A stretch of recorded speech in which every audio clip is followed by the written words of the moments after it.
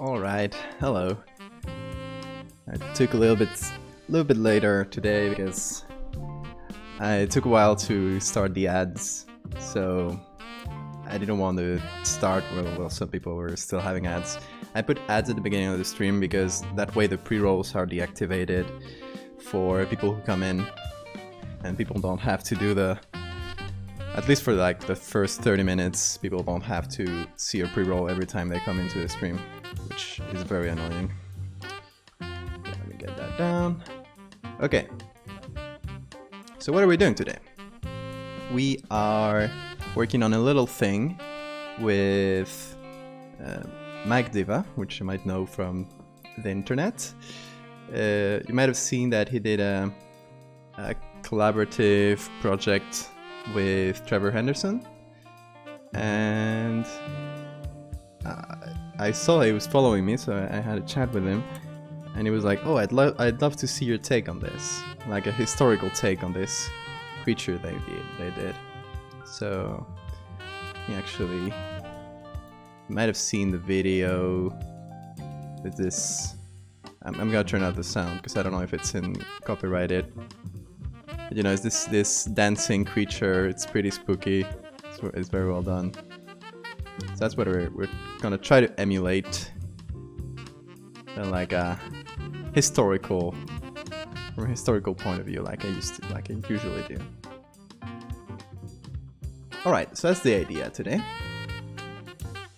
And the thing that's different from today is we have, hey Suma, we have a 3D model that Valdevia himself provided very graciously. And I've been messing in Blender. Like, I know nothing about Blender, right? Like, absolutely nothing. But most I've done in Blender is like mess around and then for a minute and do like a very quick thing. So I had to learn a lot, and I've been for a few hours now. I've been just wrestling with this like pretty enormous program and trying to find the tools I need to like first. I mean, I had everything, like the whole character was how do you say, rigged. All the textures were there, but the textures kind of didn't load right, so I had to learn how to add the textures in. I had to learn how to pose the character, how to light it, how to export it as a PNG with a transparent background. And I've done a little test here, which, well, you can see that there's people dancing around, and I'll explain the story in a minute. Yeah, I've already done a little test, and it looks fairly alright. It'll obviously need some manual editing because some stuff is not correct, but I don't mind. Like, it's good for my purposes. And I've done this dancing pose just for fun to maybe add into this one. And it kind of works. I mean, the lighting is not perfect. It's too harsh here, you know? Some stuff, some kinks I need to work out. But yeah, we got a 3D model. I mean, I managed to make it work, at least partially.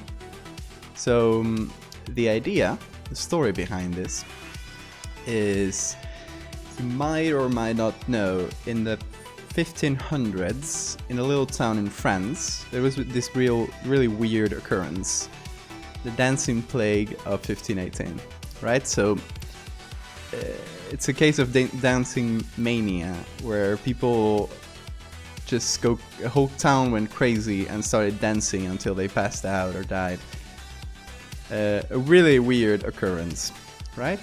So that's what we're gonna work with. And I want to do something about that dancing plague, like the 1518 one, which is the most well-known one. And then something a bit more modern, still old, but like 1930s, which is this picture. Right, so I got a few pictures we can use, like this, and this, maybe like removing this guy and putting our character in here. That's the basic idea. So yeah, that's the story I want to do. Like 2 cases of dancing mania where this character happens to be seen in like widely different times and places. Because this is America, I think. We got like one in France in the 1500s, one in America in the 1900s, and in both the same guy is seen. And apart from this more modern picture, I'm planning to do something with this picture, which is one of the few drawings I've seen of this dancing plague. So it's pretty nice. There's some people trying to wrestle them into stopping, but they can't stop. What I wanted to do, and this you might have seen this shitty guy like dancing. I just wanted a pose reference with a medieval dance. I want him doing a medieval dance in here. Or it could be a modern dance like he does in the video too, but I thought it would be more fun to do a medieval dance if I can find a good pose to use it with. So yeah, that's essentially it. That's the plan. And I've basically set up the whole stage. And the biggest thing we need to do is like the rest of it. Pose the guy in every picture, and then adapt it to the picture. Obviously, right now this is obviously a 3D render. It needs a lot of blur. It needs need to mess with the levels a little bit more. Probably like paint some lighting by hand, that kind of stuff. That's what we're gonna try to do today. And here we got Blender, where I'm working on a second pose as I was doing before starting the stream. And the idea is to put it here, I think. Like everyone's dancing in a circle. I thought this was like kind of creepy if I put the guy in the middle here. I got two of people dancing in a circle, and I really like this one, but it might be a bit too blurry. So I think I'm gonna go with this. I'm not sure though. Thankfully the perspective is pretty similar, so it should be fine just doing one pose and kind of trying it in both, and maybe like slightly adjusting if it doesn't work. Anyway, how's everyone today? Haven't streamed in a couple weeks now? Yeah, I think last time was 2 weeks ago. So how were your last 2 weeks?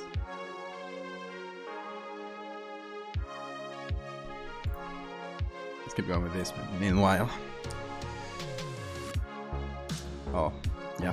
I realized I've just put my tablet, like my drawing tablet, and I don't think that's too useful for Blender, right? So, because you need like the middle mouse button and stuff. So I'll just have my mouse in the middle. Oh, there we go. Okay. So I was working on a pose. I kind of want to straighten the legs. And you might see me doing vibing and painting. That's cool. What are you painting right now? See, if you know Blender, you might see me doing like really stupid things. I'm probably gonna, but yeah, as I said, this is my first time pretty much using Blender, at least in any serious capacity, so this is just me trying to get it on the fly.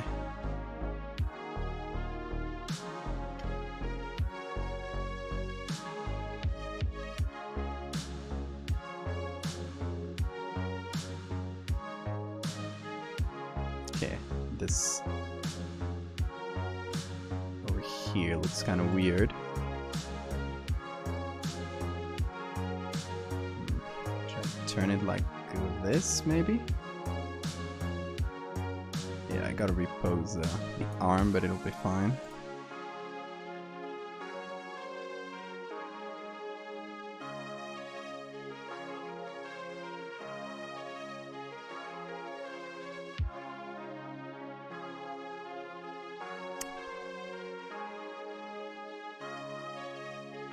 See, the shoulders are giving me a lot more pain than I thought.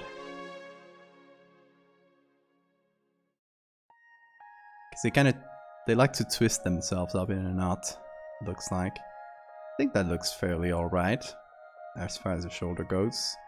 See, there's like some weird texture stuff, but since it'll be, like, once we put it into a picture and kind of add noise, add our own manual lighting and stuff, it's not gonna matter anymore, I believe. Might be wrong. If it's very bad, we just go back here and try to fix it.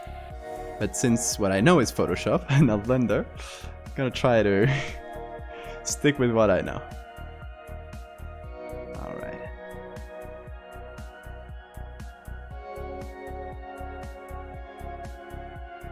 So I was actually looking at the video for some reference. Let me pull it up, because I think I moved it. I don't remember where I got the reference from though. I think it was here. Yeah, I think that was it. Something like this. Looked like fairly dynamic. Okay, we're more or less there. Let's go pose the hands a little bit so that don't look like default hands. Don't know really what to do with them. Like maybe just curl them up a little bit for a more natural look to them. Oh, by the way, stream stuff. I've added... Well, for one, we have a new emote. It's Hellkite Pug. It's very cute. I made it for the Discord server initially, and then thought it was good for the stream too. So it's on a new, like, first tier sub emote, based on Puggers, of course. And then you might see next to my name for the subscriber tiers, we have, like, instead of those ugly stars they put, I did a little, like, outline. That looks fairly nice. What else did I do? Oh, and we have some new point reward things. Let me see, because I added them a while ago. Okay, so first we are like, how the hell did you do that? Which is meant for people who might want to learn Photoshop and maybe I'm going too fast and they don't really understand what I'm doing. So just a way for them to kind of say, hey, can you explain that? Hopefully people get to use that. And what else did I add? Oh, I added tell me a medical fact, which is gonna be fun. I got a few medical facts in my brain from all the studying things. So let's hope I can come up with enough. I think it's set a limit, so it's not like too bad, but is there a better way to pose hands? I don't know. Okay, curl them that side.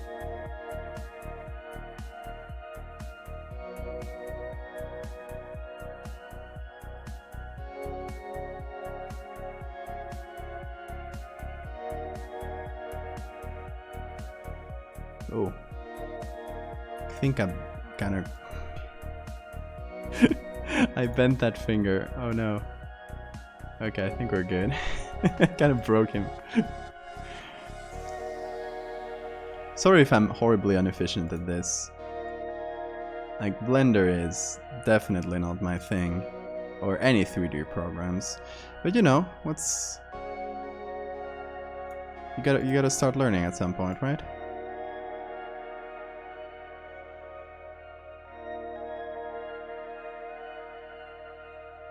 Okay, how about that for pose? I think we need to need to work with the head a little bit too.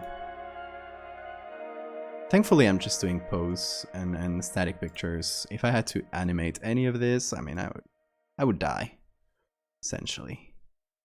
Okay, we need to think, what's the angle here? Alright, it's kind of far up.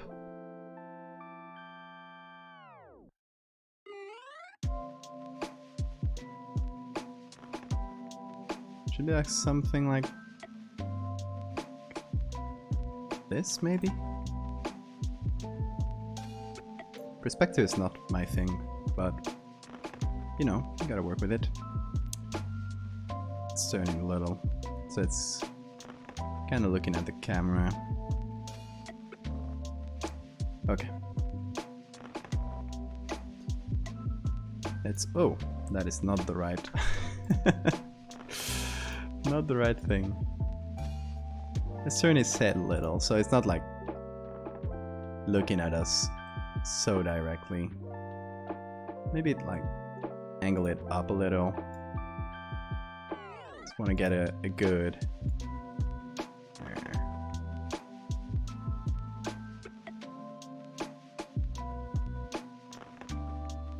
Oh, no, that doesn't look good.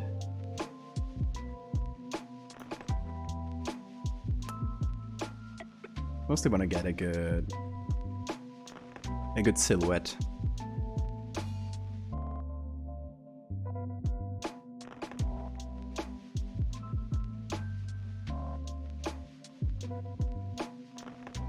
Okay, how about something like that? Close it a little bit. It's Control Alt 0. Let's get that camera. Okay.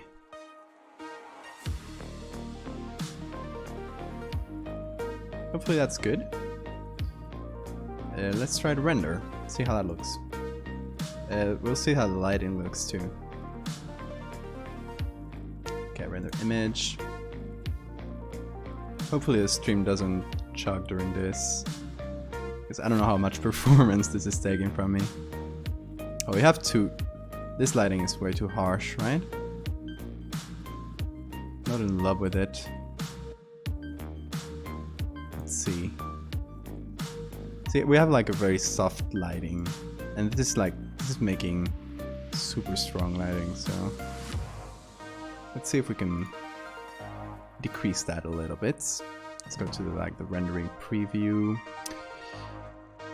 I think it's over here.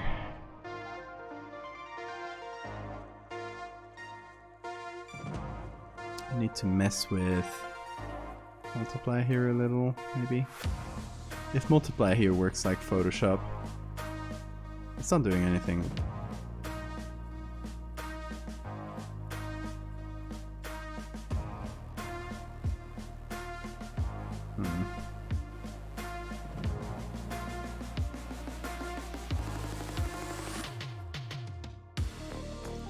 Is there any Blender experts in chat here? That would sure be fun. Because they would probably laugh me out of the room.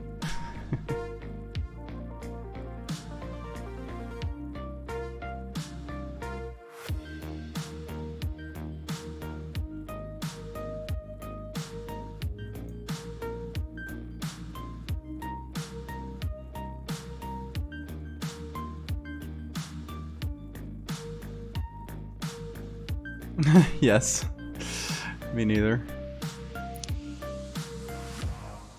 But thank you for the prayers.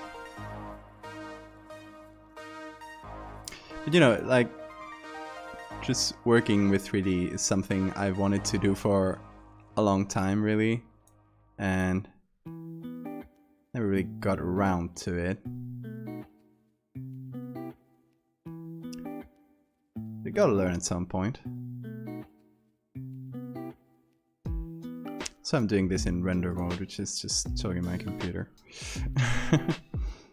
Just want to adjust the view a little bit.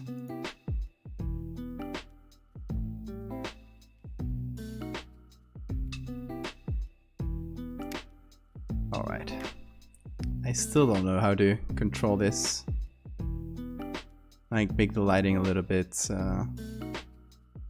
less harsh, because I'm not using this. I looked at a tutorial basically to do outdoors lighting, because I have no idea how to control the light points here. Actually, this, if I should delete that, yeah. So I basically added an image of the sky that I found, like a HDR image, that's what I worked with. I would like to just decrease it a little bit, right?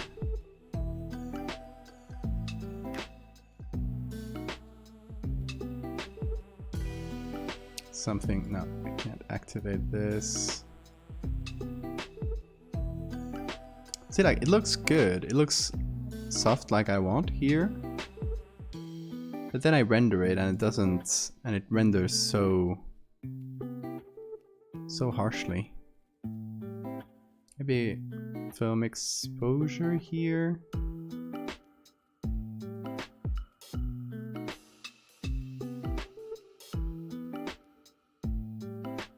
Yeah, I think I need to do something over here. Be like 60% is exposure, and let's try it.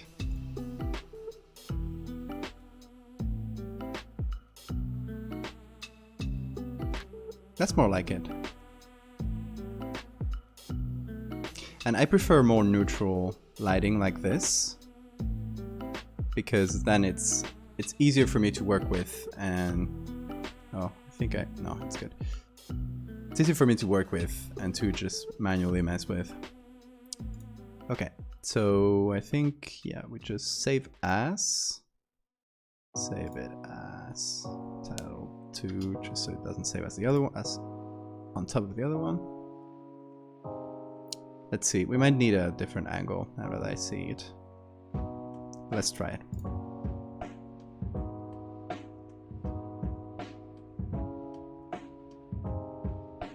Okay, we need a desaturates. It's a bit too dark, right? Of course, I reduce the exposure. You know, might work. Gotta get rid of this guy, obviously. That's for later. So, okay, we gotta figure out the size of him. In the video, he seems quite tall, like taller than a man, definitely. So if I place him right over this guy, I think this stall should be fine, right? In terms of size. Of course, there's some point in the video where things go crazy and we see like huge, giant versions of him. Okay, I can reduce it like that. Okay, this is something we can work with, I think. What do you think?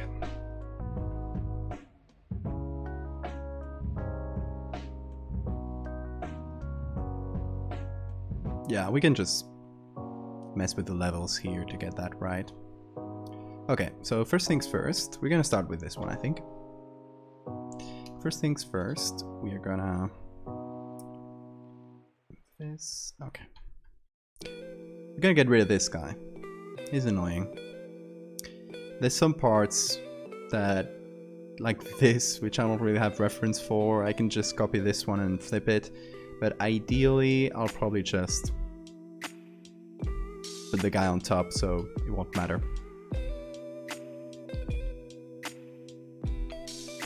Alright.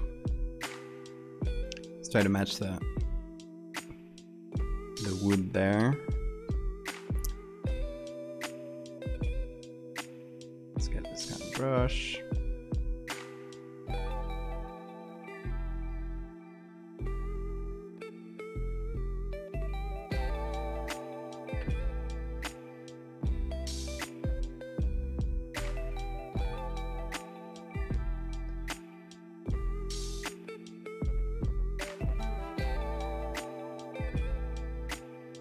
Doing this circle here might be a little bit messy, but we'll just try to continue it, and then we'll just remake the part that falls outside of our guy, which might be all of it.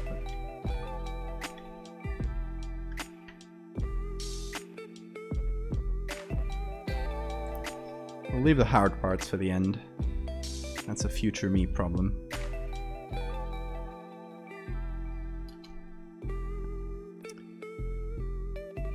Okay, let's get it.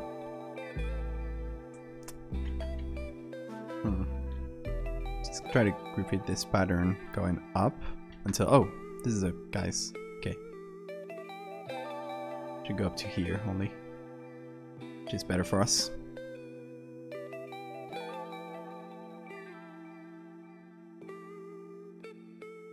Makes things easier.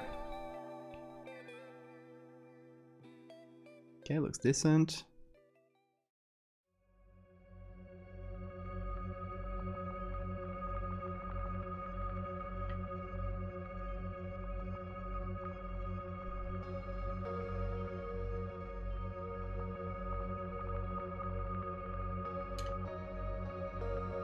Fairly decent. We'll try to get something from, let's say, thank you for the follow. Eobard. God, that's a long name. Did nothing wrong.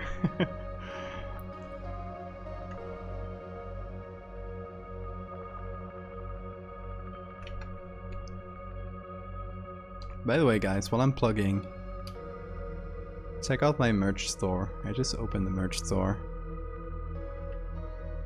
And I'm pretty proud of the designs I came up with. They're based on my edits and looking pretty cool.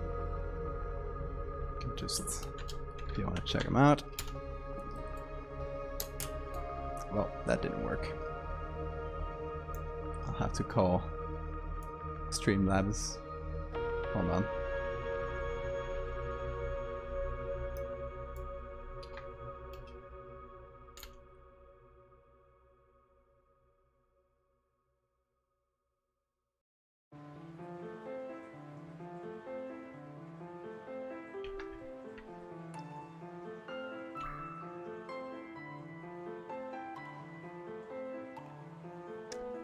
We might not even need to remove this part of the pants, because it looks so similar to the wood once we remove the context.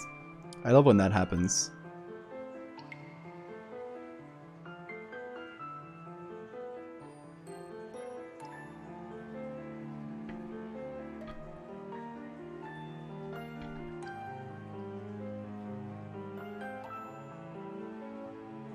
Okay, we got it. And here.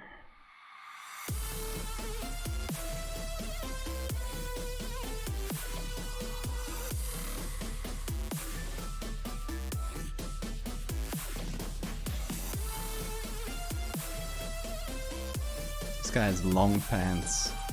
Look at that. He's practically stepping on them. Some new pants, guy.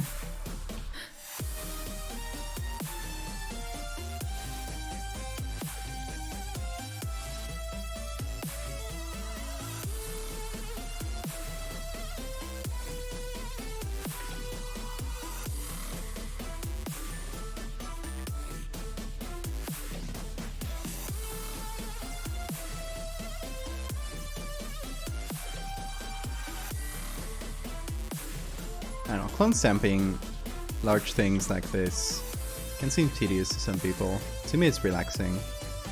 I always find it like pretty fun. Yeah, it's repetitive and stuff, but whatever. It's still fun. Should be using this.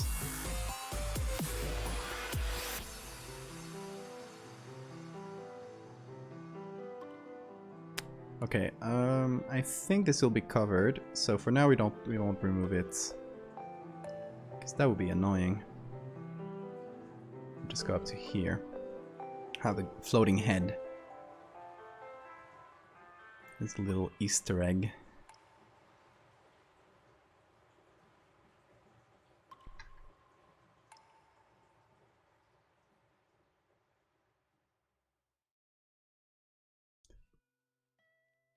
And over here, I think I'll just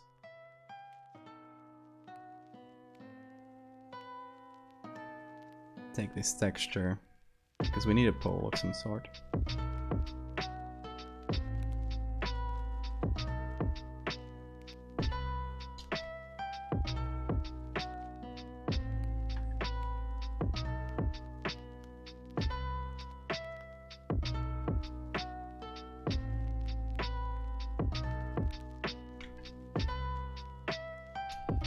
Alright, good enough.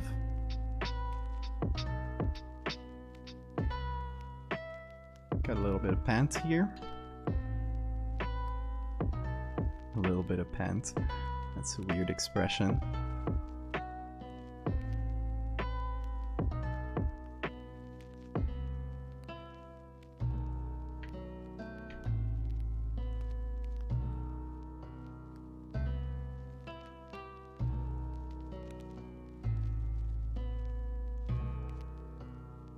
Alright, can someone explain to me what that whole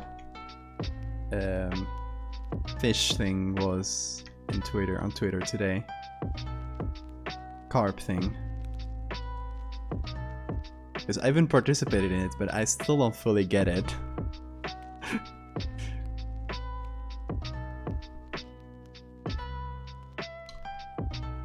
Okay, we just got the head left, which I think it'll be fine.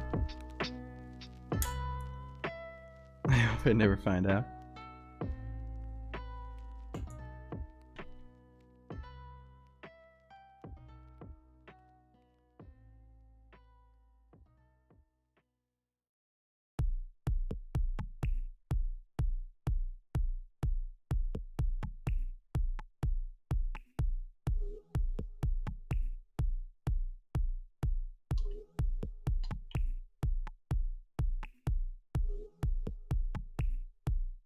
Alright, that should be the basic setup here.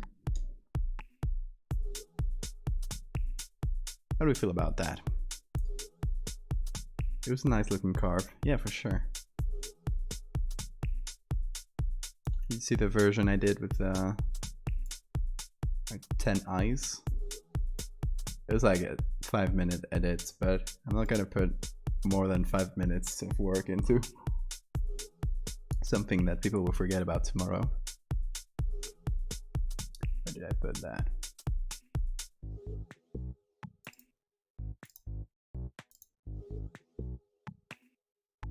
Beautiful. Of course, then I put some filters and stuff over it, kind of messed up the colors for some extra effect.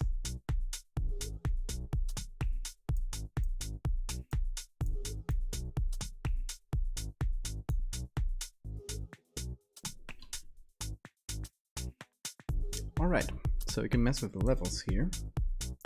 Just hit my funny bone.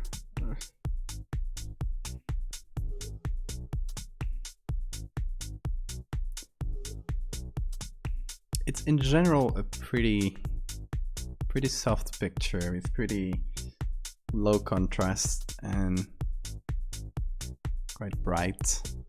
I think I might go down on the darks here. Like, okay, this is the base image. The dark colors here are much darker than what they should be, which is around this. So I think first things first, set like the maximum dark, which I think should be around here.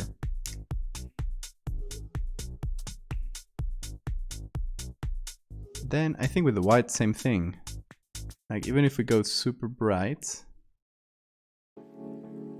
Okay, let's just pump the brights up to get an idea of what the maximum should be. Got a nice shirt right behind it, so that'll serve as a reference. Seems about right. Alright. So now within these constraints, we can work with it. Just sick of being honest.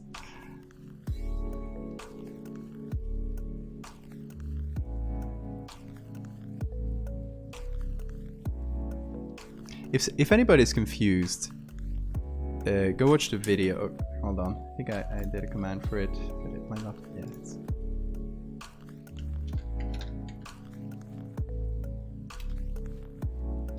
There we go. Watch the video if you're confused about what we're doing. Just doing our historical take on it. And again, this 3D model, fully rigged, was very graciously given to me by Mike himself. Very nice guy.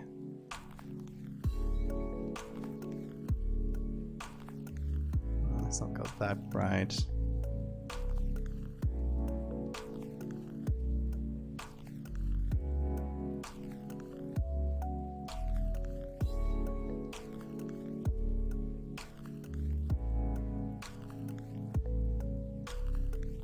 About something like this. I think it could even go a little bit brighter.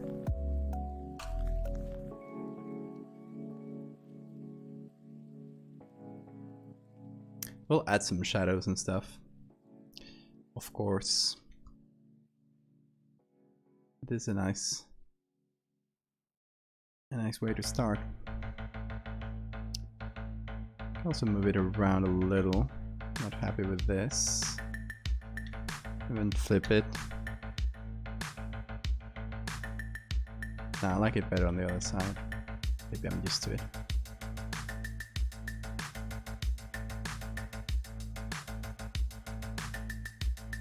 Should we go a little bit bigger?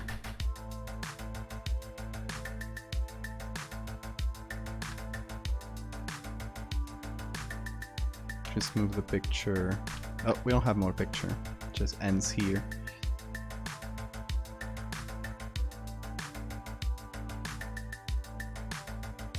We can move them down a little.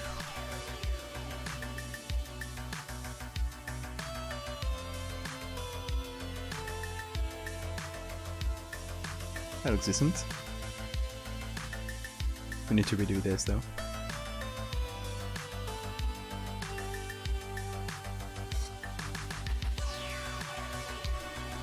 Not a problem.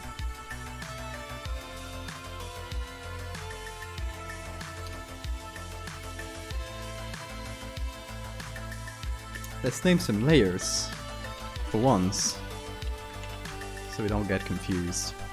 It's gonna be a shadow layer.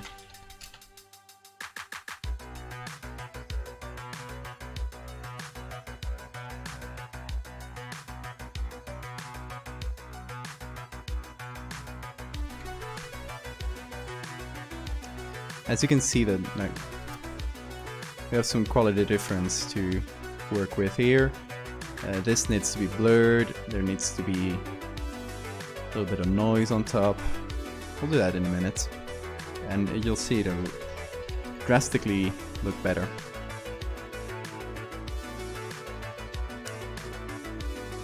See, the most shadows we get in this probably very cloudy, partially cloudy day, probably. The biggest shadows we get is just occlusion. It's like under the little fingers here, little noodly fingers he has.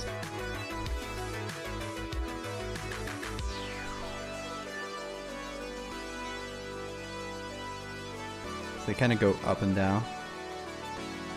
Have some occlusion below them. And yes, it's kind of, yeah, it's kind of lifting this.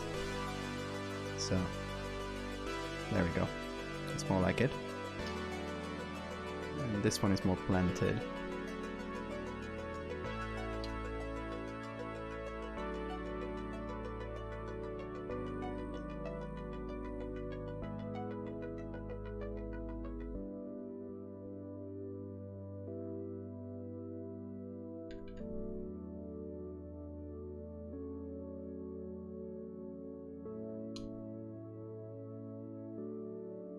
Okay, then a little bit of manual shadow on him.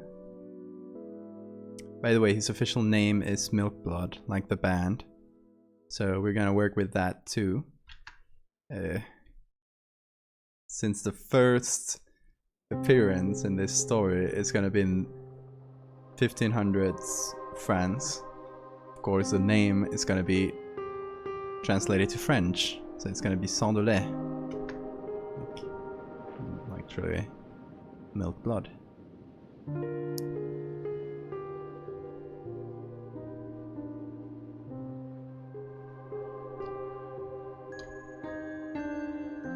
Let's get a soft shadow below him. Nothing major. Just to gain that little bit of occlusion. Although, hold on a minute. So the lighting is coming.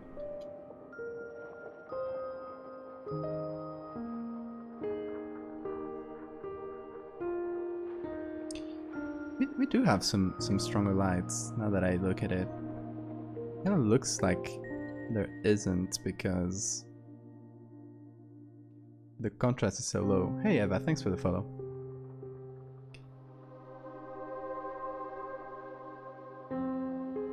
Streamers the group with his mom was so mean. Yeah.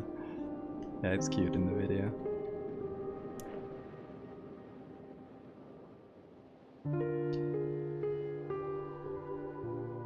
So I'm figuring out that we do have some shadows that I didn't notice at first. Product of the picture being so low contrast. And we could increase that contrast a little bit so we can see them better. And now I see them. Yeah, that's her shadow, that's his shadow. So it looks like, yeah, it looks partially cloudy.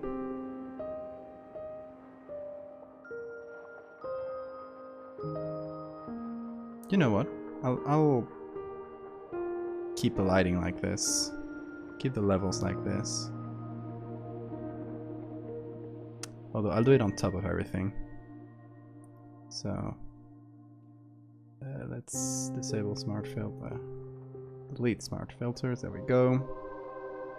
Get some levels on top of everything. Iceland. Hey.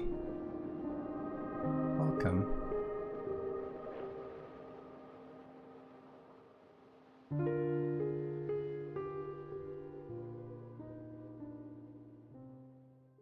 A little bit of contrast always goes far to sell a creepy image. Let's go with something like that. And maybe I shouldn't have gotten the contrast so low in the base render, but I think it'll be fine.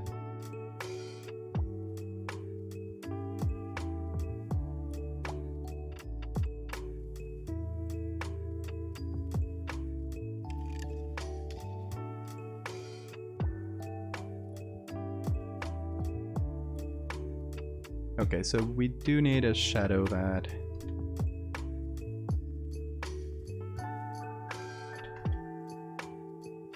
kind of shadow like this.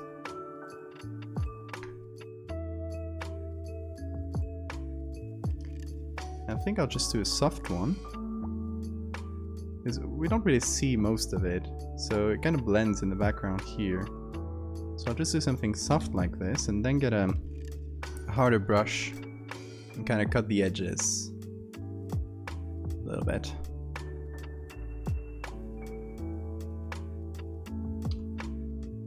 Just to get the appearance of it.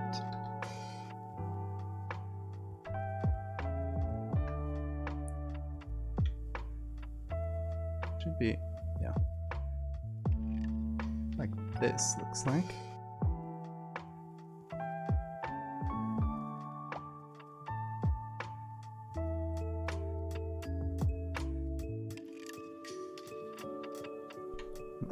That looks about right.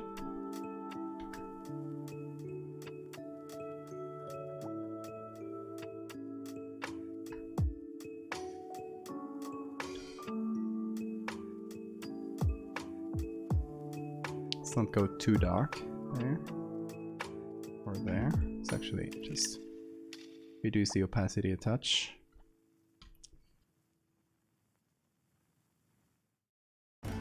And I'm thinking around it, just to make that shadow a little bit clearer, I'm gonna do a little overlay layer. I'm gonna brighten that a little.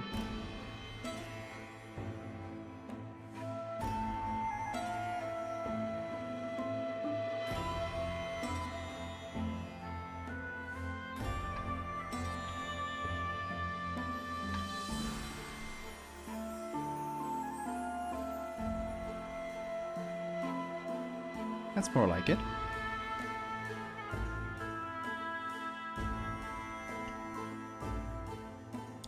Alright. Then, as we said, this needs to be first blurred a little bit. So, I got a quick key for Gaussian blur, since I use it a lot. I set it to Ctrl-Shift-G. I recommend you do that too, if you use it. Let's try to find a level of blur that'll work.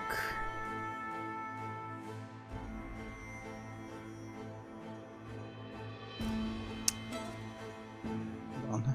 Let's see. I think that should be correct.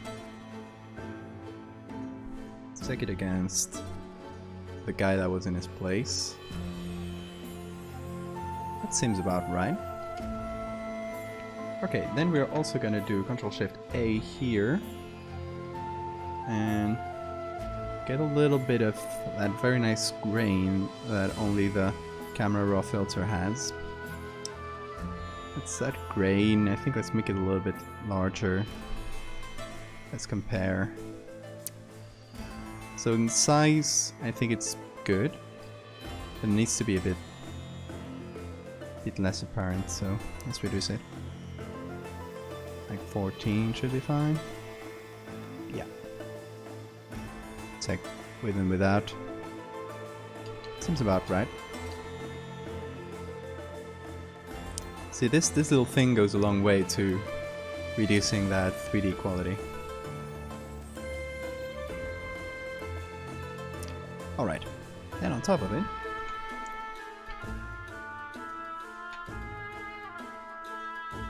it's got a normal layer, and I want to make some details a little bit clearer. Like the fingers here are kind of blending in with the background. I just want to go in and add that little shadow just behind the fingers. The one here, this is the thumb, I think, in the back.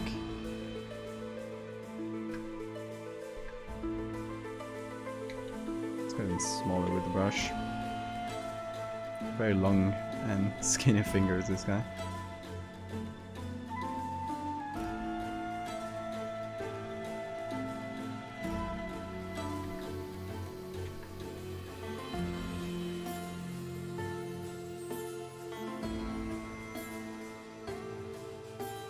See? Now the hand is much more apparent. Do the same thing on the other one. Well, not like it needs it that much, because there's already something dark behind it. But still, I feel like they need a little volume there.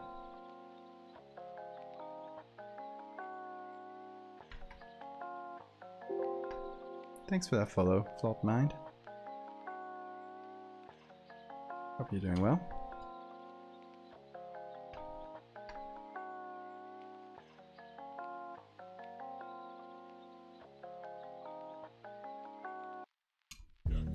I also think we need to brighten this a little.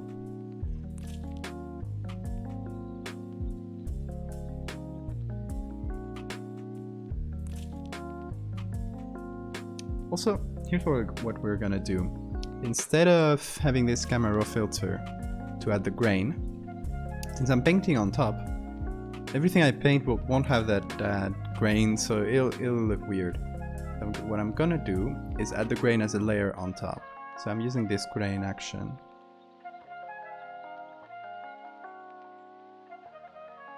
Yeah, everything's fine. Trying to get things done for once. See, I found my wrist has been pretty messed up lately, so kind of tried to take it slow for a few days this week. But still, I still did stuff because I can't help myself. I'm terrible.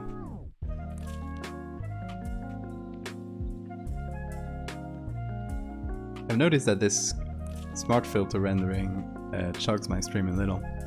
Don't know if it's only on my end. Okay. Oh. There we go.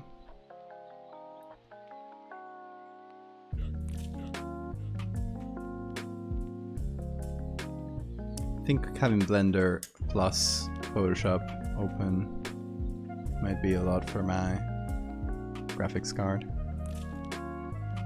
Let's give it a second.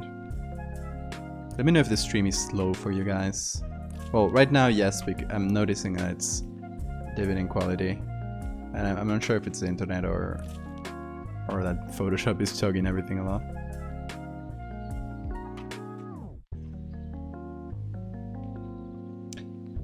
Yeah, no worries. My wrist has always been a little messed up because I've always had this kind of cyst. And the name is ganglion cyst. A lot of people have it. It's sort of a sort of cyst that usually appears here on the back of the hand and kind of pops up. And the treatment is usually as easy as pushing it down. They used to, now they don't do that much anymore. The doctors used to just put a coin on top, get a book, and hit it with a book, and it'll usually disappear. Then it usually reappears though. So I've always had that, and it doesn't usually bother me, but this time the problem is that it appeared instead of popping up, it kind of went towards the inside. So it's like in the middle of my tendons, and if I use my wrist a lot, it'll start bothering me. Oh, you have one. You had one removed. Did it come back? Because they're very recidivant, is that a word in English? Well, they come back a lot.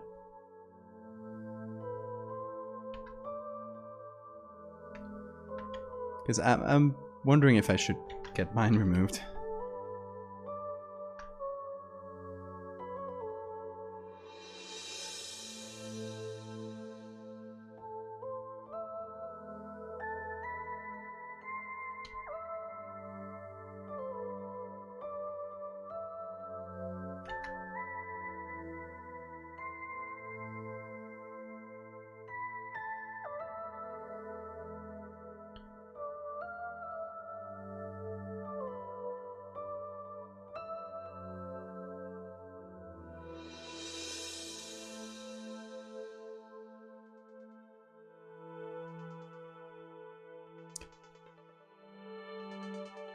Okay, the ribs here also need some volume, I think, because they're looking a bit flat. So I'm gonna add a little shadow right in between.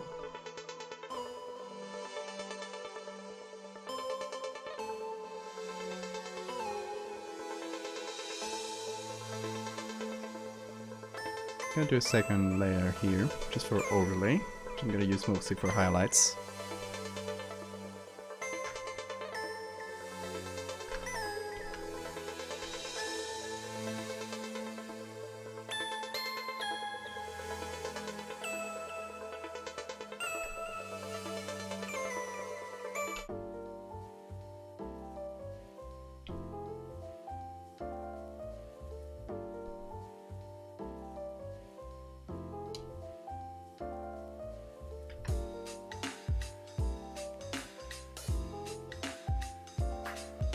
There's this thing with painting lighting for this guy.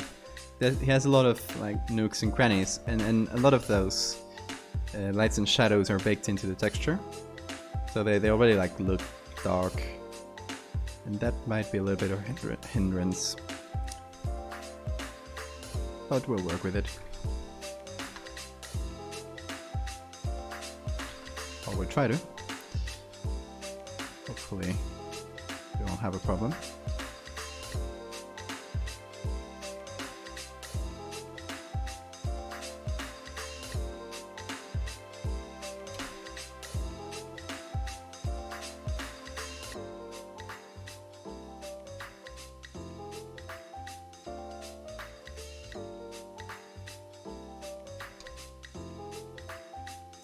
See, could I have made this whole lighting thing in the 3D render, like in Blender itself?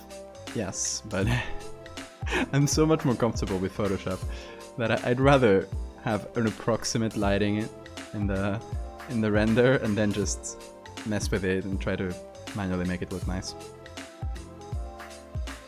A small bump. Okay, you had it drained, not like surgically removed. Yeah, I had mine drained twice. But both times it came back.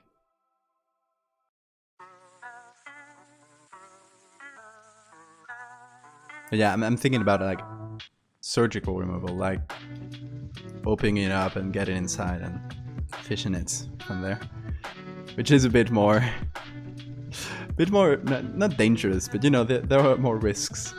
So that's why I'm considering it. Just a little bit, not too much.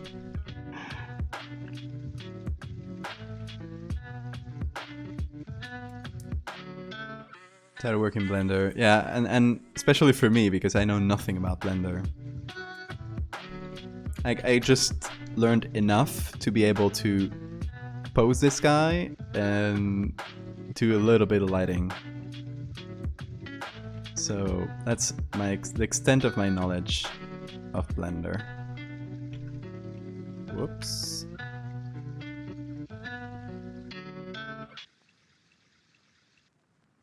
I'd still like to learn, so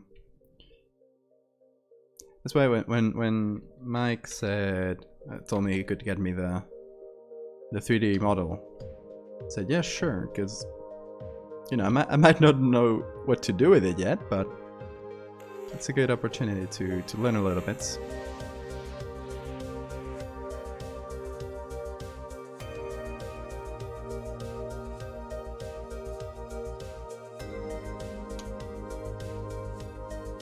So I'm basically detailing, trying to get the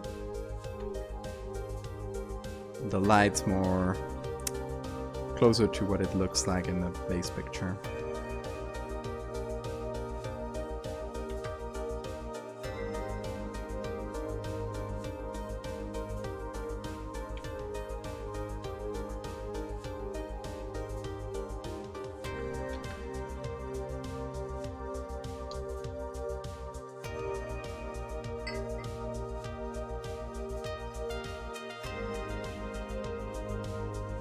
Yeah, I'd say the same for Photoshop. I think it's like that for most like complicated programs like that.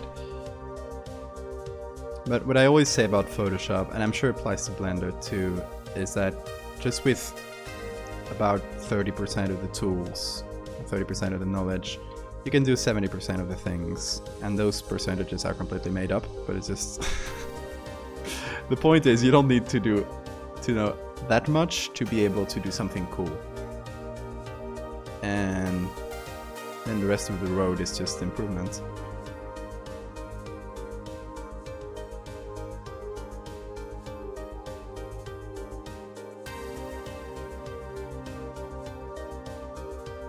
And I still learn a lot of stuff about Photoshop all the time.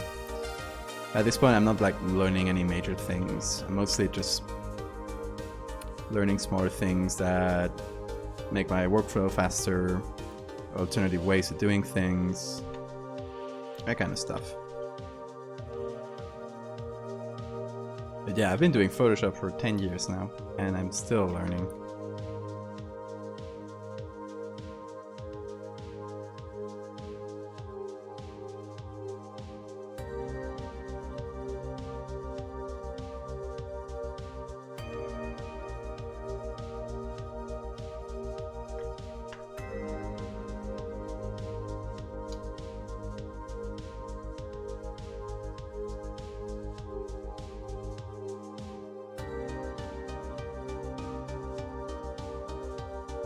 Oh, that's great to hear. Photoshop is just, I think it's mostly intimidating to a lot of people because, yeah, just like what I was talking about with Blender, you just get in, there's so many tools, there's so much stuff you can do.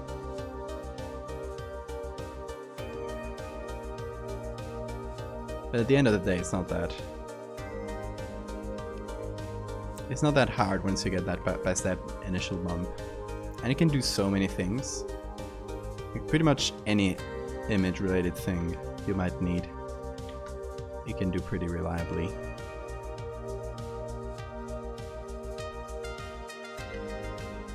Hey Sam, I have a new pet. Yes, I was actually working with 3D, Sam. Getting a page from your book. I didn't model this. This was provided to me by the guy who made it. He made it for a music video, and he wanted me to do a take on it in my style with like old pictures and stuff. So I was actually working on Blender here, posing the guy. It's already rigged and stuff, so I don't have to didn't have to do a lot, but I had to like learn a few Blender basics, so at least, you know, it's an opportunity to learn.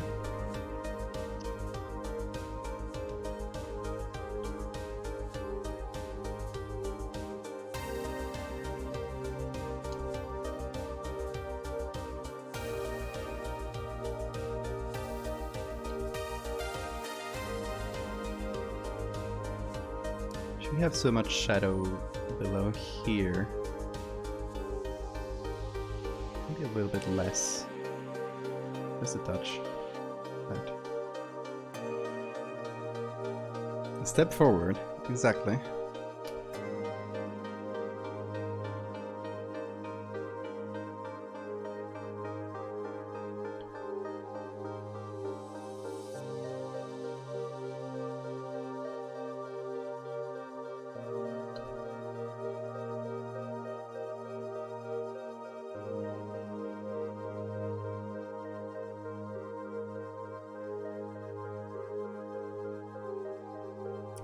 Also trying to, all these veiny things, trying to blend them in a little bit, because in some parts they look a bit disconnected, like here.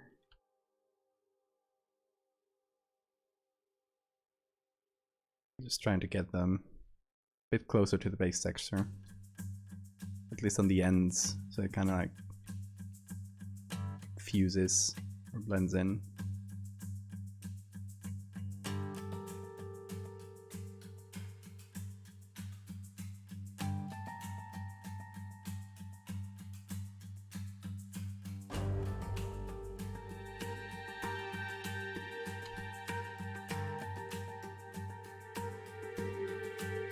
All right. Good luck with your work. Thank you.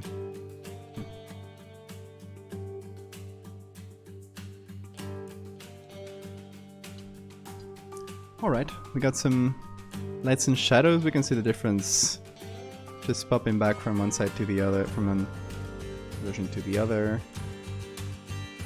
Especially the arms and legs look quite different now. I think they were a bit dark in general compared to the rest of the body, so I think we needed to equalize them a little. Thanks for the follows. Sick real. Psych real. I don't know.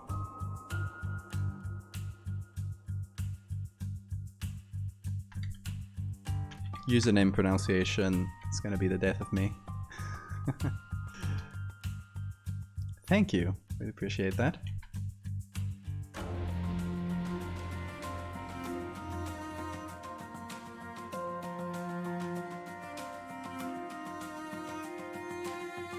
Thank you.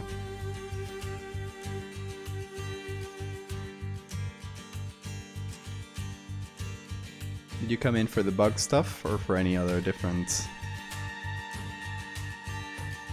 edits I did? Because the bug ones are the ones that went viral, or that like spread out the most, I guess.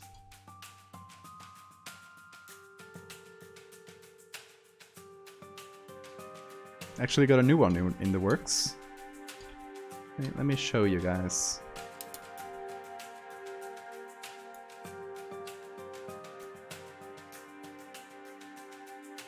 Hold on, got this somewhere. There. Yeah, the head is a bit bright. I think I'm gonna just darken it in general with levels. SCP vibes. This guy is from Mike Diva and Trevor Henderson video. Just a little bit of context if you want to link to the video where he originally appears. So the design of the creature is Trevor's. and the video you'll see it's made from by Valdevia and the 3D character. So I talked to Mike and he wanted me to do my take on it. He's like, oh, I can give you the 3D model and everything. So I'm gonna do this historical take on it. So the guy is a dancing monster, a dancing creature, that's his thing. So the idea, I'll get to this in a minute, that's my next bug thing. The idea for this is to, you might have heard of what happened? Of the dancing plague happened in a village in the Middle Ages where everybody got like weird case of mania where they started uncontrollably dancing until they passed out or died. So kind of take this and add our guy here in drawn form, and then on some pictures in another case of dancing mania in the 1930s in a village in the US. So like 2 places, 2 times, kind of connect those stories together by this character, who of course also appears in the video. Yeah, it's a really cool story. And when he told me, when Mike told me like do a historical take on this, it was the first thing I thought about. So yeah, that's the idea. So for now we're doing the picture stuff. For the drawing, I think I might do like a rough pose and then just use that as a base and kind of draw it manually. Try to get like textures from the, I don't know. I'll figure something out for this. I'll do it. I'll do that the last thing. But now we got a couple pictures to do. So this pose and another one for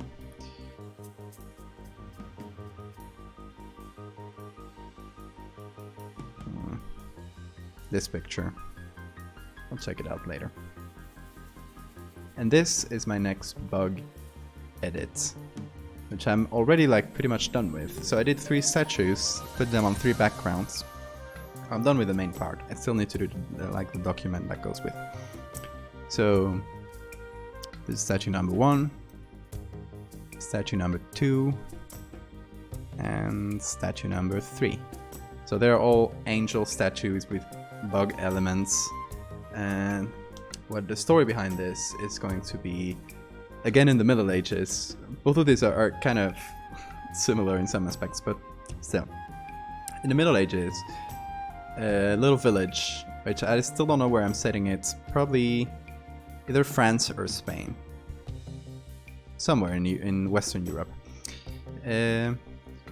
This priest village starts saying he's seen an angel, and he's starting to see angels and like kind of prophetic stuff, and he starts like a kind of a medieval version of a cult from his parish, like, and still not like completely separate from Catholic religion, but kind of doing this weird thing with bugs until, of course, the church notices and the Vatican gets rid of him. We don't know how, but they disappear him, right? They either kill him or imprison him or something. Get rid of all the evidence, all the statues he commissioned, all the books he made. Kind of tries to stamp this like little religion off the ground before it spreads. And this kind of it's forgotten until many years later.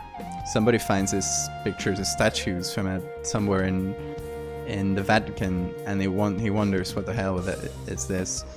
And again, in the Vatican, in the secret archives they have, finds a codex, because the Vatican has massive secret archives. Finds a codex, an old medieval book with illustrations that also relate to this, and kind of connects the 2 pieces together. That's the idea. I still have to do the codex part of it, which again is a little drawing, and it's gonna be, it's not entirely in my ballpark, so I'll try to make it work though. So yeah, we're going with this bug series. We're going into trying to go into different time periods, and so it's not all like early 1900s.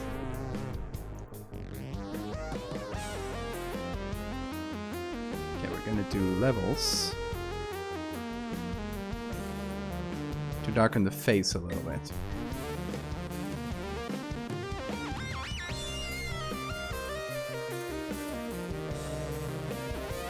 Have you heard of the miracle of the sun? I don't think so. What's that?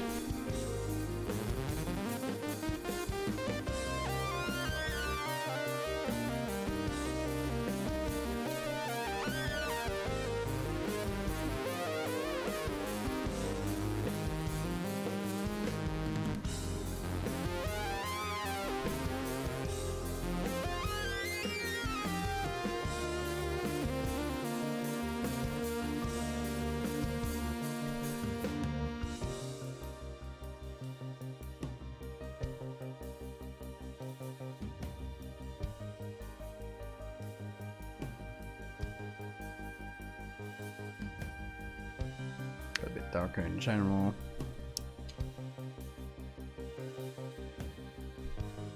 Something that happened in Portugal. Interpreters claim to have seen a saint. Yeah, let me search this.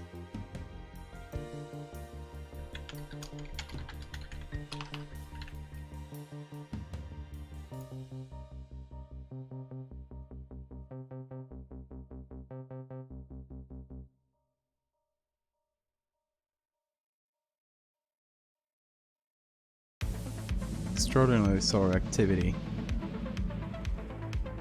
Oh, cool.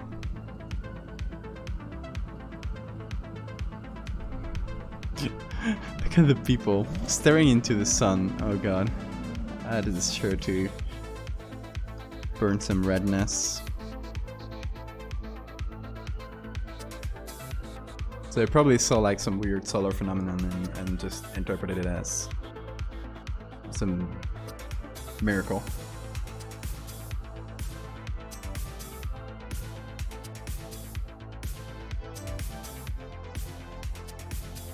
There's a massive sanctuary there. That's crazy. Gotta love the Catholics sometimes.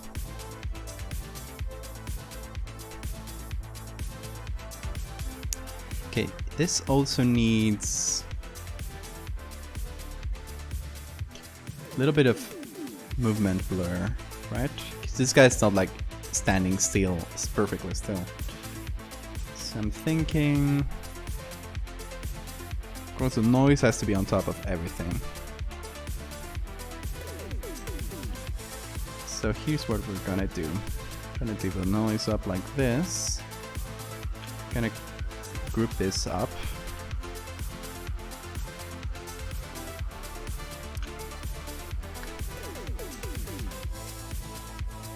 Okay, we're gonna combine this. Where is it?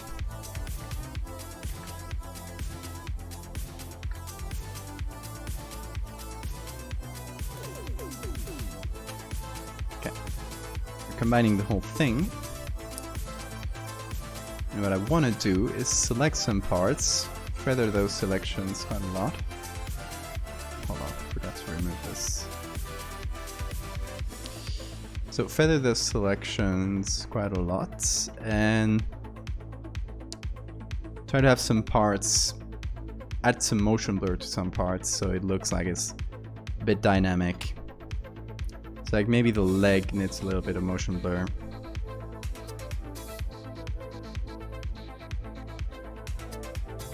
Not that much. Completely disappeared.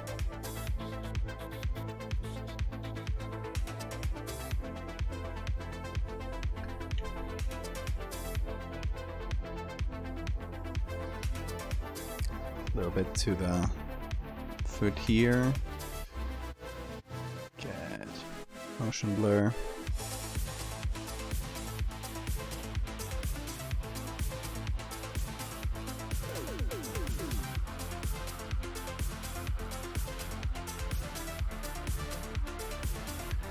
A little bit of shadow below it.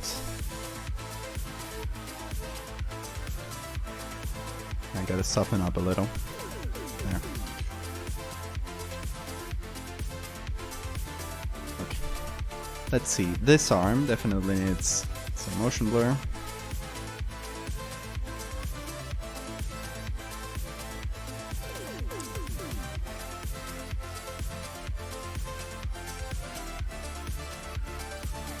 Kind of like this, like it's swinging, right?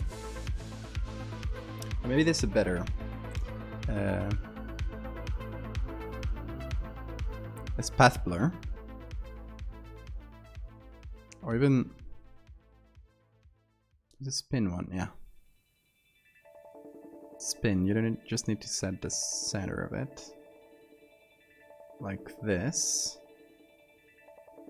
And expand the radius. Can I expand this? I want to cover that. Okay. That way the hand is more blurry than the elbow and so on. Oh, there we go.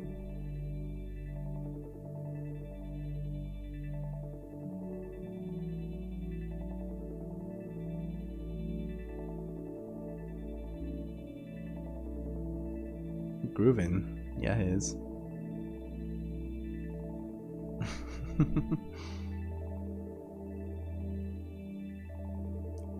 Don't know how hard to go with this. I think more than this, more than 2 or 3 seems excessive.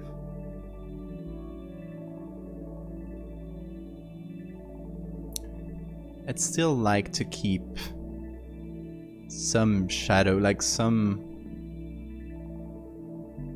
indication of how the hand looked. So 1 is too little.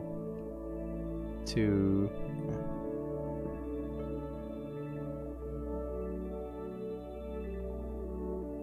2 might be right. A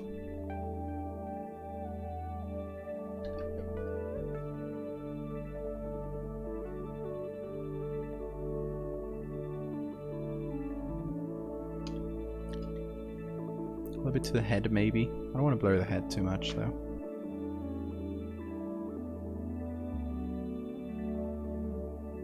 Do a simple motion blur. Not that one.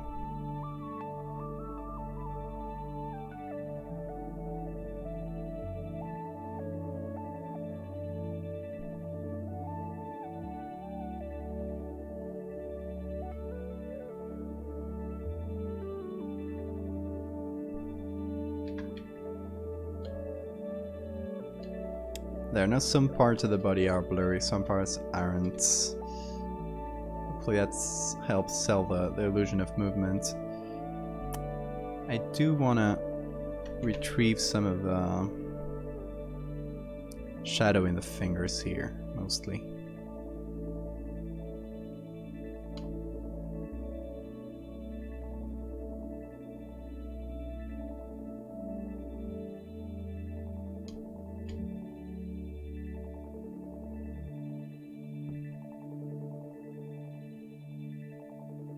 Let's try out for one last big blur.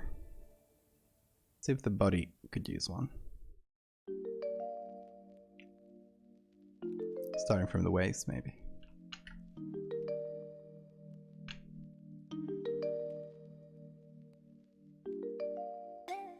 Something like that.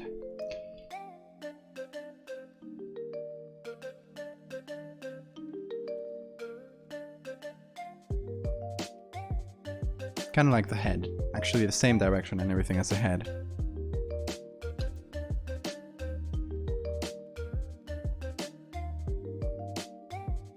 Okay. That's before and after. I don't think it's too major, but hopefully it helps sell the illusion.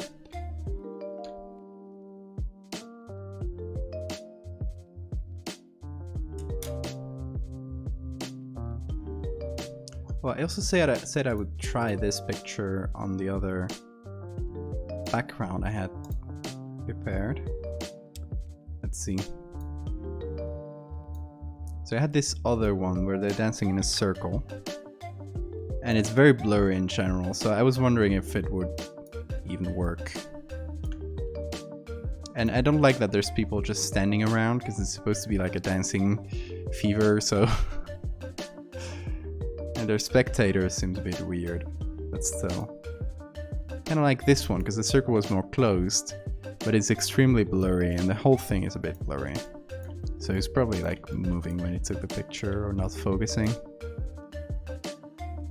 So I don't know about this one. But you know, you can always take this, copy there, then mess with the layer mask.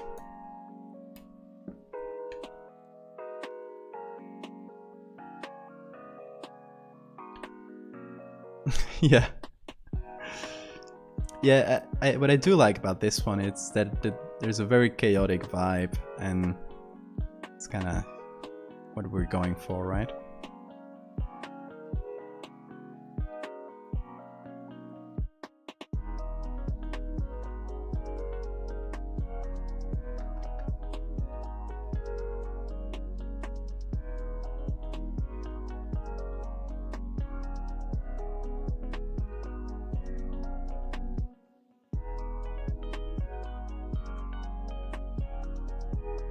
Okay, so he would need okay, first up, I copy the levels.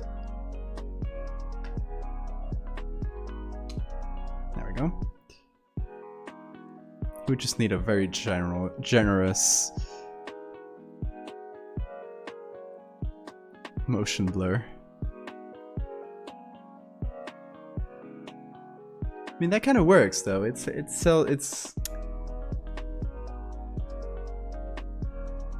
kind of chaotic, kind of creepy.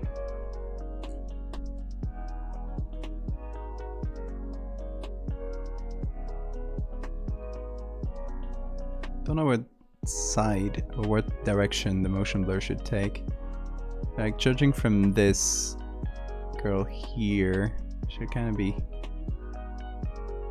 like that, maybe.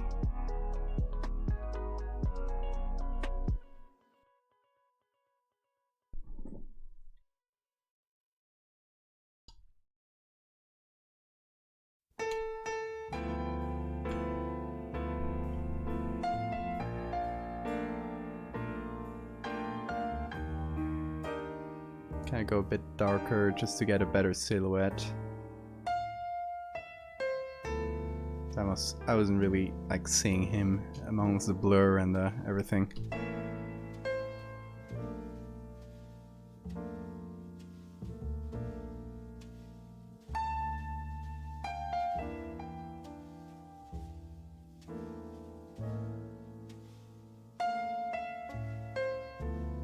I think the darks are alright here. The brights are fine too. Okay. Yeah, this is nice too. I'm liking both. I guess there's not that much of a shadow in this one, which I think confirms my theory that it's a generally overcast day with some rays of light.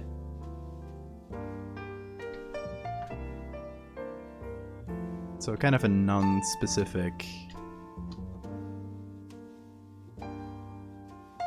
lighting angle. Okay, yeah, I like that too. Let's group this up. Let's go layer 2 and the other one.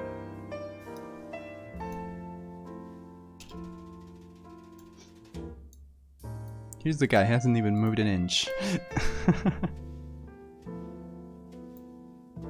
I guess he should be bigger in the second one. Kind of went very directly and pasted him there, but oh, should move with the shadow too. Actually, I'm adding the shadow in here, so this. There.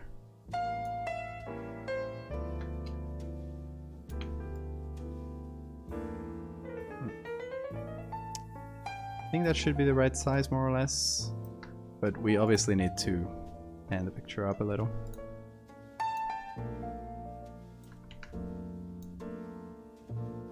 Oh, we don't have much more. We've gotten to the edge. We're just to the edge now.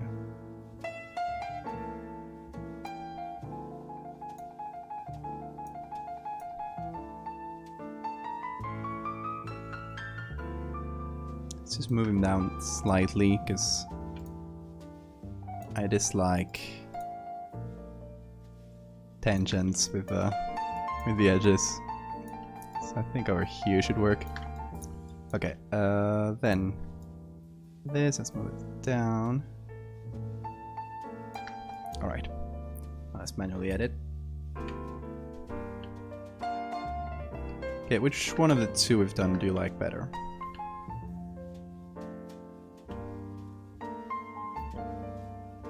Just a reminder, these are the two.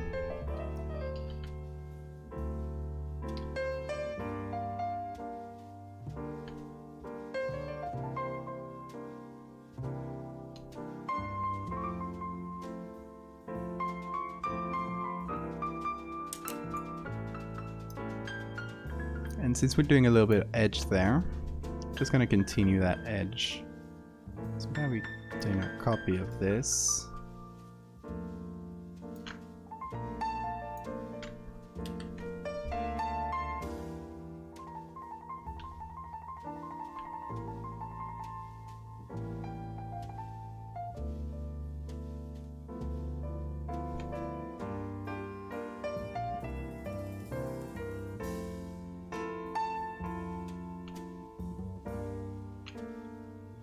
I'll be doing that for the rest of the edges.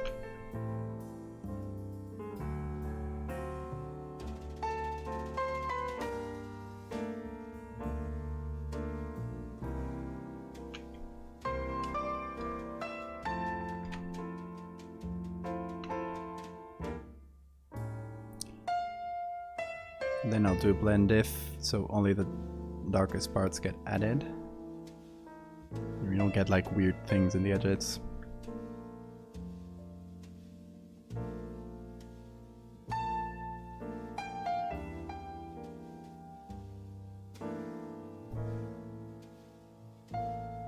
Same here.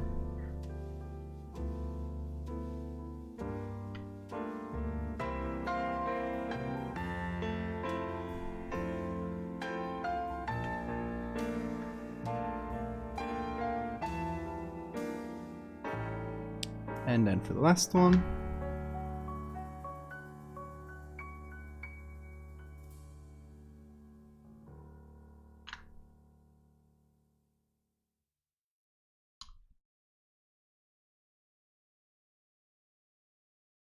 yeah, it's the people in the background, but you know what, we'll just get rid of them.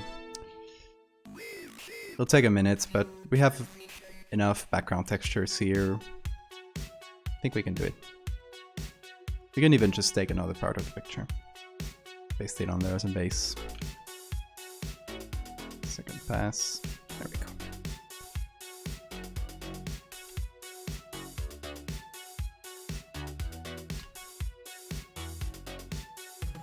Alright, we got our fake edges.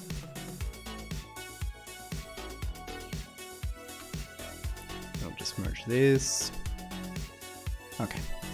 So I'm thinking, since we actually got a much bigger picture, and this is one of the good things about... oh, we just got a ton of people. Okay. One of the good things about some internet archives, and especially the Library of Congress of the US, is that they have, instead of just giving you a JPEG of the picture, they give you like the full scan. Yeah, where Shaper is good. They give you a full scan of the negative, so you have a ton of quality in there.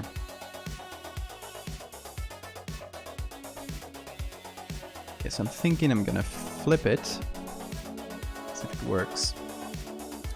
We got a pretty nice base here. Oh, I guess the blur is going the other way. Let's do that, but without flipping it. Then, just as a base for our clone stamping, we'll just paint with this. So we'll see like repeated trees and stuff maybe, but pay it no mind. It'll look better after I'm done.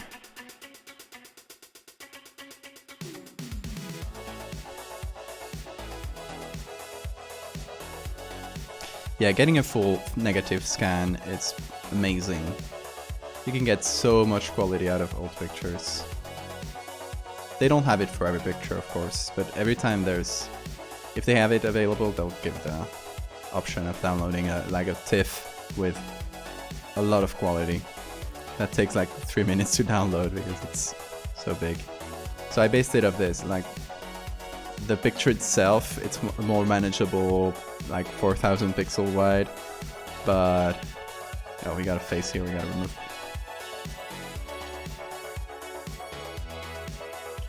But the pictures themselves, which are smart objects here, as you can see from the little symbol, they retain all the quality of the scan, so I can just zoom in as much as I want. Okay, that is like mostly the things we gotta remove. Let's see. Got a little bit of pant here, but it's fine. Okay. Now let's move this around, try to find a good spot.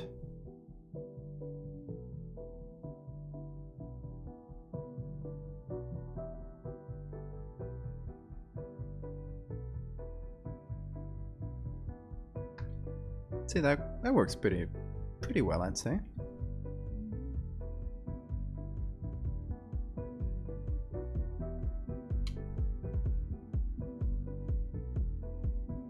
It's not really noticeable that this tree and this tree is the same one. Hey, how are you doing? It is, if you're thinking it is, the Milkblood character from the music video, then yes, you would be right.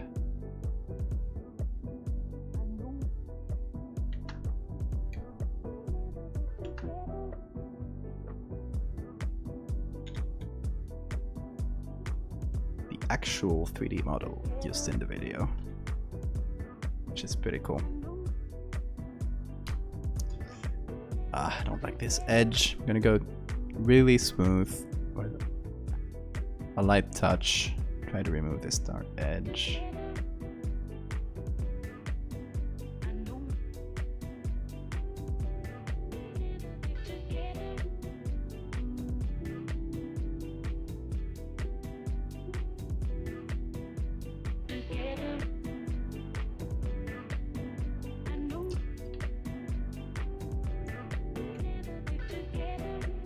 Came out of Midsummer.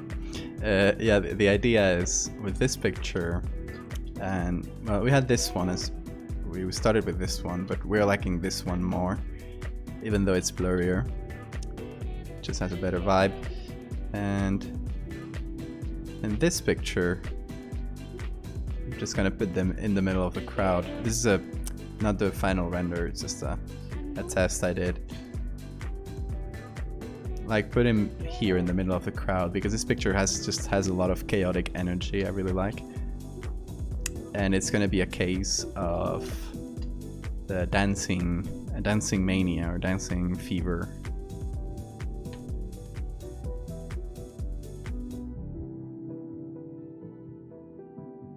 Just gonna come together with this image from the 1518 dancing plague in France. So we're gonna be telling like the both stories in parallel. Let's see if we can fit them together well. Okay, we didn't even need a lot of clone stamping. This works nicely, I think. Of course, we need to get rid of some of the this kind of.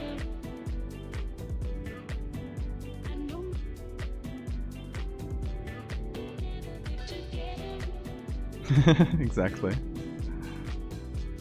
Emanciated, I like that. Let's get it from current layer. Oh no, current and below.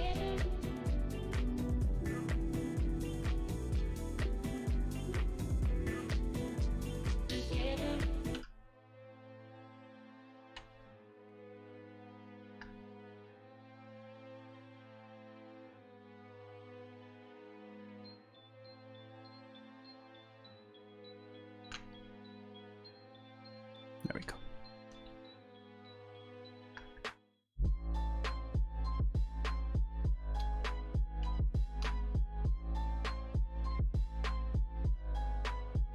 So we were just removing some of the spectators from the back, because it's kind of weird to have spectators. I mean, it's not implausible. You could have a group of people who came in to see what the fuss was about, and they like heard it on the radio or something, or see it on the newspaper, and came to see the crazy dancing people that can't stop dancing. But I'm thinking this can only be seen by the people who are dancing, right? It's kind of the delusion that they're having. So like to external viewers it would look like they're just dancing like crazy. But maybe this guy, because he took the picture and he was also affected by this. As you can see, he's moving around a lot. Everything's blurry. He's probably also affected and he's trying to capture the creature on camera. But nobody else can see it.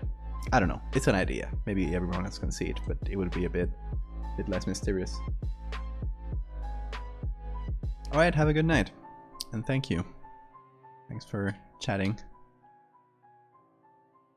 Alright, I think provisionally I'll probably like be retouching some stuff. But provisionally this is the picture. I'll save it as a JPEG. One.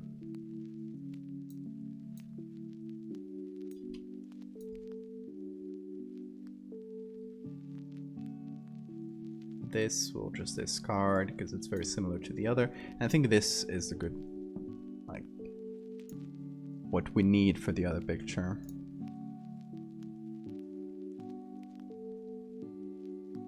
Okay, so we need a good pose for this. I'm thinking. So, what I wanted is this kind of like low down pose with the hands behind the neck. Like this, but this was a test one and the lighting isn't right, so I think I'll redo it. Possible. So let's go to Blender.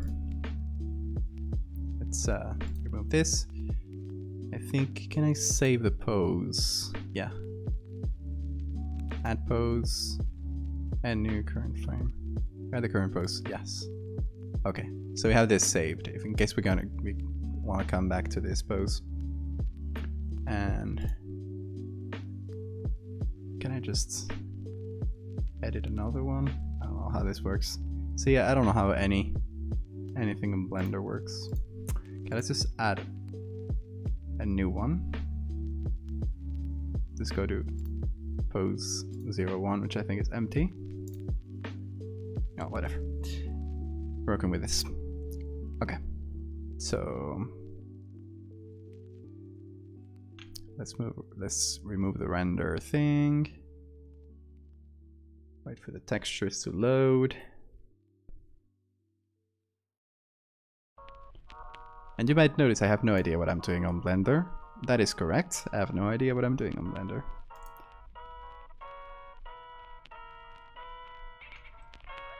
Okay. Just removing the camera view. Okay, let's try to post this, right? And we have to find...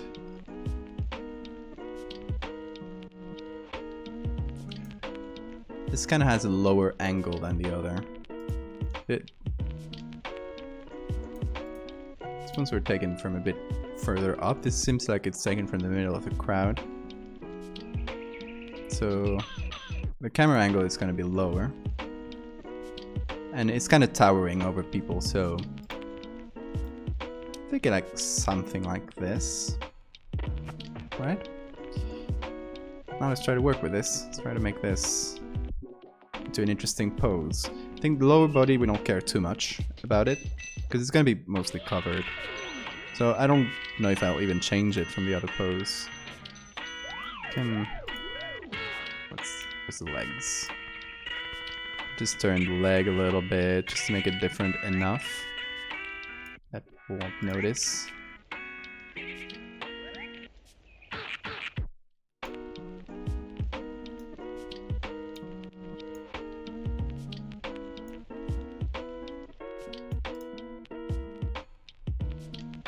Alright.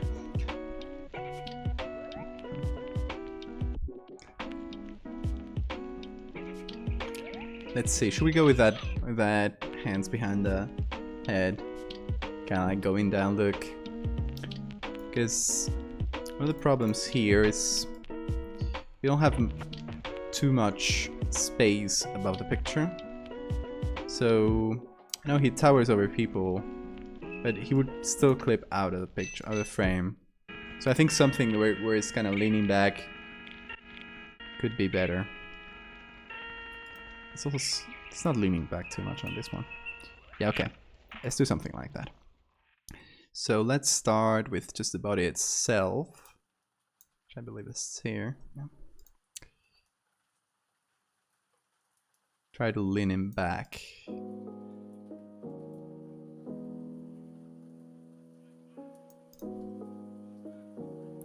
Oh, kind of squashing it a little bit, squishing.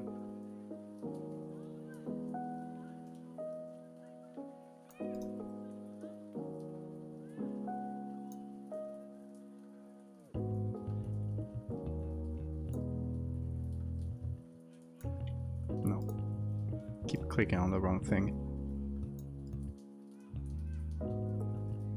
By the way, feel free to correct my probably terrible Blender ways, because I know nothing about it, so.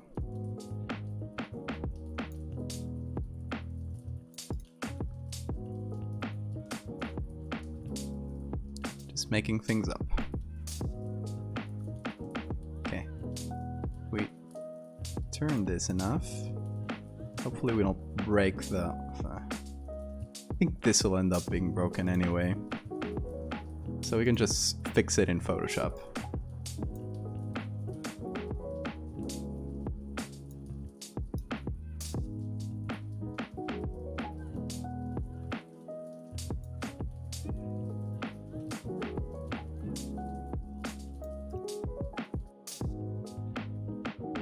Yeah, that's pretty good.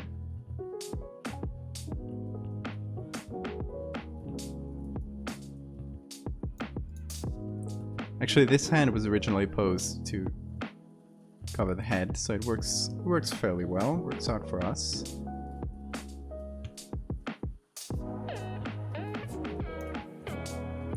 Let's try to get the fingers.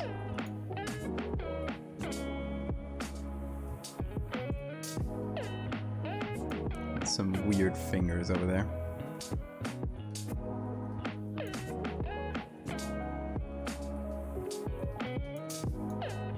I mean, we don't need to do too much in the fingers anyway.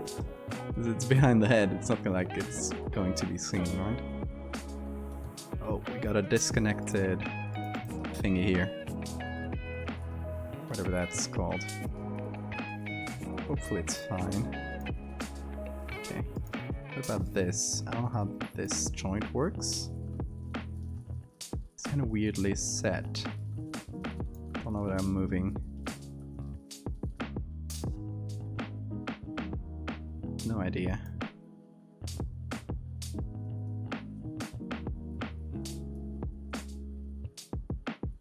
Well, at least that part is connected a bit better.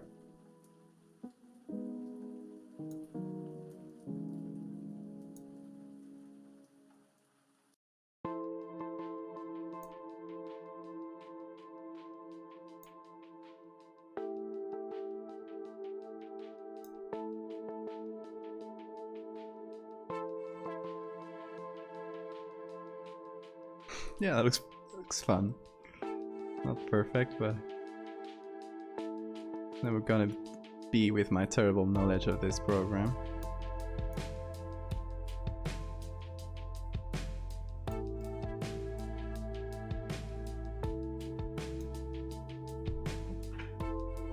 Okay. That's not bad, right?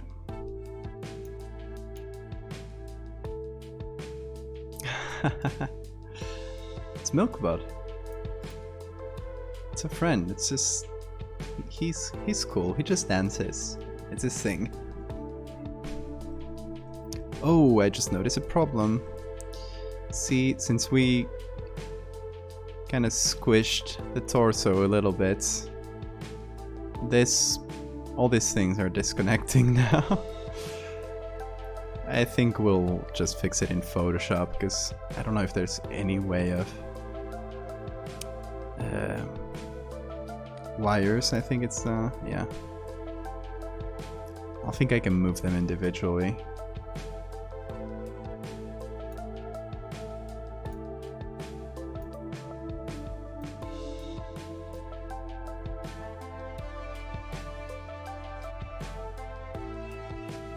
Yeah, we'll just fix it in Photoshop.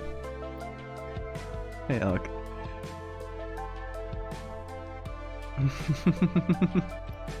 And see sexy Milkblood posing at you. Yeah. Let me show you what I've been doing, right? So this is, I'm using the actual 3D model that Valdevia made for this, for the music video. You haven't seen the music video. You can click on that YouTube link if you see what I'm talking about. So the creature is designed by Trevor Henderson, and the video and 3D model and everything is made by Valdevia. And so I noticed he was following me on Twitter, so I sent him a message, and he said, "Oh, I'd love to see a take of this creature in your style." So that's what I'm trying to make. He gave me the 3D model. I'm terrible at Blender, so I'm trying to work with it as best as I can. Trying to pose him in different ways, kind of like his dancing, and including him in a group of people in the old times to make a story about a dancing plague. People that just go crazy dancing, and only they can see him. Should I make it look at the camera? He's looking at the camera. He's not really. So he'll look directly at the camera in this. I think that'll be fun. So he's kind of towering over. So it would seem like this. Kind of directly up front. I don't know. Maybe this would work. But we don't care too much about the lower body because it's going to be hidden in the crowd. So should we try this? Yes, it was. Hold on, I got it. It's saved. Yeah. Thank you for the follow, Irimiana. Or however you pronounce that. Sorry. Dancing Plague of 1518. A case of dancing mania that occurred in Strasbourg in current France. But back then it was Holy Roman Empire. So just one woman started dancing fervently. Historical documents including physician notes, cathedral sermons, local and regional chronicles, and even notes issued by the Strasbourg City Council are clear that the victims dance. It's not known why. Historical sources agree that there was an outbreak of dancing. After a single woman started dancing, a group of mostly young women joined in, and the dancing didn't seem to die down. It lasted for such a long time that it attracted the attention of the Strasbourg magistrate and bishop, putting the afflicted in a hospital. So yeah, and stories say that people dance to their deaths and stuff like that. So we're going to be using the same image I saw on Wikipedia here, and going to be trying to add a drawn version of Milkblood, either dancing here in the background, or there's a point in the video where it gets a little bit more abstract and you see them dancing in the sky, like just giant versions. So maybe something like that, just like in the distance.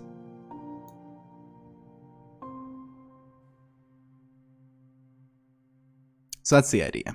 And right now I'm trying to find a pose that'll work for this picture. So I'm thinking this could work. I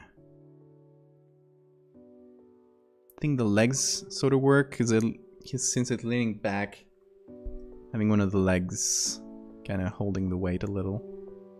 I don't know. I'm not good at posing. I'm not don't know anything about animating or anything like that.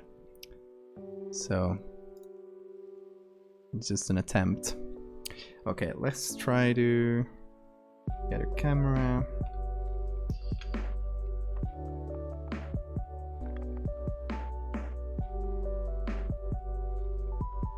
Okay, something like this. Control-Alt-0, I believe. Let's zoom out a little.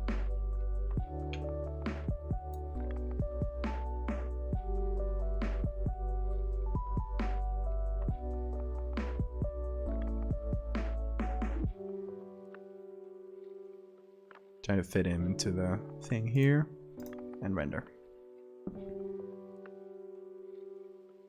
Well, let's see if the lighting is decent.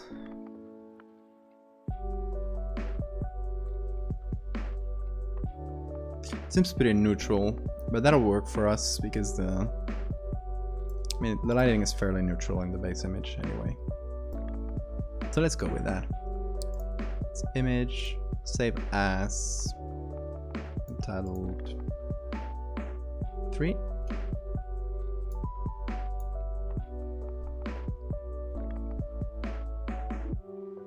Only in 2D. Well, it's still the same principles apply, right? What I'm basically trying to do is just make a, for the very basic animation I know, or stuff about animation. So like trying to make clear poses, or like silhouettes, sorry, in poses, and kind of trying to sell more natural movements. But since it's like a very weird guy dancing, who knows? Anyway, we got this. Let me pull it in here. I think it's untitled 3, right?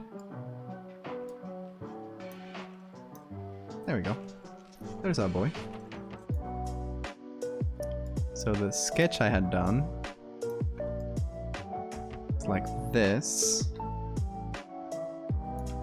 Sort of fits fairly well. It's still, like, judging by the size difference, should be like at full length, should be about this tall maybe. This is leaning back. I think that should work. Not sure though. I don't mind if the elbow clips out.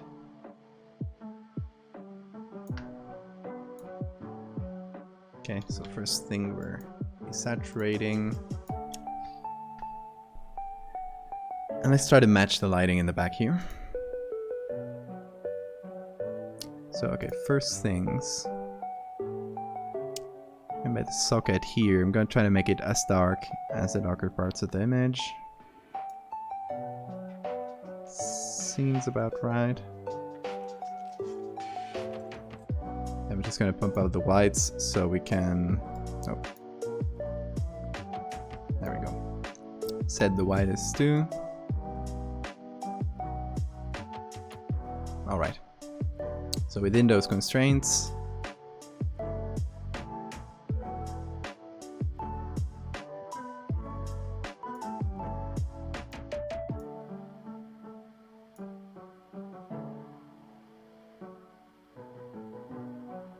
we're gonna have to darken the face again. It seems to render out like way brighter than the rest. I don't know if it's a texture thing where I messed up some of the textures, or if it's naturally supposed to be a bit brighter. Hold on. Let's check the reference video. See if we got a close. It seems to be like the same texture. It's not that tall actually. It's a little bit taller to me, but actually we could make him a little bit smaller.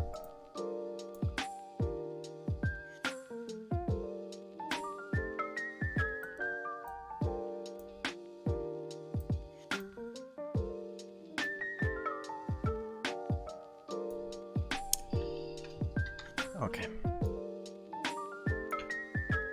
This should be fine. Alright, now let's try to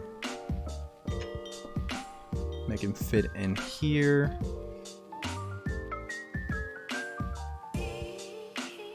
Reduce the opacity a little. Been streaming for 2 hours already. Doesn't feel like it. Seems like I've been streaming for 15 minutes.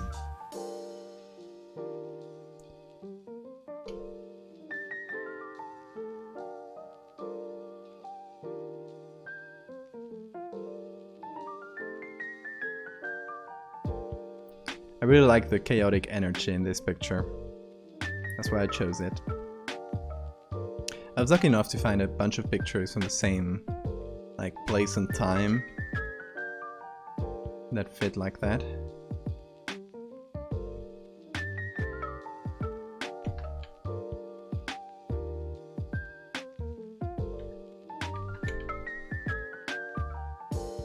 I want to make it look like it's humping this woman. Yeah, flip him.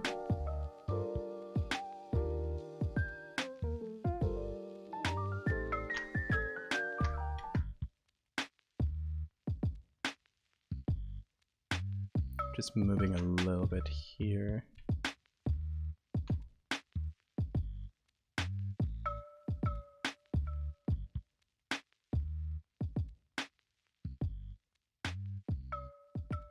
I'm stupid. I should have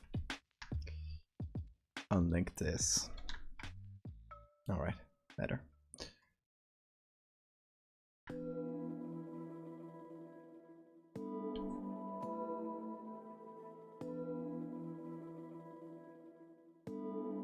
Yeah. Yeah, I lose track of time when I'm doing stuff. I'm doing stuff that's fun.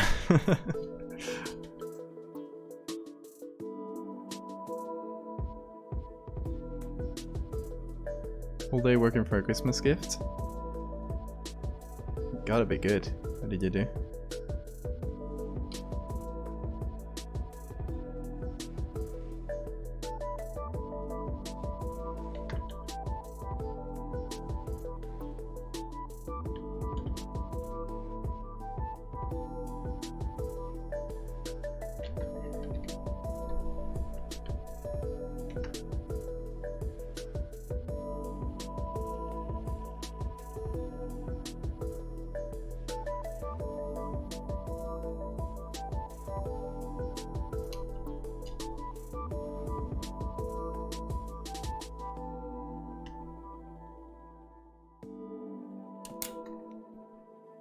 Alright, what do you think of this pose? Is it too horny for Twitter?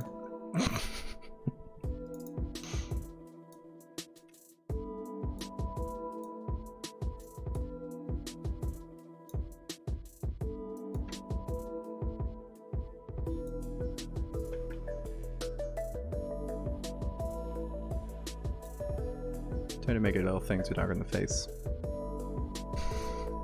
I know nothing is too horny for Twitter.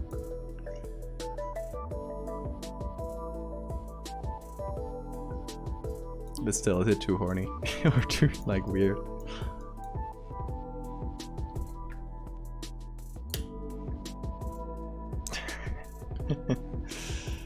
Your raw energy. I like that.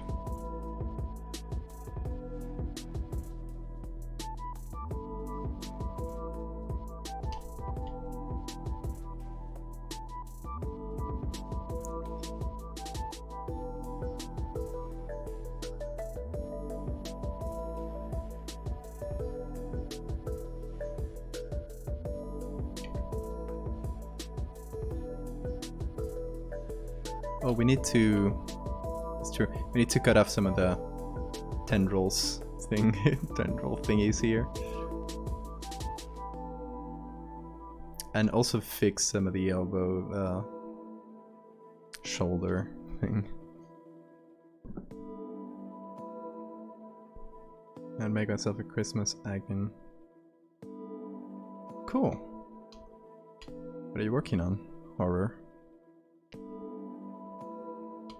I was gonna make a Christmas, like a sand hat version of my self-portrait thing, but I've already commissioned an icon, so I'm gonna change it to change it again in like 3 or 4 days. I don't know how long it'll take.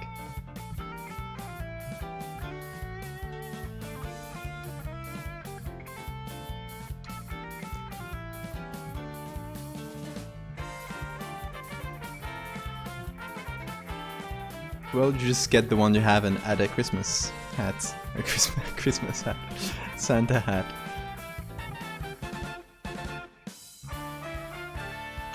Okay, here's what we're gonna do. We're gonna make a group. And put the layer mask on the group, because I want to do another layer mask just for stuff like this.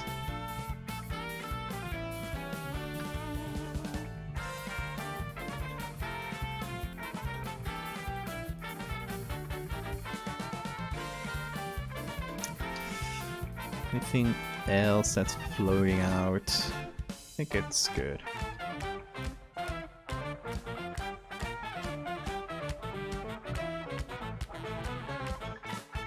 Yeah, of course. You just put it somewhere.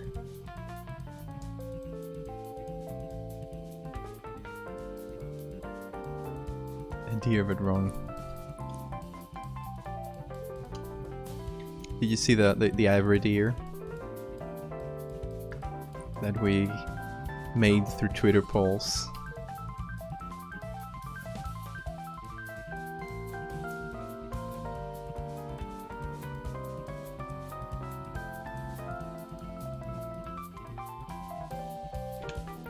Teeth deer.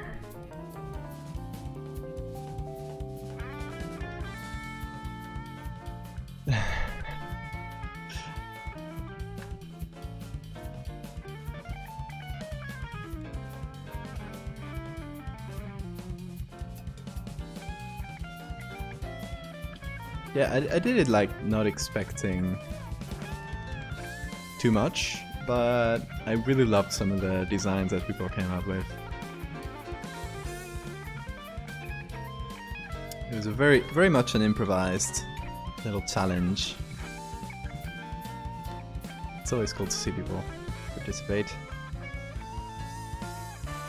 Oh, this is kind of popping out too. So I'll try to blend it in.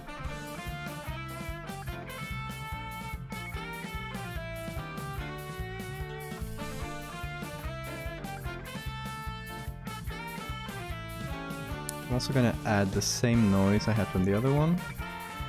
Just gonna do a copy, get that way here. There. That way anything I paint already has a little texture, a little noise on it.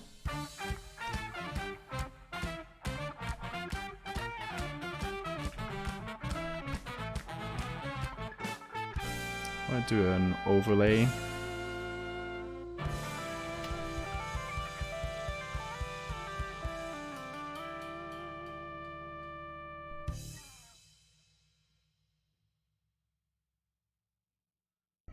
The bone deer.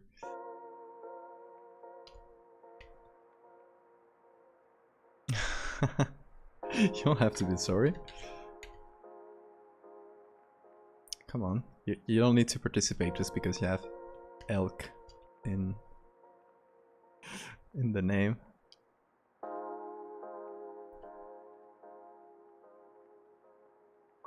Oh, by the way, lights and shadows here, just to make a...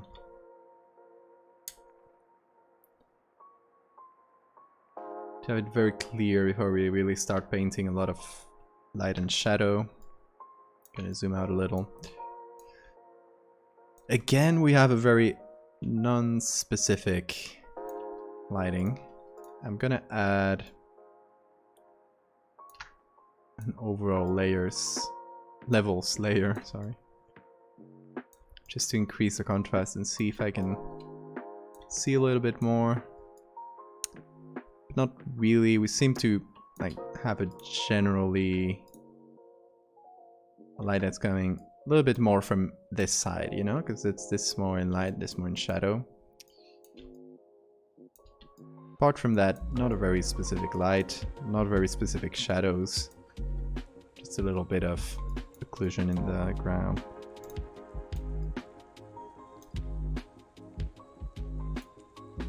Gonna leave this one a bit brighter, I think.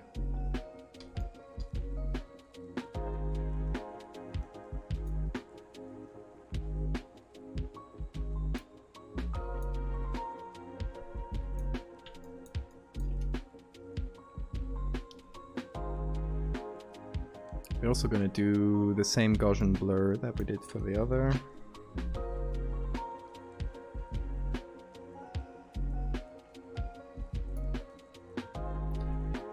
We also add some movement blur.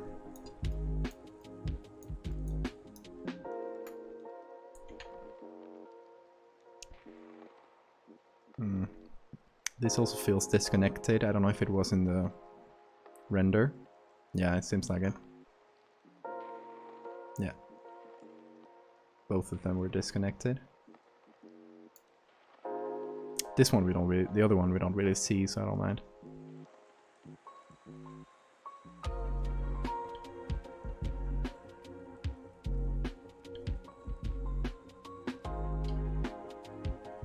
There we go, blend it in a little.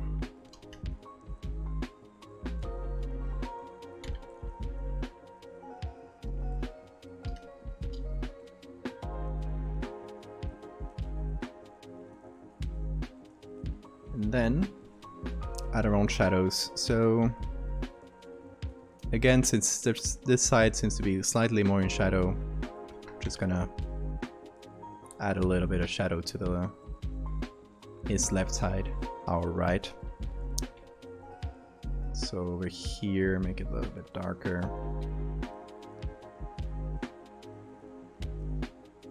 And just add a little bit of highlights on this side.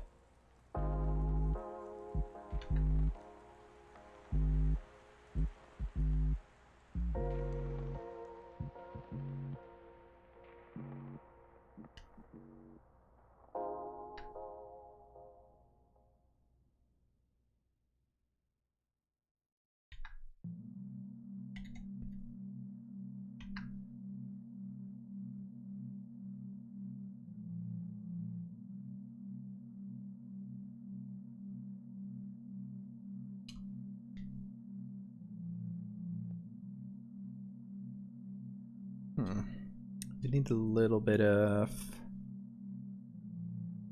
occlusion here,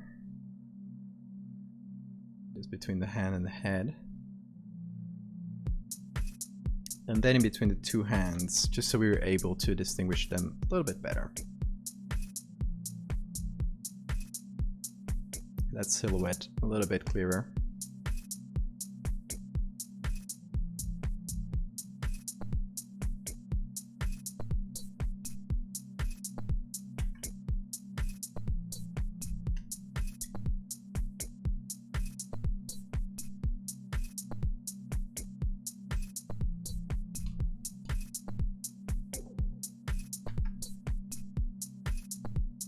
And it might be a texture thing, but it seems like the limbs in general, in the render, like in the model, are a bit darker.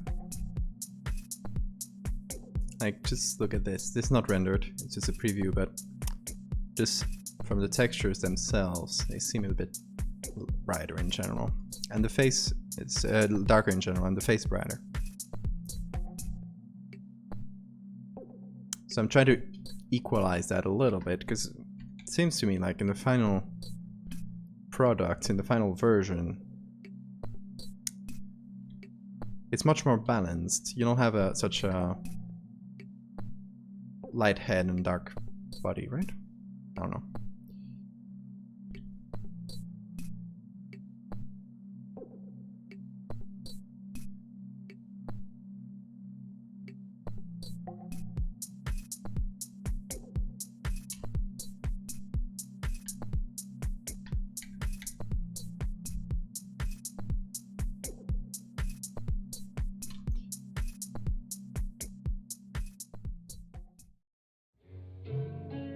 Alright, I'm thinking, should I add some shadow from the people around them?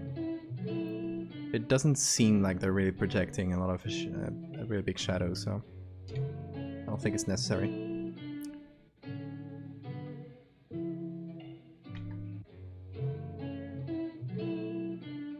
Let's add a little highlight to the arms.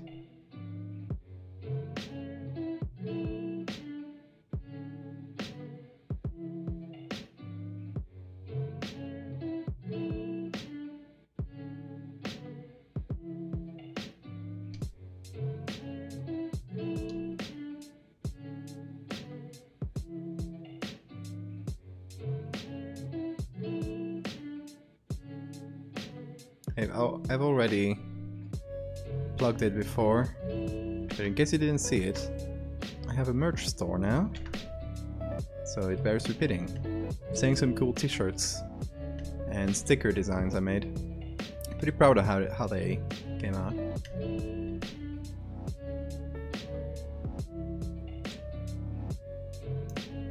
So if you want to check it out, drop a little link in chat. Always be plugging. If I learned something from the internet, it's always be plugging.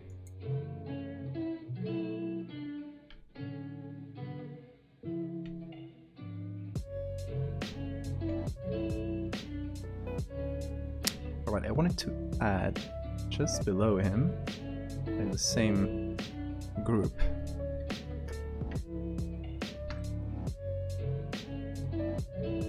little extension of the elbow here towards the back, because it looks kind of weird in that area. Just a little touch there. So maybe here.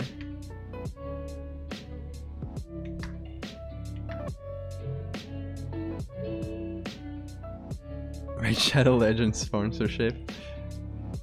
Yeah, let me get more viewership on Twitch. I don't know if I even sponsor Twitch streamers. Seems more like a YouTube thing.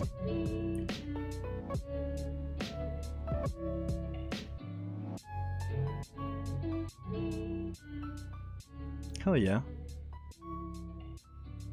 I wasn't really sure about the fractal fish one as a sticker, because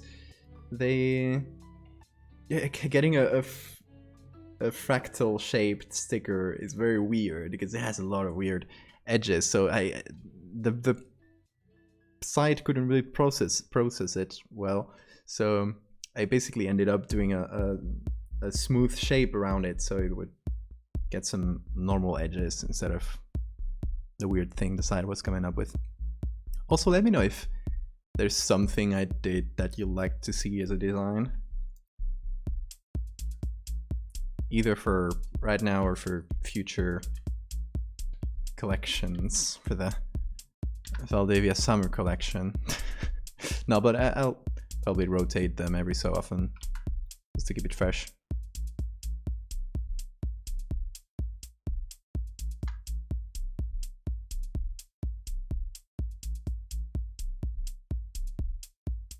Also, we finally got, it just got approved like yesterday. We finally got our new Twitch emote. It's Poggers, but Hellkite. Very cute. It's just a sun was screaming. I like that. Oh, that should be yours. You have a sun screaming thing.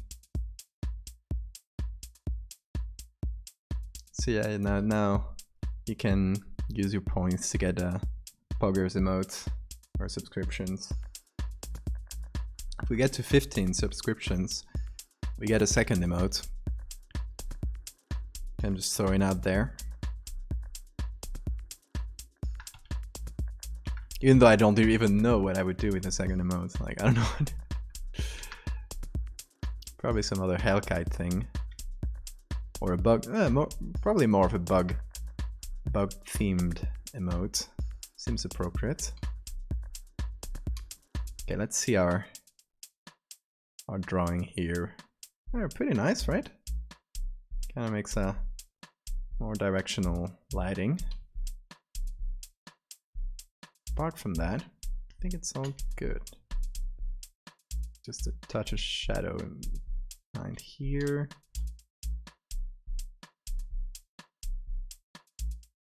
Remember to save, thank you. Haven't saved in quite a while, I think. Oh, I also added some new point rewards. As you can see, how the hell did you do that? Which is mostly for people who are trying to learn Photoshop, and I might be going too fast for them. Just for me to slow down and explain the last thing I did. Thought it would be a nice addition. Thank you for that follow, Gabriel. I don't know if it's Gabriel in Spanish or in Portuguese. Telemedical fact. Like that's also one that can be fun. I limited the times per stream because I don't know that many medical facts, but still. And we also got an exclusive Discord role, which I thought was a fun one for a bit more layers if you want to save up for some Portuguese from Brazil. Then I imagine because it's 1 AM in Portugal. Oh, a bit less.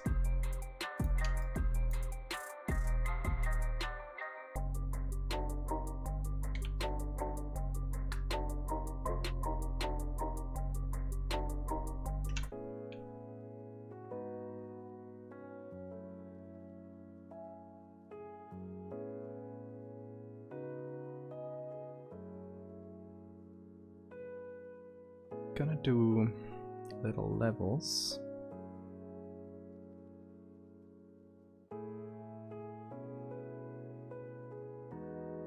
To bump the highlights up by a little and just manually add that.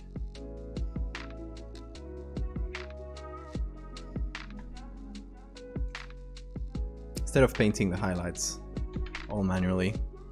But this might be a bit easier.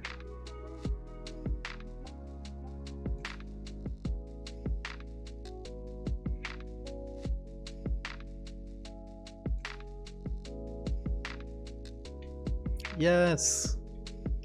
Cat Watcher.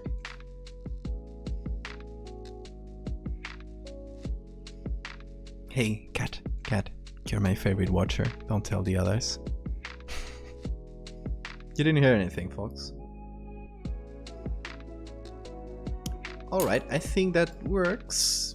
But it obviously needs some of that chaotic energy that everything around it has. It's very static in the middle of so much movement. So we're gonna be doing that in a second though. I wanna remove some people from the background. Because people laying around and just sitting, it's kind of weird in the middle of something that's so chaotic. So,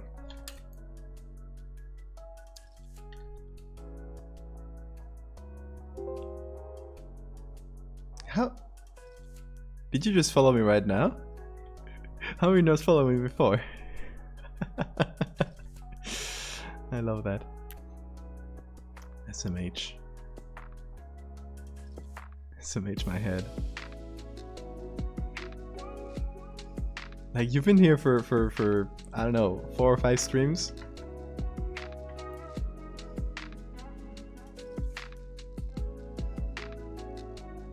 Yeah, you better be sorry. Disrespectful. I'm kidding.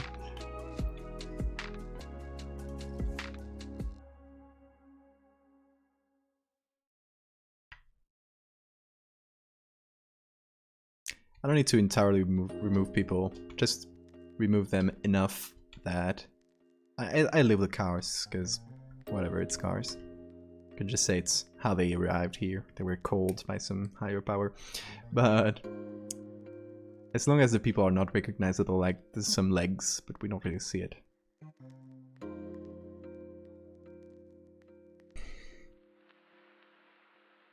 I can unmod you from the Discord. So don't play games.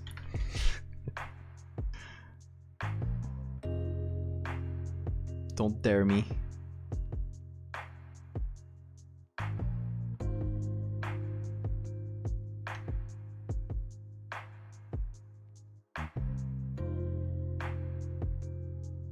Grave shrimp. Have you been seeing my grub edits that reminded you of shrimp? A lot of people thought those were shrimps.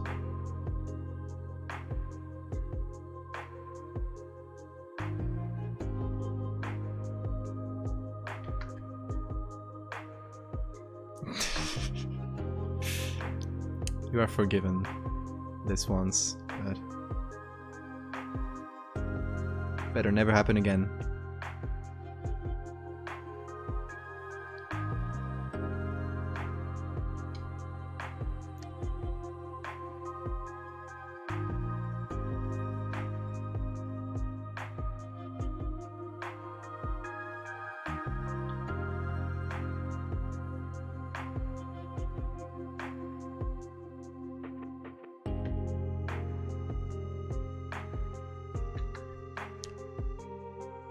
Removing this guy is gonna be slightly annoying. But I think again we can get away with just removing most of him. Because it's blurry enough that you can just have some weird shapes and it won't really register something wrong.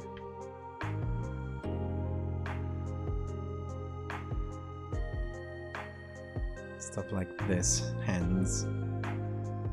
Because we got a person here, so we can just guess it's his hand. Or something. Inhale an entire plate of shrimp.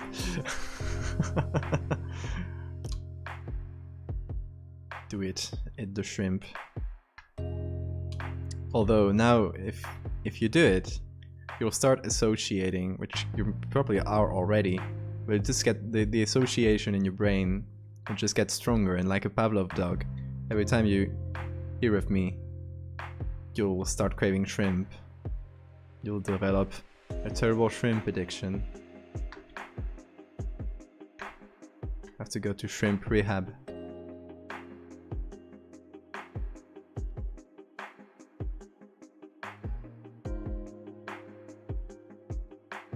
Okay, a little bit more. Let's get rid of the pants. It's floating pants. Nobody likes that.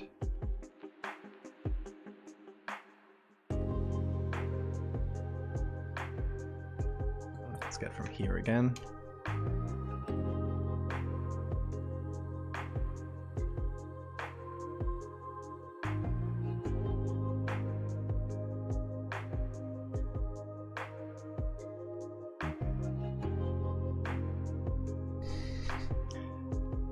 It's a giant bug. Try to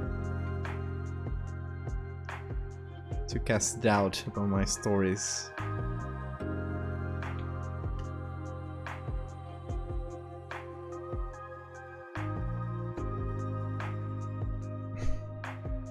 Worth it. Yeah, I mean, within the scope of addictions, a shrimp addiction is not a bad thing to have. Okay, do we have any other spectators? I think not. I think everyone's frantically dancing. At least appears to be. It's probably just a bad photographer. Alright, let's put our guy back in. And I think we'll do like we did for the other one, where we'll just copy the whole thing. We'll merge that, so we'll have a single layer with every change we've made. Then we'll start picking parts and doing blurs. So maybe the elbows are kind of moving up like this in an arch. So we could try to select something like this. And do that. It was blur gallery, spin blur. I think that's it.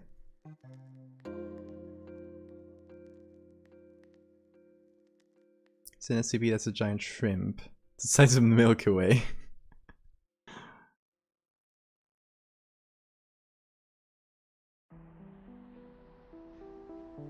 It's basically an ad for Red Lobster.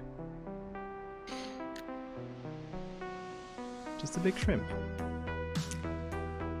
Okay, so let's go with a shorter angle.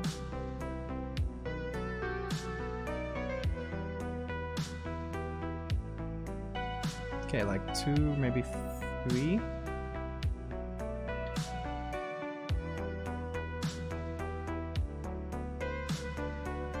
There we go. For this one, I think the same thing. So let's go again. Blur gallery. And oh no, should we do it from scratch? Yeah.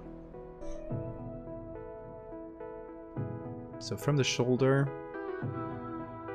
kind of going up like that.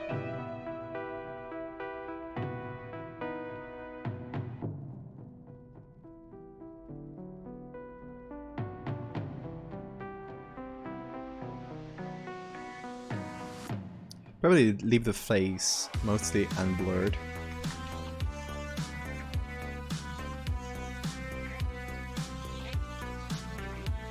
For the body, I think we'll just do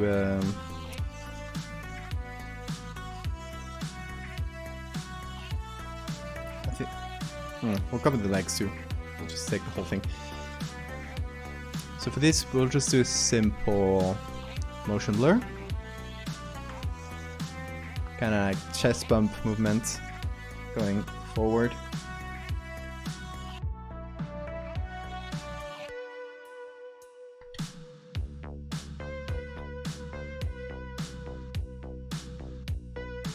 And we just have the head left. Seems a bit too unblurred. So we'll also do a little bit of motion blur. It's going more or less in the direction of the snout, so it's kind of going down a little, but less than the rest. I can still leave it, let it be the clearest part of it. How do we feel about that? Not blurry enough, too blurry.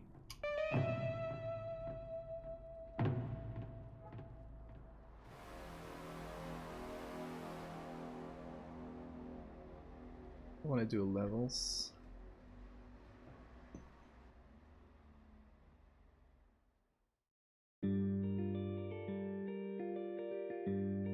Yeah, kind of brighten it up a little.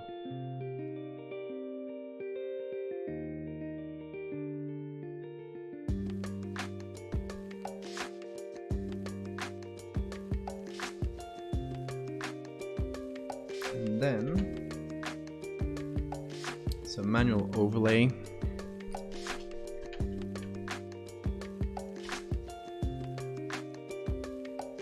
Just to keep a little bit of the highlight. Some of these more blurred parts.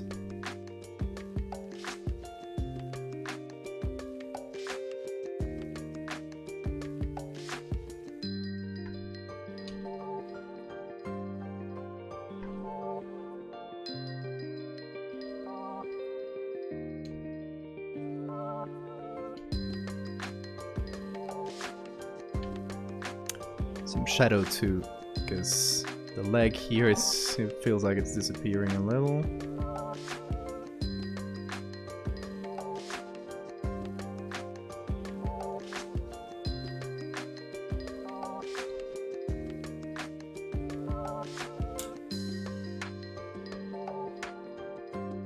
Okay, let's see, should we do same as the other one? Like a pass on the very top to just increase the contrast a little.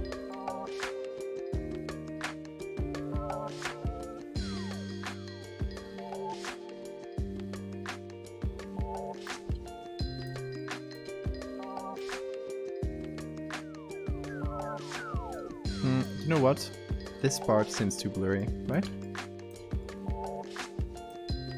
Feels like it's, like, I don't know, swinging very hard. So I think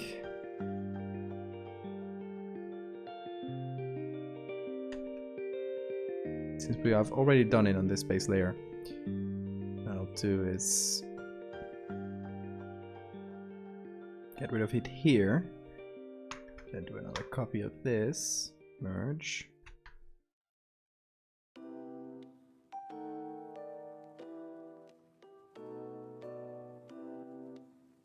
Just do this part and do give it a blur, but don't make it as exaggerated.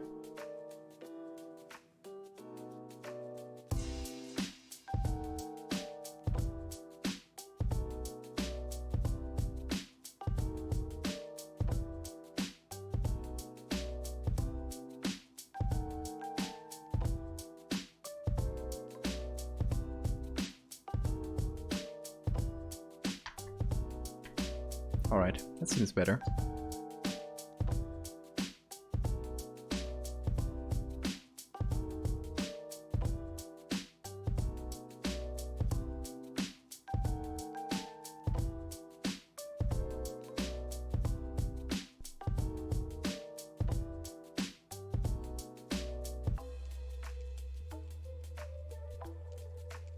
try to emulate the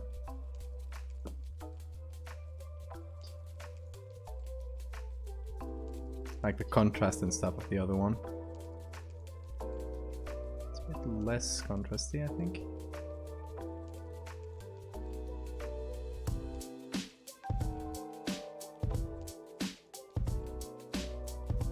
See, there's something that bothers me here. That, let me know if it looks like that to you.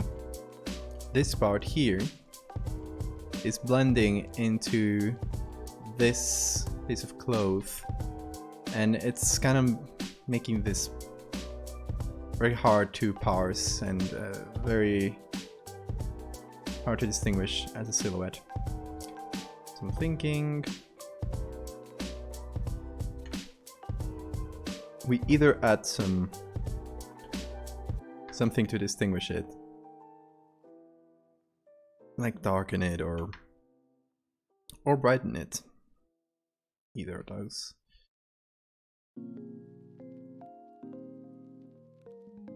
Or we go behind here.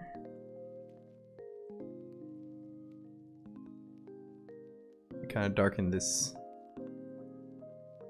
whatever piece of cloth that is.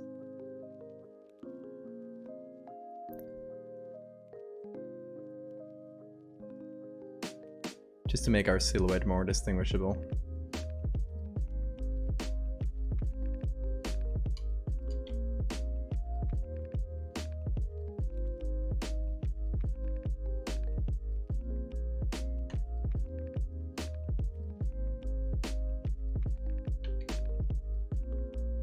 Oh, that's good.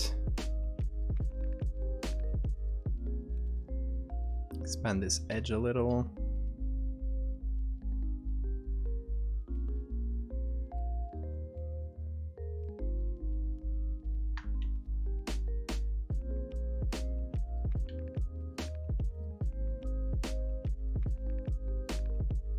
Okay, now that feels more like it, right?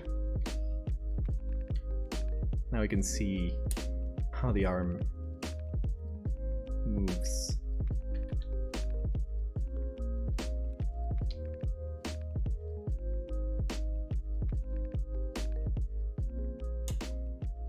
Okay, then I think on top of everything, oh well, first things first, we need to add some edge. Like the other one, so just to keep a consistent look. So we'll do like we did before.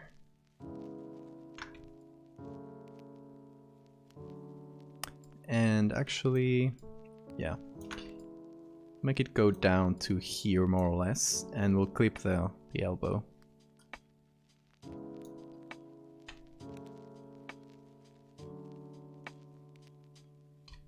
Like that.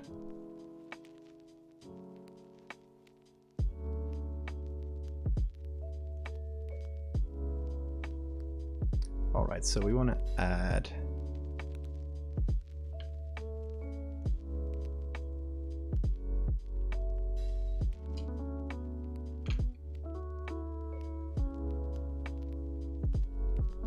let's mix this together so there's no weird things in the edge.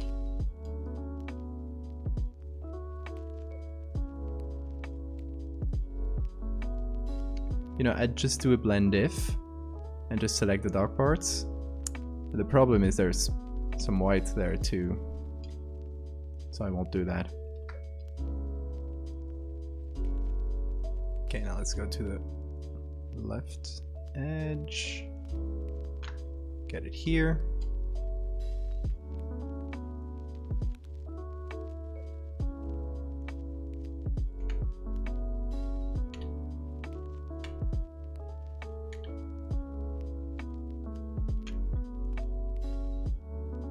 Oh, very dark over here. It's gonna cut it manually too.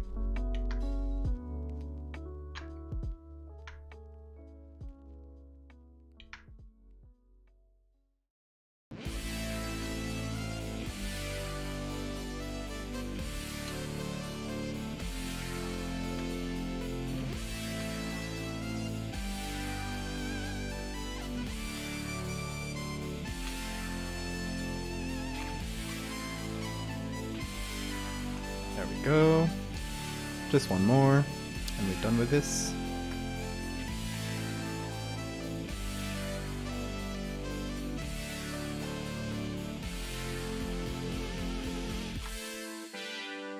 What is this edge? It's probably part of the part of the model. Just a little corner that escaped our view.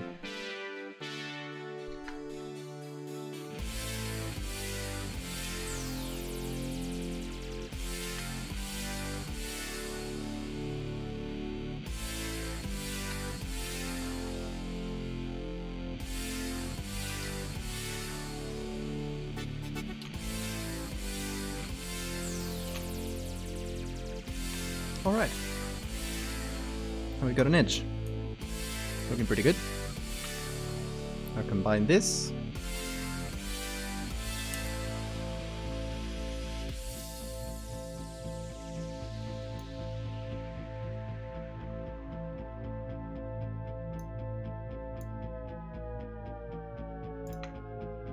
Let's group this up. Let's go at 3. Okay, we're gonna do something.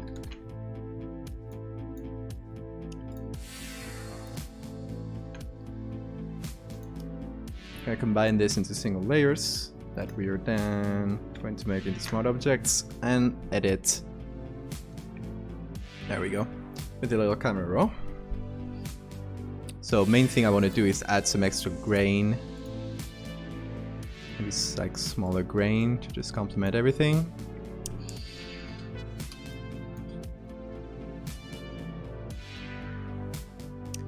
No, we could use some dust over the creature, right? Because it feels like it's cutting off some scratches and stuff. Okay, so let's do that.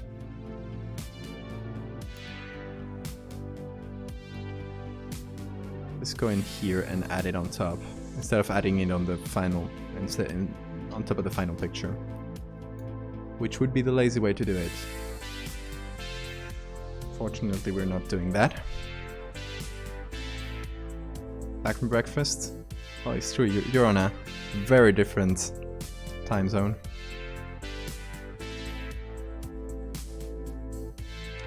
Yeah, I did the second one.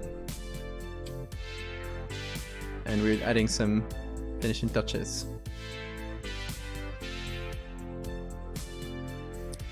So I want to add a little bit of...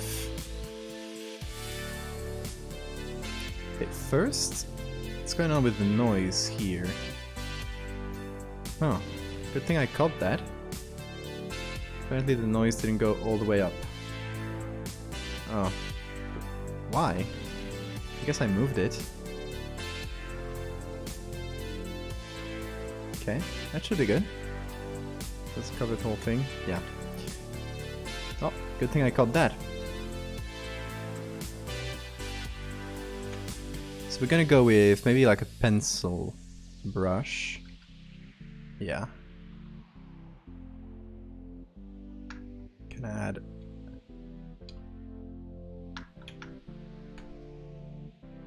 even something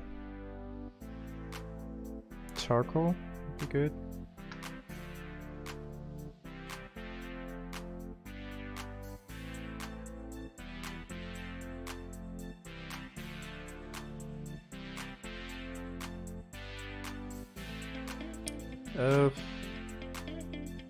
Occasionally, I've seen her around Shu's Discord, or Shu, no, the general photography streaming Discord.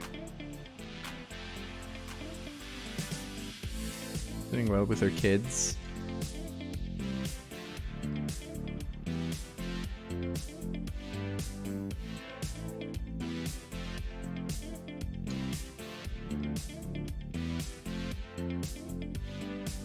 Actually seen her on stream a couple times, but she comes much more rarely lately.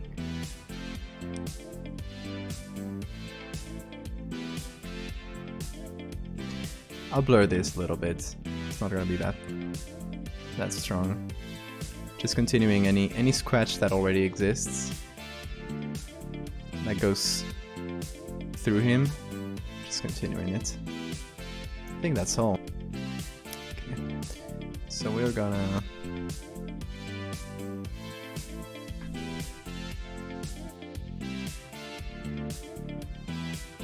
blur like this.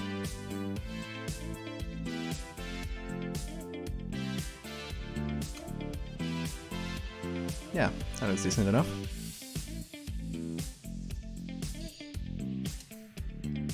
Okay, another thing I want to add, which is a pretty useful thing I've downloaded, and if you want this and many other like noise, dust, and grain overlays, my Discord in the resources tab, I've added a link that has a ton of them. So like old paper, stuff like that. Pretty useful. So there we go. Got this pretty nice dust overlay I've been using a lot lately. I'm just adding that on top. Maybe, whoa.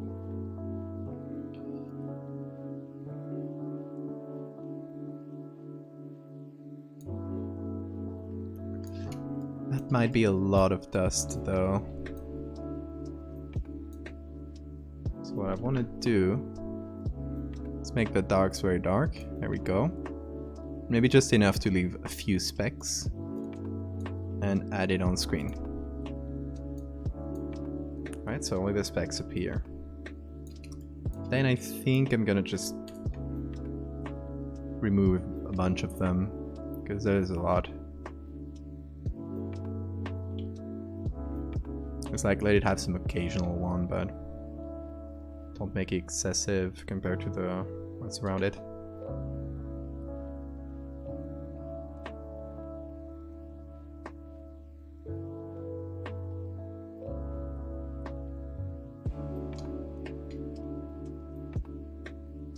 These are good.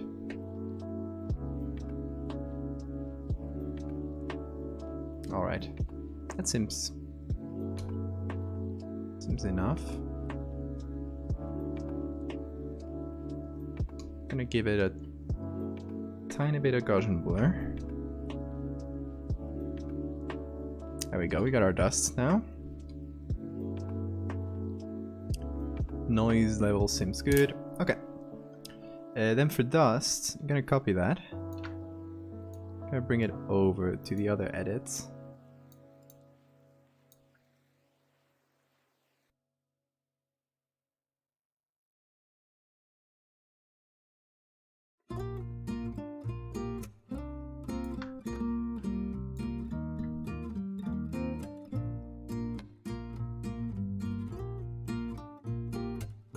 Just add that little bit of dust. That seems good. Okay, are there any scratches? Doesn't look like it. Okay, this one got spared from most of the scratches. That's good. Okay.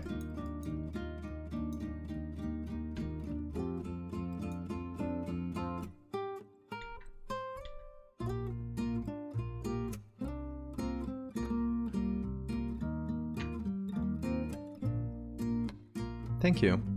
I'm pretty happy. This one still seems a bit out of place, like out of... No matter, we'll hopefully we'll look better once I tune the contrast and stuff.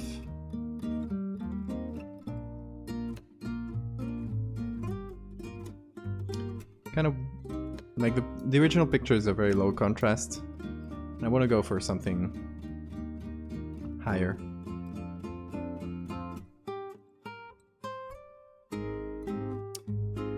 Just generally a bit darker, it's adding to the aura of confusion that this thing gives.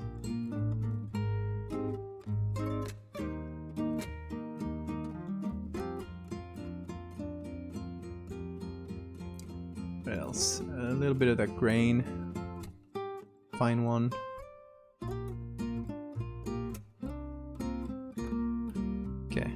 So size small.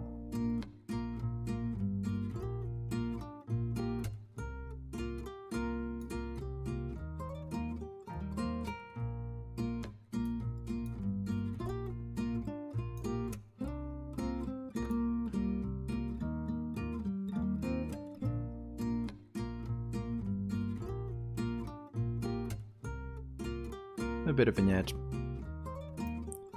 Focus things around the center. I think that looks fairly nice.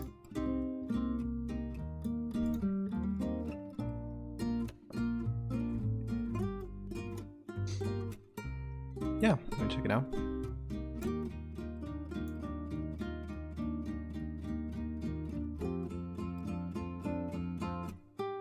Oh, that's dope. Really cool. I really like that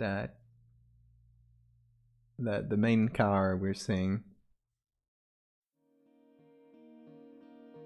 Astronauts are welcome.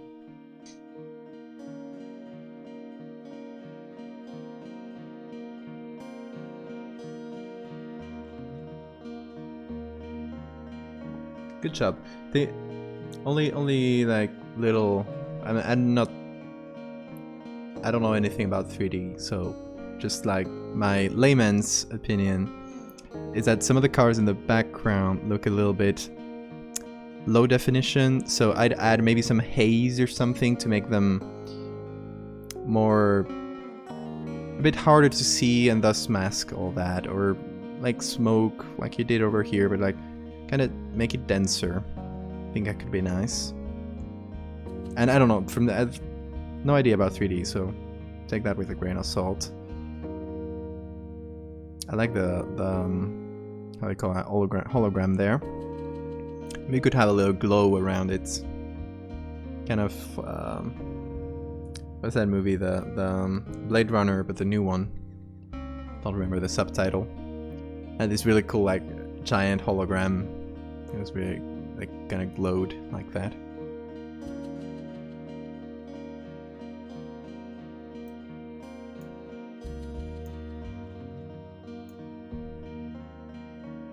I don't know, just some notes. No idea how feasible they are. No problem.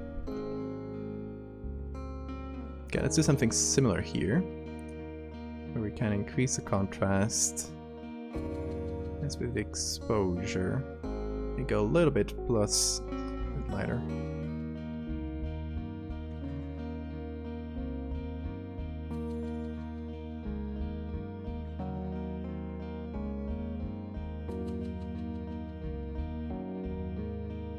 And that same kind of grain that I just want to add in general.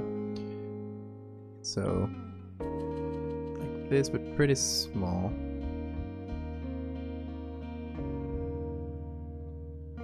One of the good things about working with old pictures is that you can just blast them with grain, and grain is great. It's a great tool for hiding hiding errors. I don't know. I really like it. Unfortunately, not something you can do with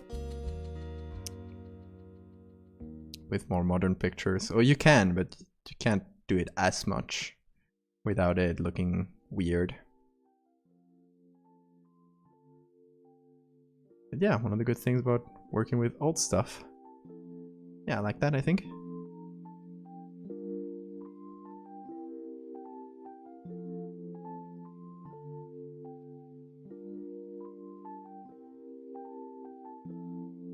Still might mess with it a little bit more.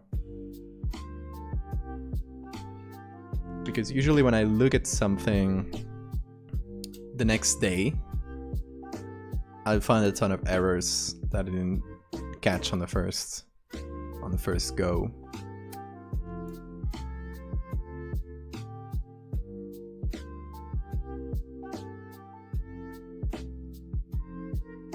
See, maybe I want to do... I might do this over the final image. With maybe a very careful soft light. Just generally darken the face. too sharp in the second one. Could be. Let me check it out in a minute.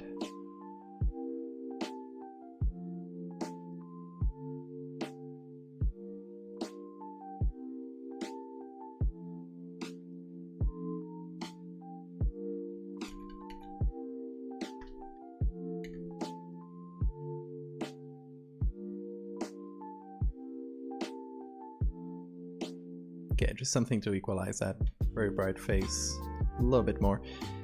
What else did I want to do? Oh yes. So, an overlay.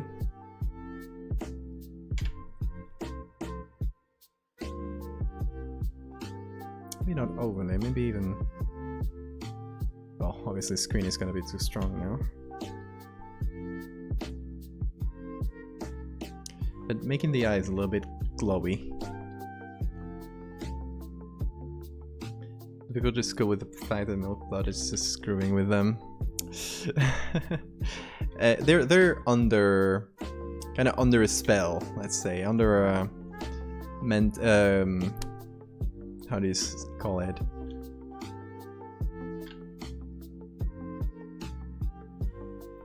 Like like massive hallucination, where they're all seeing this guy.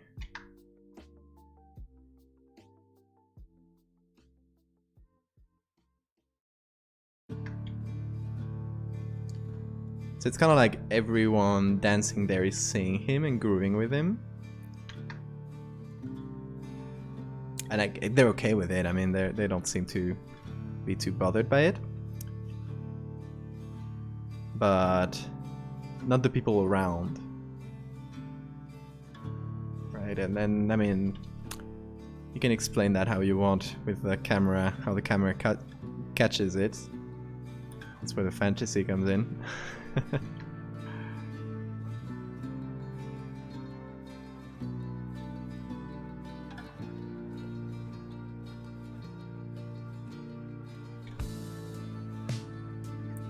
Glowy eyes. Can never go wrong. Okay, is that guy a bit too sharp in this one? I think he might be right. I think he might be... Alright. What if I add... So I've already like individually blurred a few different areas of the body. What if I just take the whole body? Where is it? Okay, here's what we're gonna do. Remove this copy.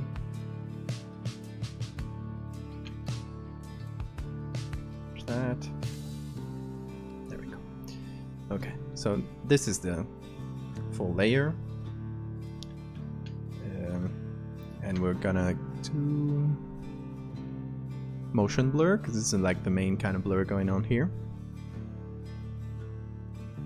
Yeah, this is the story behind this one is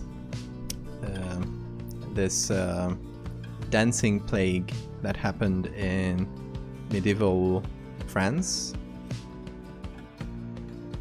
in the 1500s that repeats later on. You know, so it's gonna be like telling both stories at once, telling that story of that first plague and then the second one. And how they're both connected by this character that only the people affected by it can see. Okay, a bit of a general blur. Not too much, but just to unsharpen, I guess. How do we feel about that? Also, there's this little bit of, there we go, like under the shoulder that I drew. I think could use a little bit of motion blur too.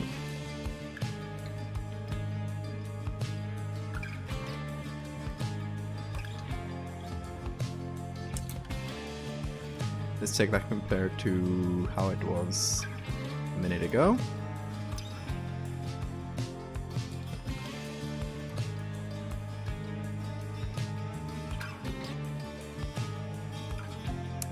Not too much blurrier. Should we go even further?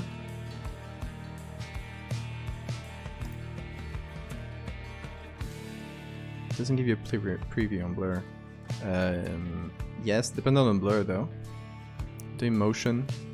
So it's giving me a preview here, which I'm not zooming out, zooming in, but you can see it here.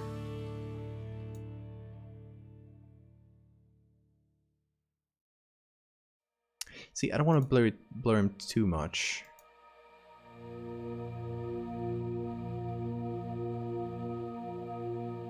Oh, we're seeing everything mirrored, because I forgot to unmirror it, but it's fine.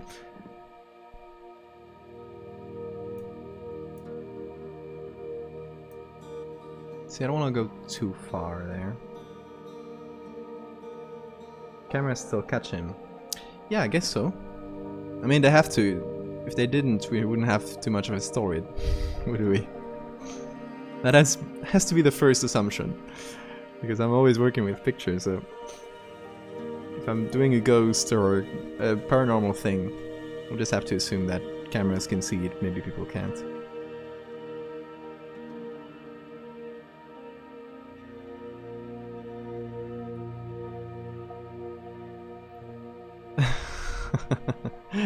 Thank you.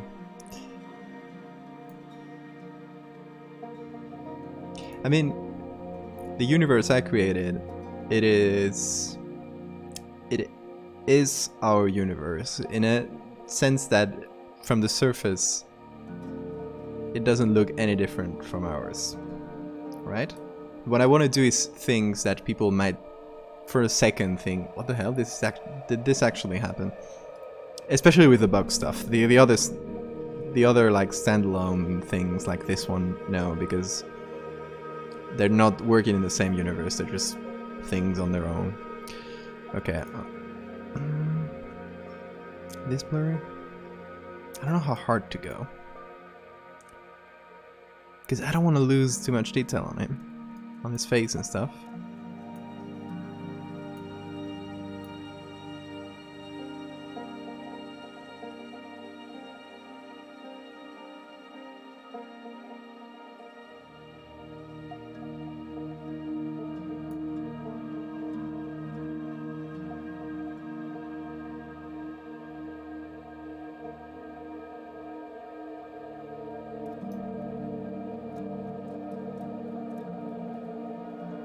We will selectively blur, kind of leave the face out of most of the blurring. Hey, Black Monolith. This is him two guys who took the picture, only saw the creature after the development of the photo. Yes, either the person who took the picture was also afflicted by this thing and was already seeing it, or yeah, or they just saw it after developing. Both could be good.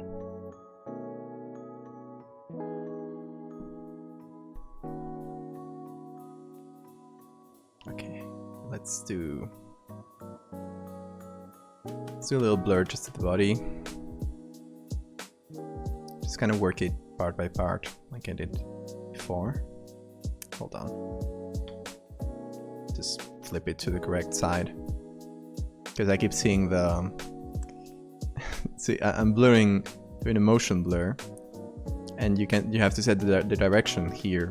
But if it's flipped, you have to think about it in the other way, so... Just unflipping it before I do anything.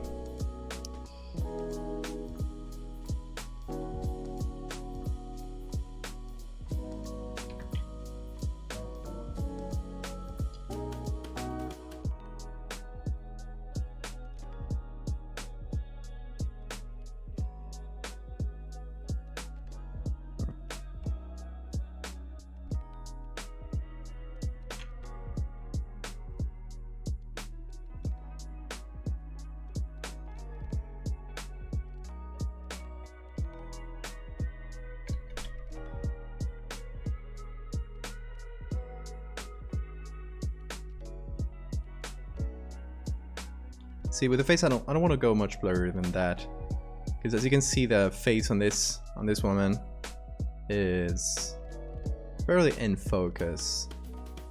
Next, a bit motion blur, but you can distinguish her features.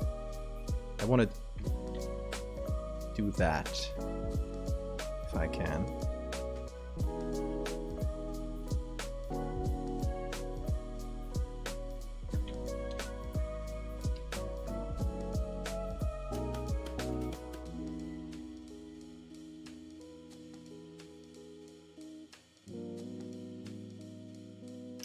Okay, another thing. See, when you blur too much, the highlights and the dark areas kind of blend together with the midtones and just become a whole bunch of nothing. So, just gonna try to fight that a little.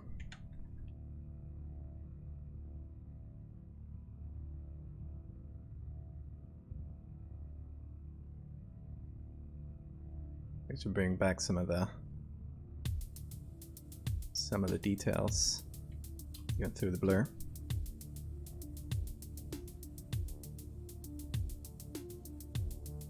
Probably have been eaten by one of the bugs in the bug universe. I mean, the thing is, do the bugs eat people? We don't know. We know very little about these bugs. Maybe you would become friends with it. You would be a prime candidate for getting brainwashed by the bugs. Seems like every person who comes in contact with them ends up crazy and obsessed with them, so...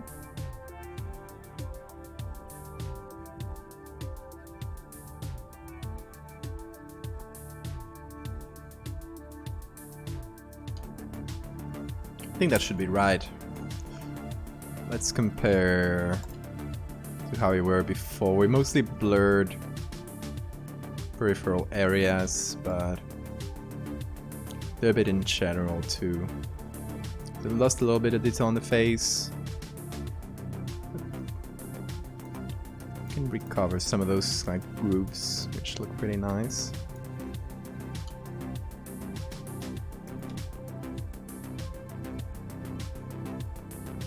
Flies around his armpits. He only plans to reference Milkblood's Russian heritage. I didn't really think that far about it. Like, it's originally Russian. I kind of want to leave it unclear, as though. Like, if it's even real, because we have the original creature from the video, right? And as you can see from the end of the video, it's like a real living being at that time. So...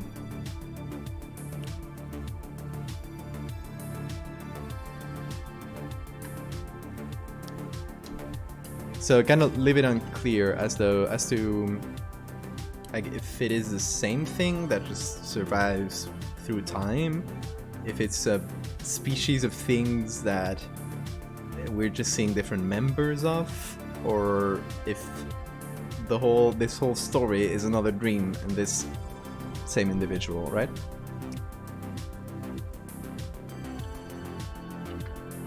Kind of leave that for the viewer.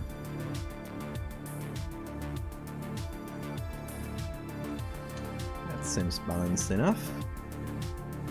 Okay. Let's group it up. Smart objects. And copy the camera filter. And the glowy eyes.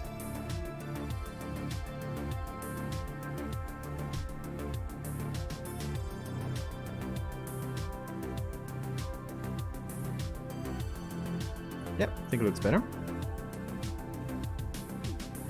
So we got this, and we got this.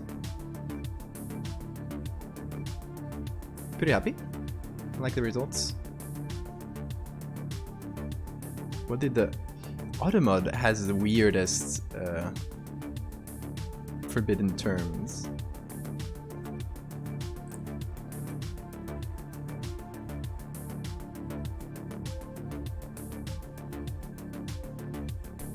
I for one embrace our new bug overlords. That's what I want to hear. Okay, the glowy eyes, they seem similar between like to each other. Okay, so I think like this picture part of it is good. Gonna save that as a JPEG, maybe like 2, I think.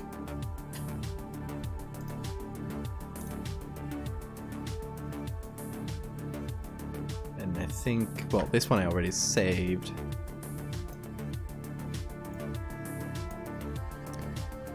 There we go.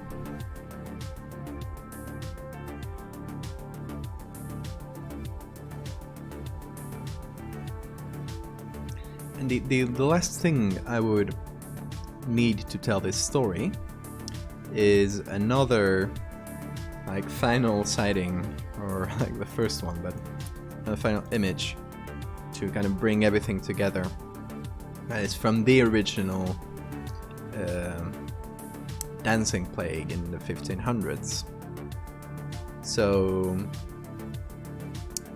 a couple ideas, just to sketch them out here on a new layer, is to either have him be over here in the middle, like, okay, this little horse face he has. Not really great at it, but whatever. Kind of having dancing in here.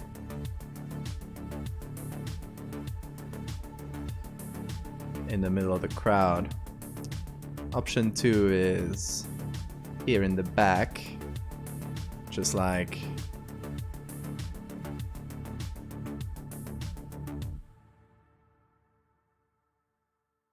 grooving on his own.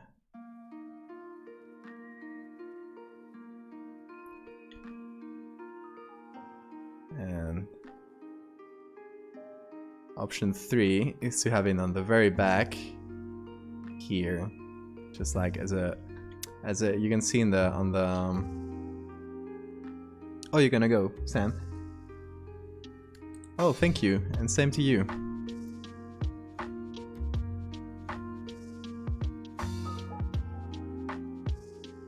Good luck with your comp.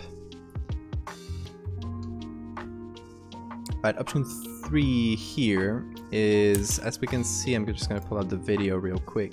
Oh wait, the internet is working weird today. Actually, I was doing my usual browser setting, kind of got stuck in this, and as you can see, it doesn't even work. So weird. So I'm just putting it on the main thing, all the edges and stuff, whatever. Okay. There's a part in this video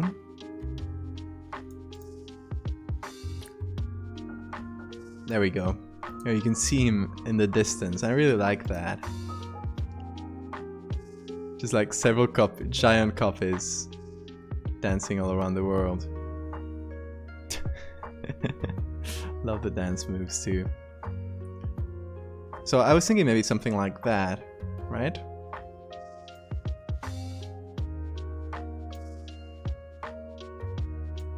Just like back there in the distance. And I guess since if we go for this hazy sort of look, which would probably be best, because I'm not really good at drawing. Is he doing the Fortnite dance for a second there? Is that the Fortnite? Is that the Fortnite dance, or is it just similar? Seems to be doing some ballet dances too. I was thinking actually doing some medieval dance could work nicely for this. So let's go for medieval dance.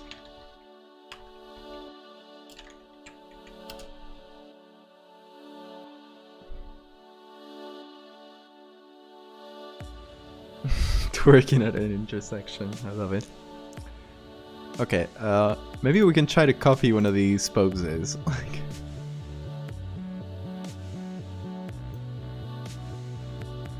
This is dope. How about this one?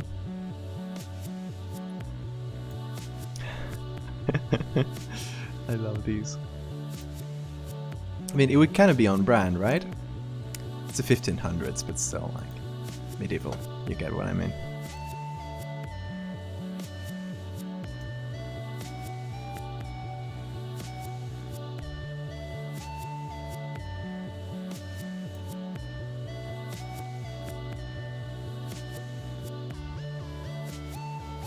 Kind of like this one the most. Oh. What is that? Okay, whatever. Just copy the thumbnail image. Just for reference anyway.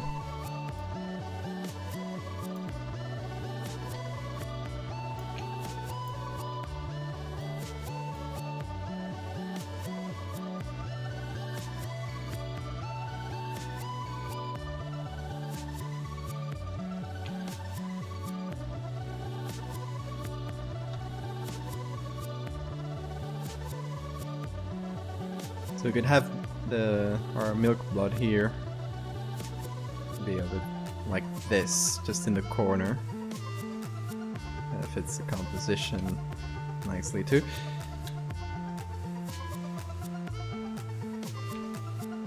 Back there in the distance, just dancing away. How about that?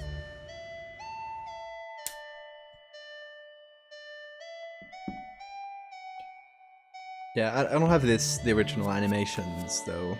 I just have the rigged model. So we'll just have to take this reference. I'm gonna put it... Hold on. I put this on the other tab, the other screen.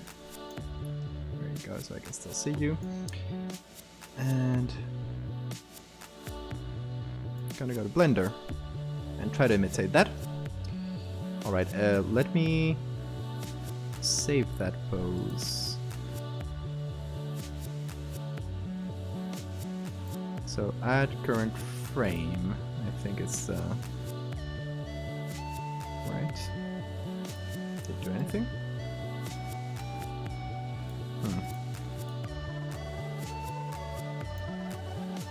Or replace existing with what we have. Okay. So now it'll make a new one. Still don't know if I can I... Well.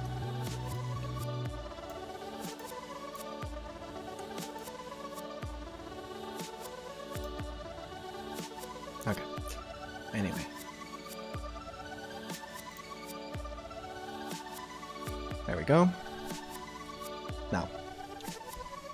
Let's actually use this as a base since it's already like leaning to one side. Let's see if we can make him dance like that.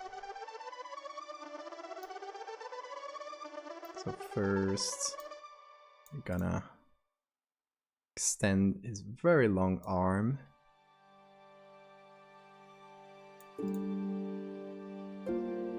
Like doing a weird turn on the elbow there. I don't think so. Yeah. Yeah, maybe I am, maybe I am. Hold on.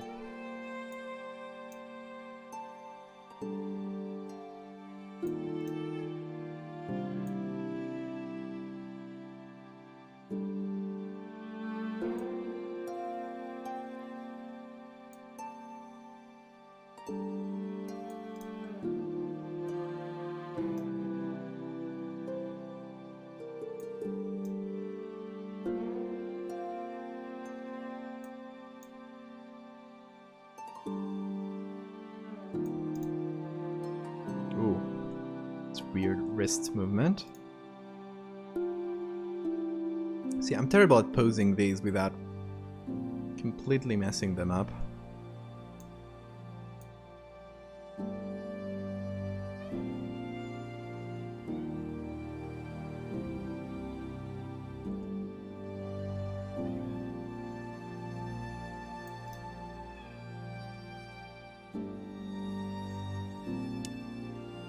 This really likes disconnecting, doesn't it? Hold on. I think I need to... Ah, there we go. Just had a weird pose there. Okay. Yeah, we can make that work.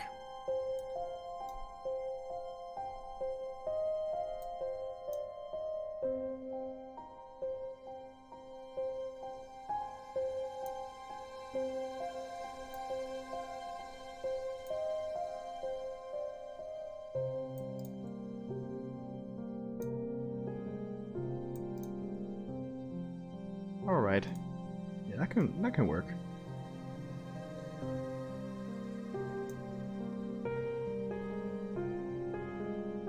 Okay, other side. To get this down.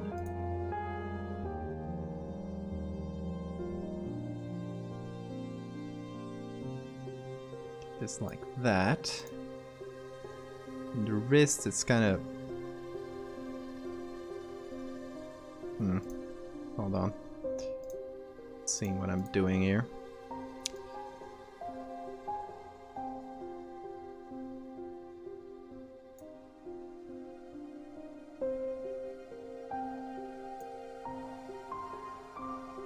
God, these are moving all over the place.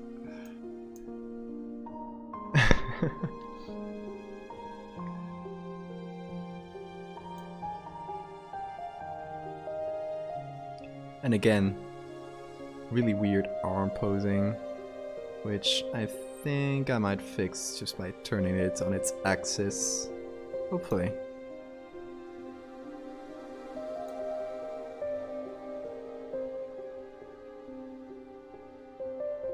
See, apparently I really like to do backwards arms.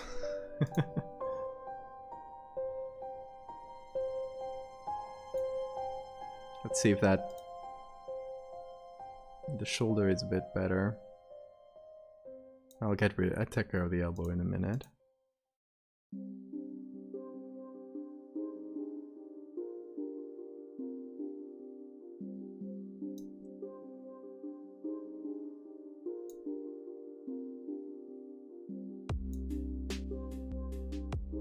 That's better.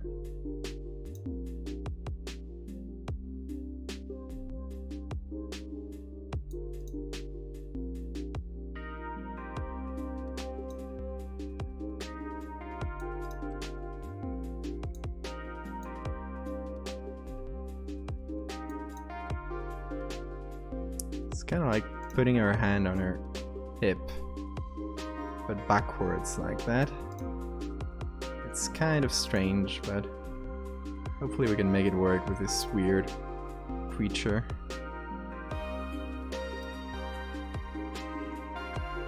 Right, and now the legs. I think the body is pretty well set with that pose. We may just be slightly more upright.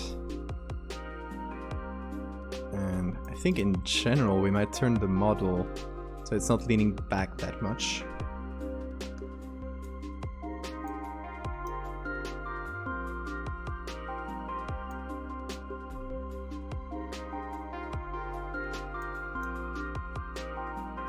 So let's get... I don't know how I can get that.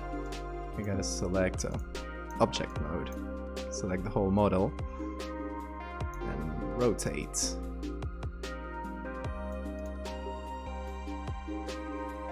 It's probably better.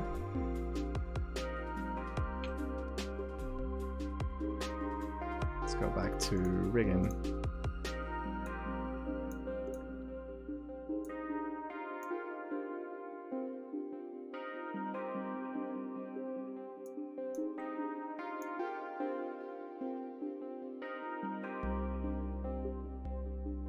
Okay, let's see about those legs.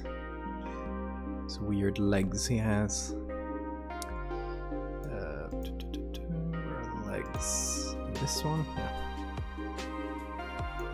So the legs are crossing in this pose, in this stance. And they're both kinda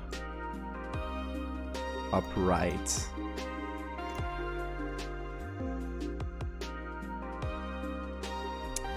little bit turned.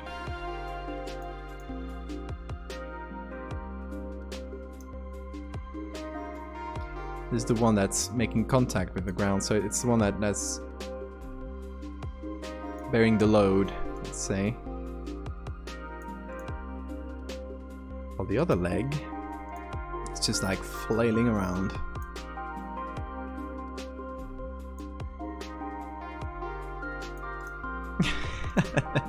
This looks very weird, but I love it.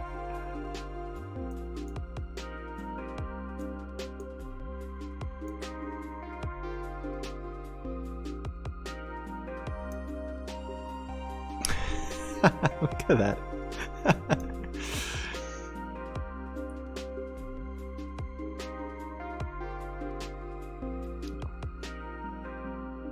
Beautiful pose for a beautiful angel. Look at it. I love this. It just looks so strange without any of the skirt moving around and stuff.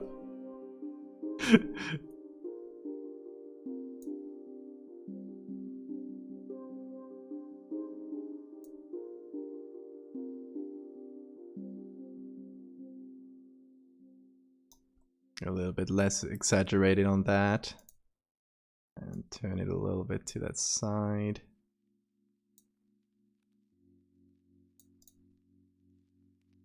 It's a bit better. This other leg doesn't seem like it's carrying any weight, which I don't love. I mean, we don't have to be perfectly like physically correct, because it's gonna be a drawing, it's not gonna be a picture. So you can just say, oh, this medieval artist just messed up, instead of us.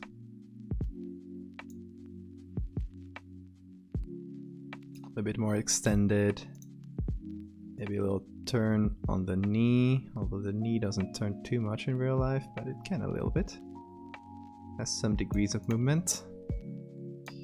Is my medicine career getting in the way?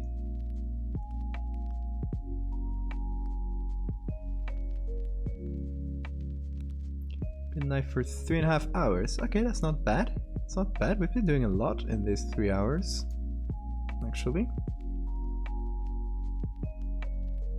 Let's see if I missed any. Okay, we're good.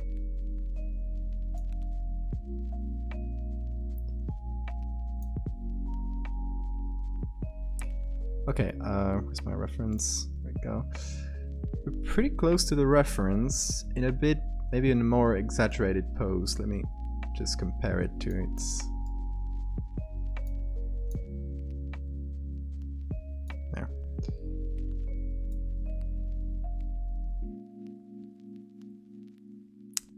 That's fairly similar, right? See, the elbow can't go that far up because it's so long. He just has such a long arm. So I think it just has to stay like that, a bit lower. Which is not as interesting a pose, but still. I think it sort of works.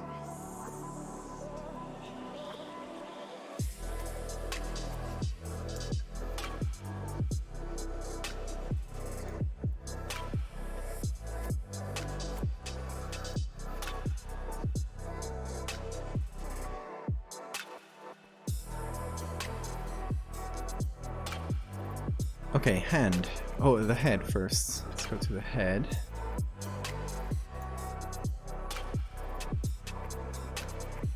Let's kind of make it go lower. We have 2 joints on the neck. So you can sort of bend the neck a little bit. Not too much, but... So... make it more to the side. Oh, not the right joint. Now it's this. Kill me, please. Oh, God. Oh god. No. No more, please. Stop doing this to me.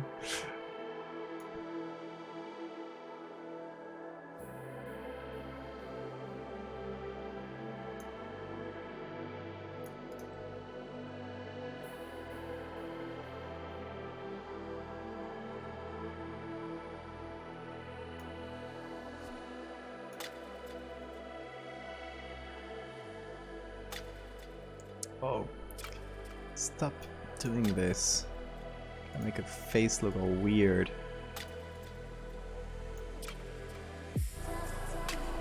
Okay, more or less.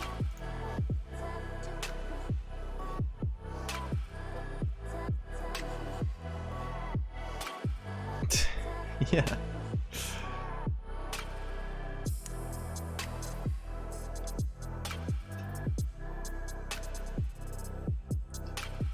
Of course, gotta have fun with it. Okay, I kind of like this.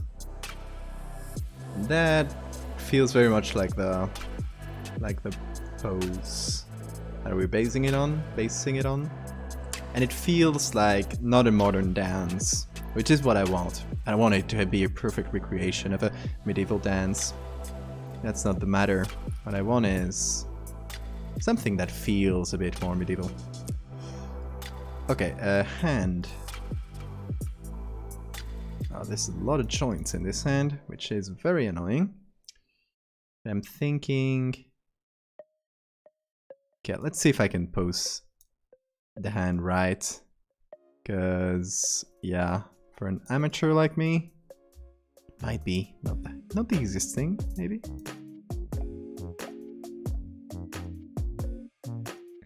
I kind of want a pinch like this.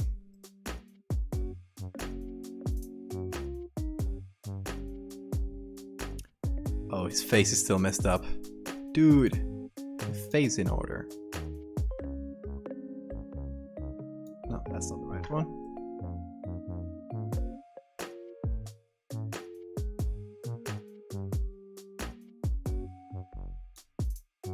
That looks about right. Doesn't have to be perfect, it's gonna be a drawing again, but I don't know. I'm a nitpicker. What can I say? Hands then. Oh gosh.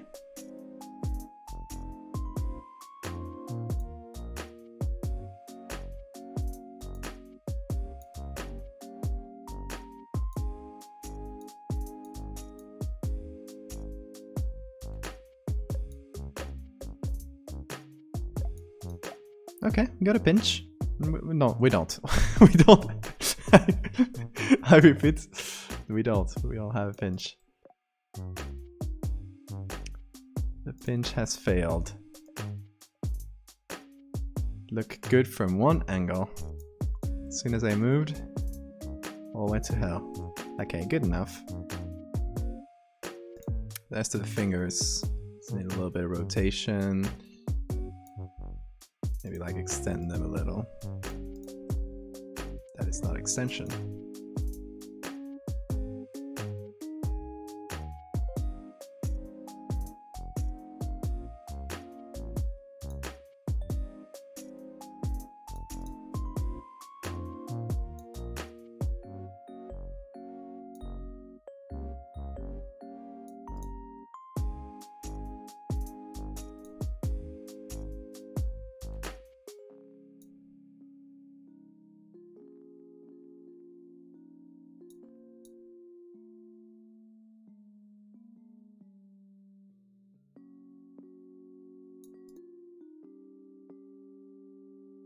And of course, the little finger.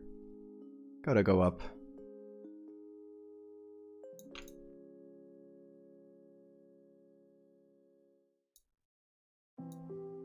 Like a good gentleman, drinking his tea. God, so many fingers.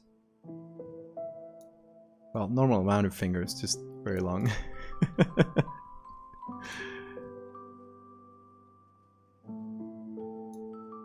Okay. I don't like the wrists. There's a problem with the wrist. can't do anything about it. Whatever. If it's too bad, we'll just correct it in post.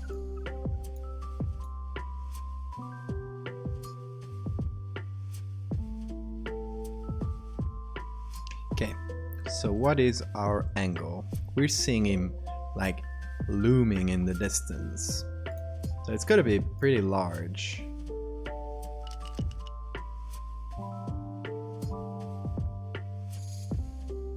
Something like this, I think. We're kind of seeing him against the horizon, really. Really big. Get out. There we go. Yeah, it's basically against the horizon, so... something like this should be fairly good. And here I'm just gonna render it. I don't mind the lighting. It's gonna be a drawing, so whatever comes in, we'll just take it and roll with it. I mean, honestly, I don't even know what I'm going to do when I put it on there. Maybe I'll just use it as a reference and try to just draw on top.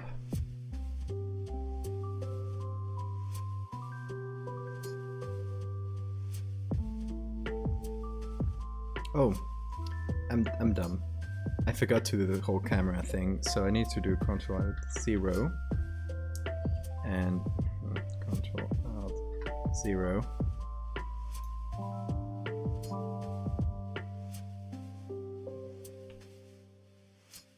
And do this. Okay, that should work now.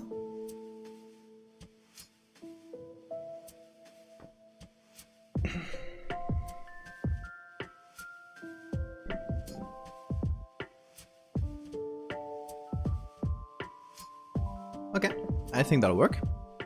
Just gonna save as. I think that's number 4 at this point.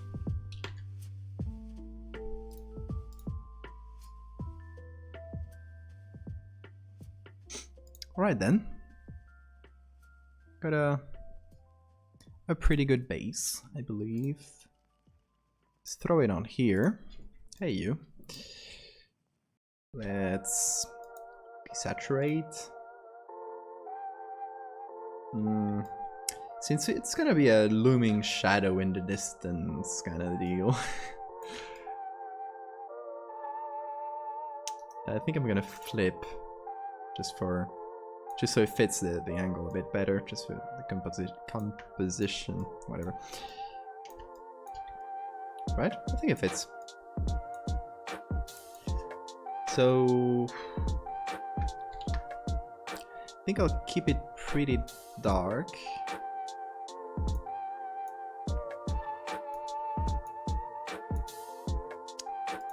But still have some like gradients and stuff, so it's not all boring. Okay, first thing we need to do is figure out like what kind of textures are we gonna use for this.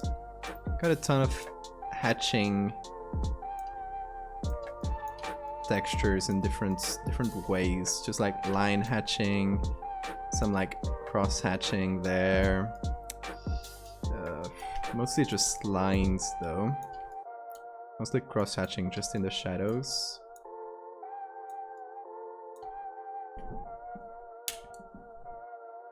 See, what I don't want to do is hatch this like manually. I would love to just use some textures. That's what we're gonna do. Why not? So, let's figure out some good bases. So this is a very good cross-hatching, like very dark shadow base. So we are going to just going to copy it like this. Use it as a texture. So fact of fossil and fact of fish related. Like yes, but not intentionally. In a way that when I did the second one, I imagined it could happen in the same universe as the first one. But I didn't really mention it explicitly or anything, so I don't know. You could interpret it as such.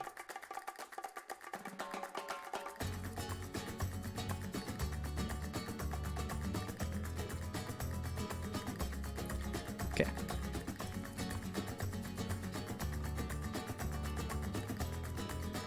So we gotta do this, we're gonna get from all layers.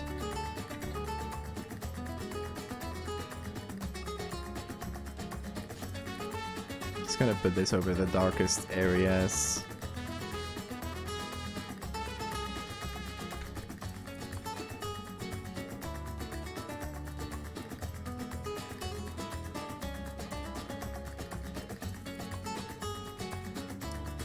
And don't worry, I have a plan. It's not gonna be only doing this, because that'll look pretty weird just on its own. Just kind of covering the major areas that have dark parts, and in a minute I'll do a blend diff. So I'll just make this texture appear in the darkest areas and then do the same thing for like every light tone, every like level.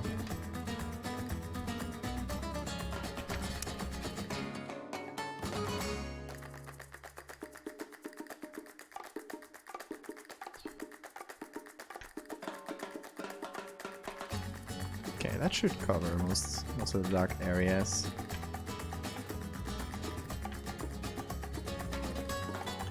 Okay, now let's see. We can do this. And oh, I keep.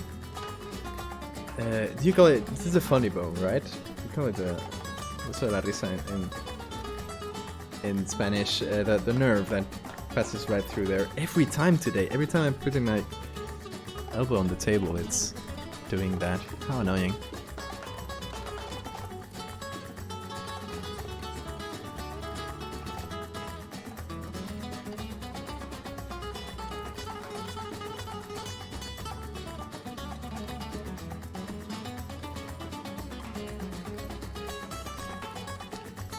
Okay.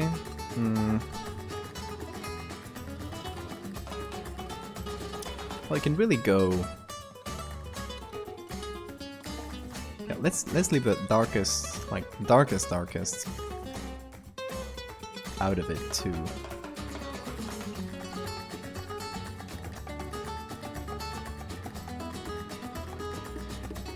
For the darkest. We'll just do this with a normal brush.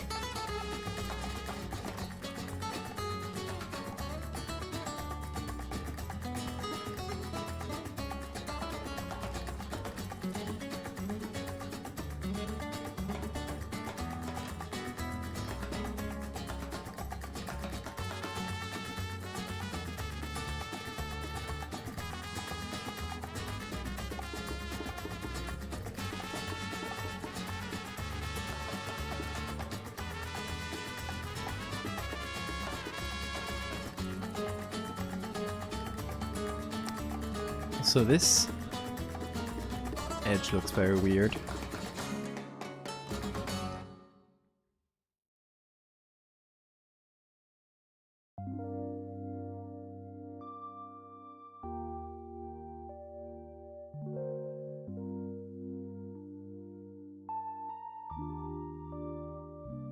Don't love it.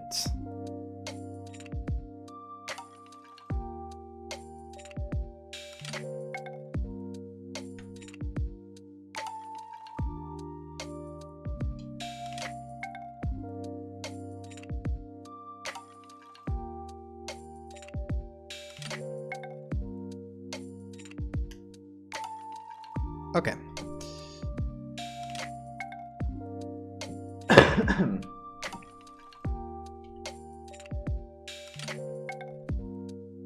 Then I think for the brightest areas, we'll just copy the color of the paper, apply it as a bucket, Whoops, that is the wrong layer. There we go. So this we will apply only to the brightest.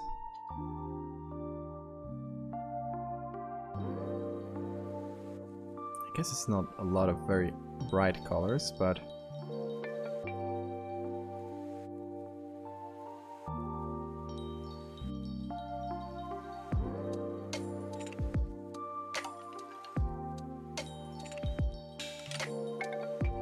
if I mess with the levels now, I should get a different like concentration of all these.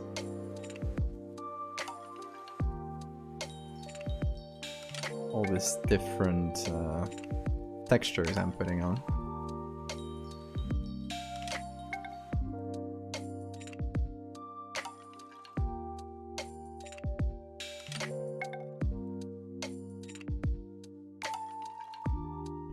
Okay, and then for the like intermediate, like gray textures, I just gotta get a nice smooth grayish area like this. Maybe. Yeah, I think that could work. Not a lot, but smooth enough.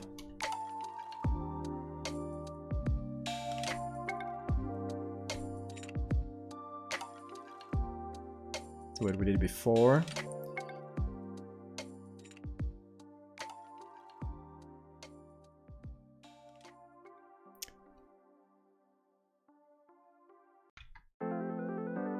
Actually, no, let's do it in a different way. Since the lines tend to follow the actual lines of the object they're doing, they should follow the ribs on one side. You know what I mean? Like just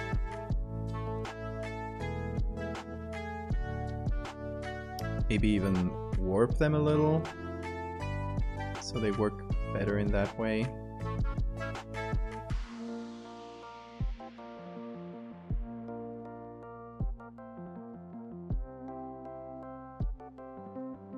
Just kind of go at it with that strategy.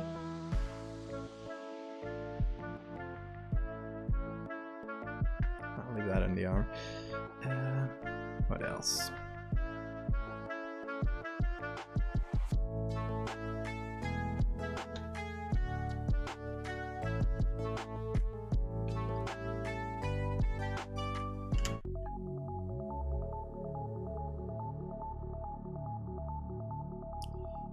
This for the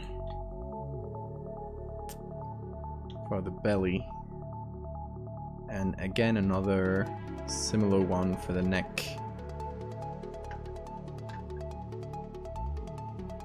Basically just using these as textures in the same way I'd use them in like a picture, say.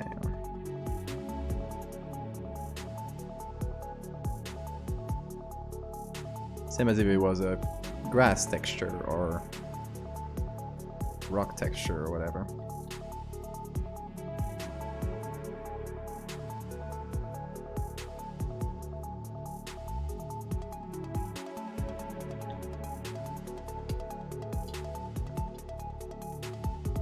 Then don't worry, I'll apply this in the same way I applied the others, so that it only shows up where it's needed. And hopefully by just adding textures like this, kind of working at them, we'll be able to get something decent enough.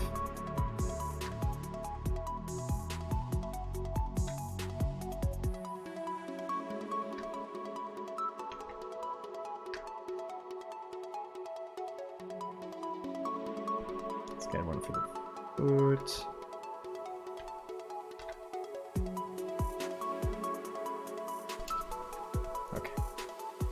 Combine all these.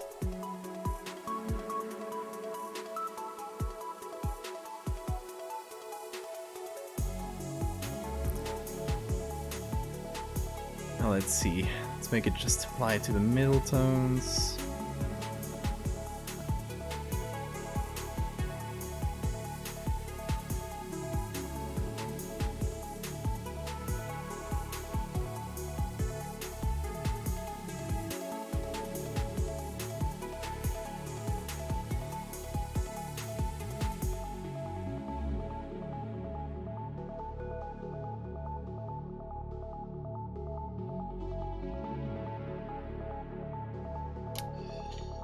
is a mess.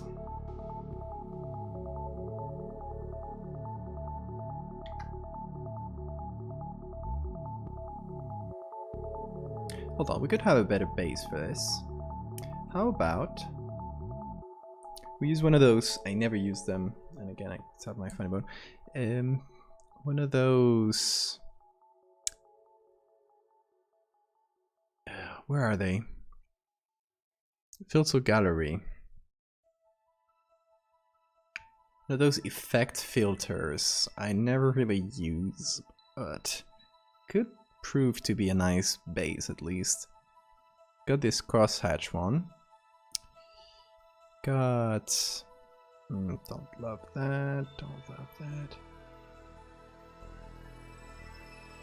I only use the halftone sometimes. I think crosshatches are best bet.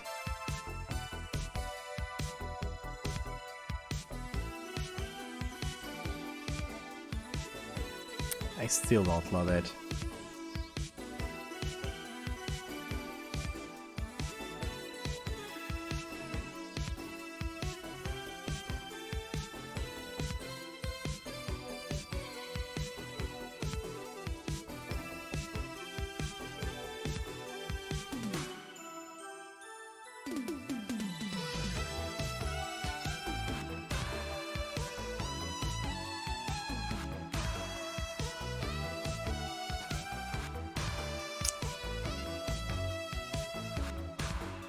Whoa, that is weird.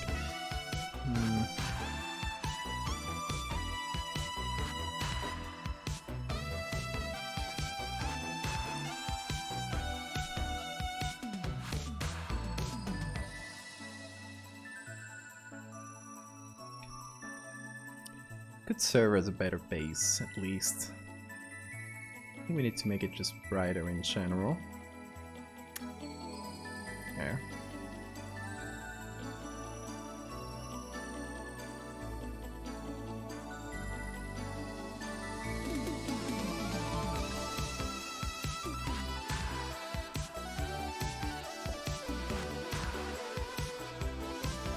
It's very much trial and error. I mean, it's most of what I do is trial and error, to be honest.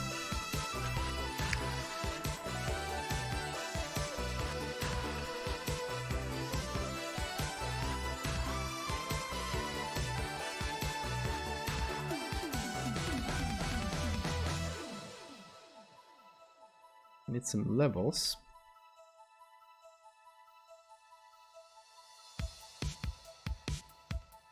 Just make the darkest color as dark as this. So like this should be as dark as this, and it's still not.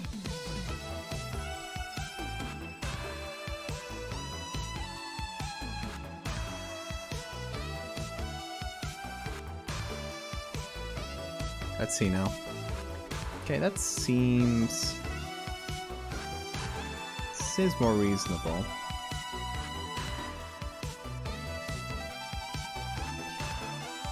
To 7, let's see.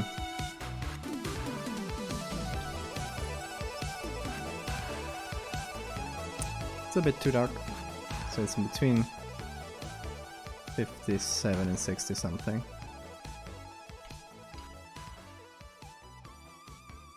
That seems about right. Okay, so that's our max.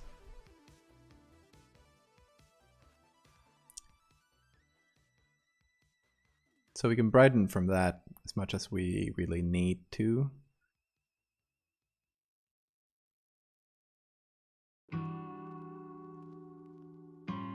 Then we don't need to exceed the widest part either, which we do just a touch.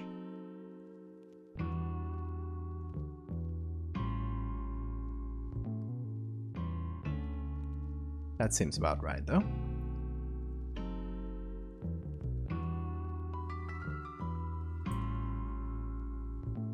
Maybe we can go like very bright with the inside of the body. Kind of like a skeleton, because that's what they would have associated that with.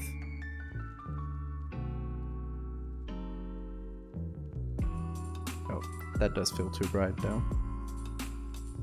Needs to go down. About there.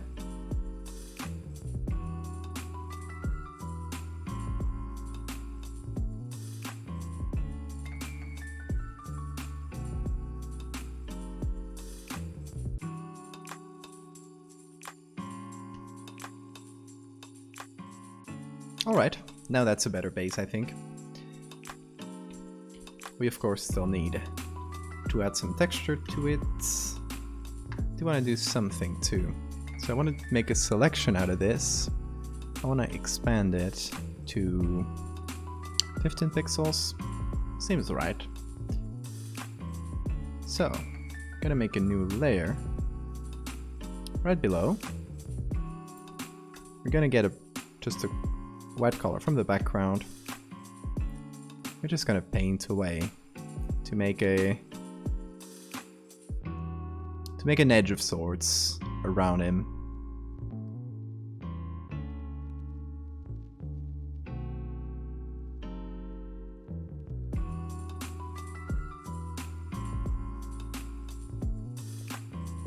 Maybe like smooth that edge, shift it inside a little. Okay, that seems good. And then, I think I'll just do that manually. On top of everything, I'm just gonna get a nice pencil or something. Use the same color as the black here. And trace it. Trace our boy.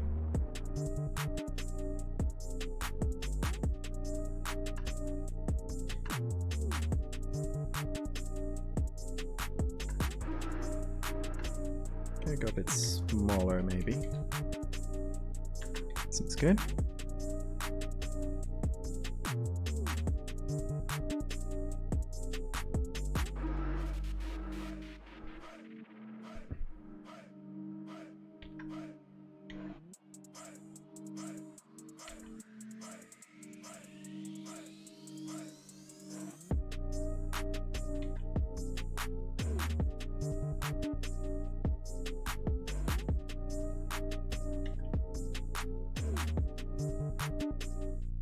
I don't know about this hand, but whatever.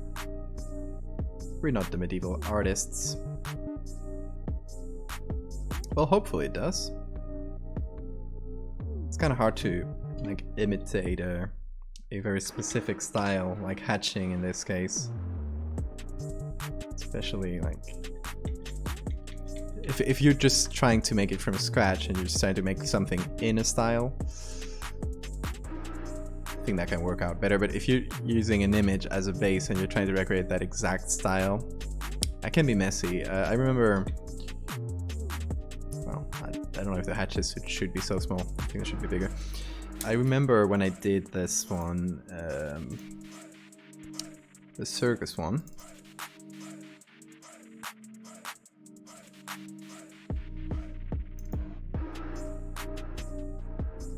This one took a while. So the original one had a horse here, and I just removed the horse with clone stamping, and then used an image as a base and tried to recreate the style. And it was hard. It was very fun though. I enjoyed it. Okay, I think the hatches here are pretty.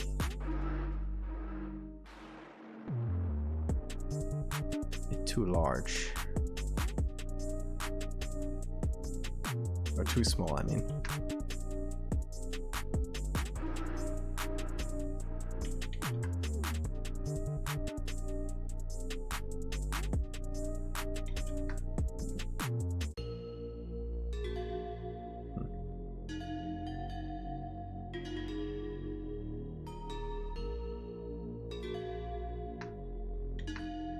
Don't know if it even needs hatches there. Or just an outline. Some places don't need an outline, I think, because they're already pretty dark.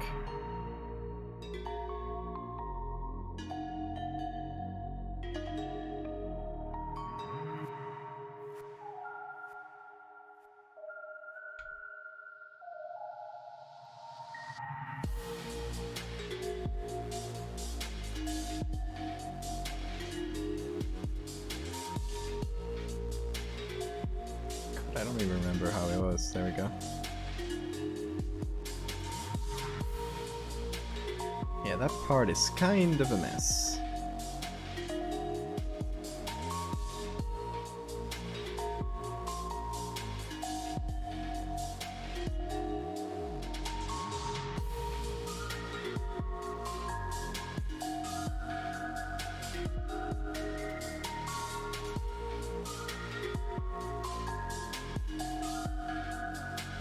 What's up with the outline I did? It looks blue.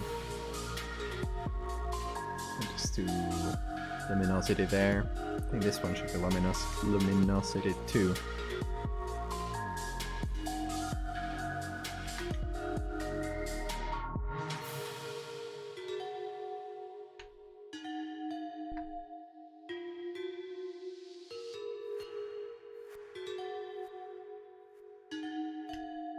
Yeah, true. Yeah, it's a little bit of a strange thing going. I was just the filter by itself because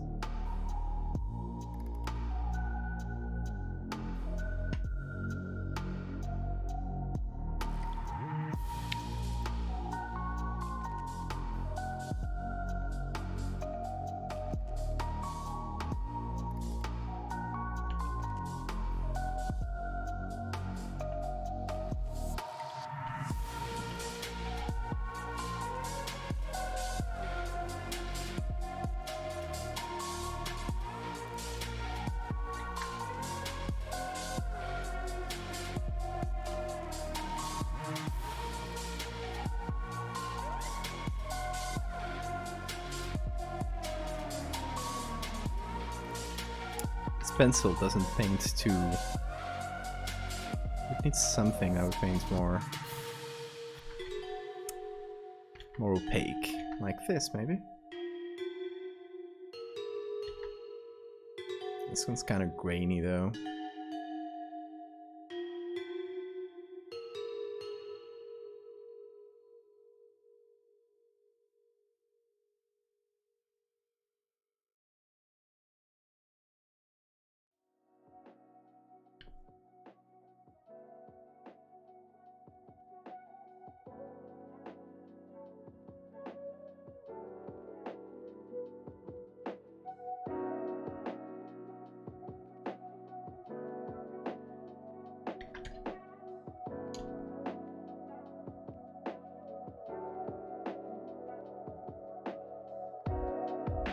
Let's try to give it some of that texture back.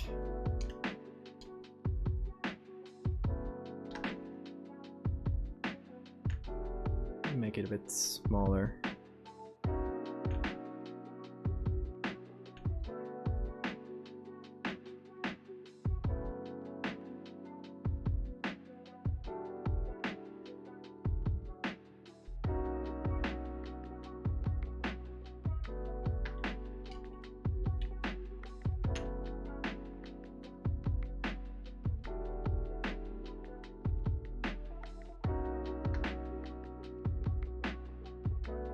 Try to cover all the main parts.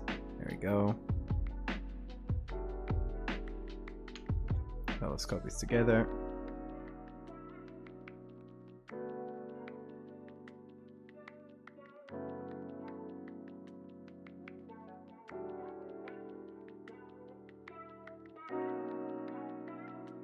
Do you use mouse or graphics tablets? I use graphics tablet. I use a Wacom Intuos, which you can see has already a pretty groove inside.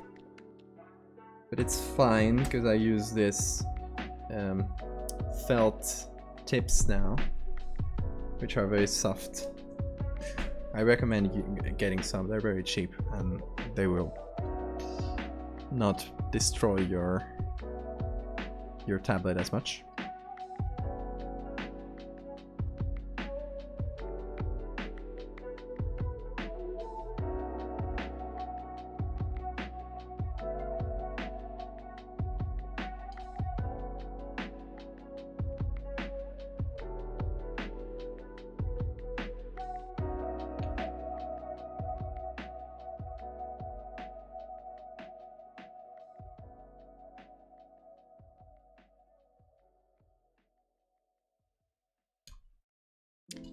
gonna get a dark color here.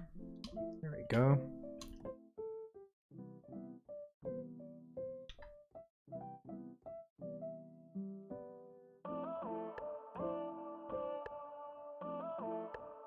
Just like fill with black some areas. I'll do the eye later.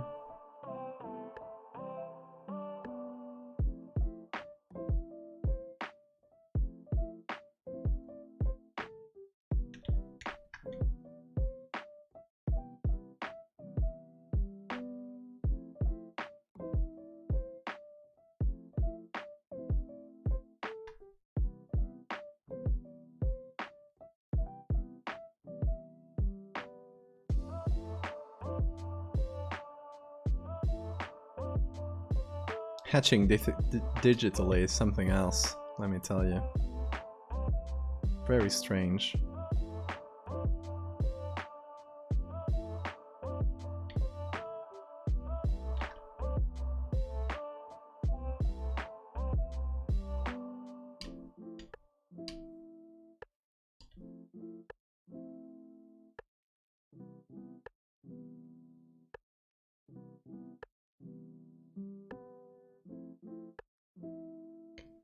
And to your question, sometimes I do use a mouse,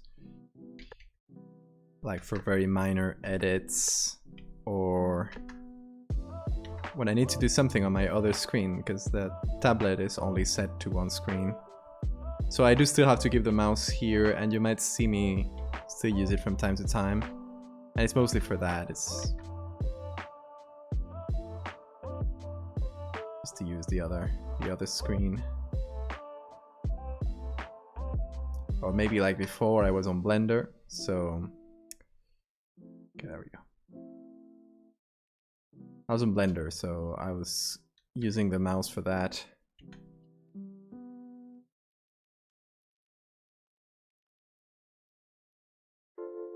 Do people use graphics tablets for Blender or for 3D?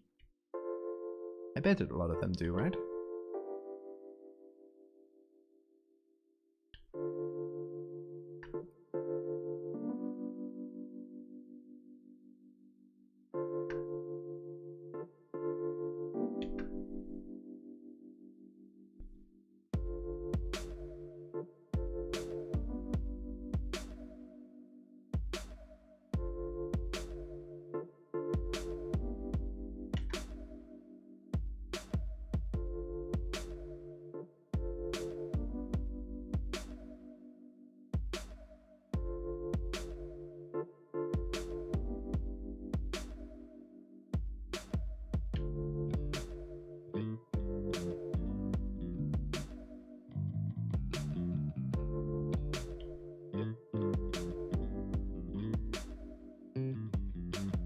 Kind of making this up as I go along, to be honest. I don't have any secret techniques to this, because I've only done the imitator drawing style once, and it was very different to this. Actually, not really liking the results so far. I think I could get rid of these.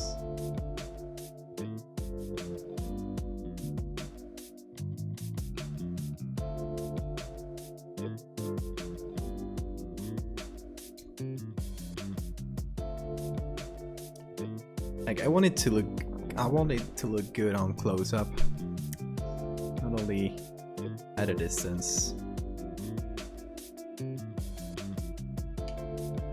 That's the objective, at least. And I need a better brush, because this is very annoying. It barely paints. What is this one? Chunky charcoal, let's see. Okay, that's very... Yeah, but it doesn't paint on smaller sizes. Oils. Okay, this one could be good. It's a mixer brush, which I don't love, but has some texture. Yeah, why not?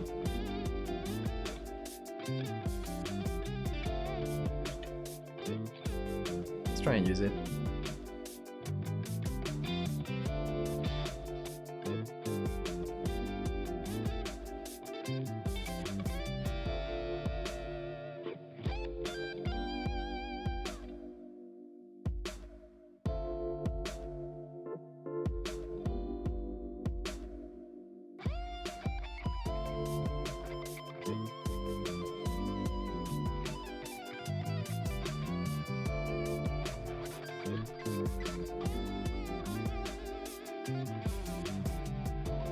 yeah, it's mixing.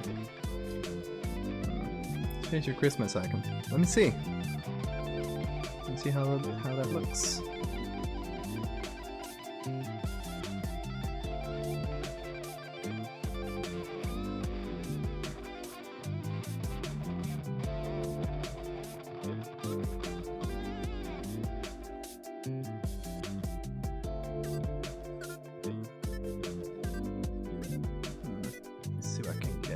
Here, I have so many brushes, it's crazy.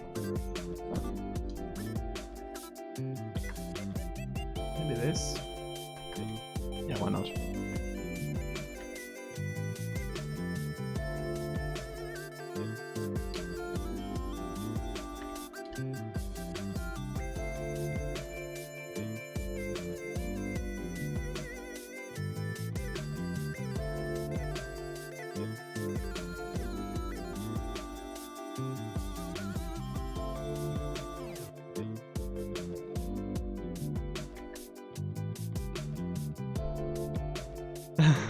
Yeah, no worries.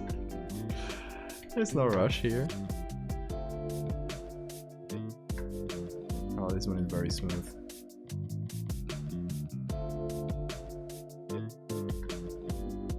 Okay, that's pretty good. Why does it keep switching to black?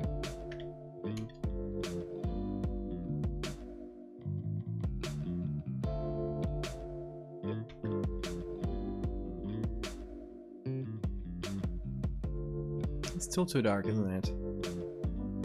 Oh well. Fix it up later.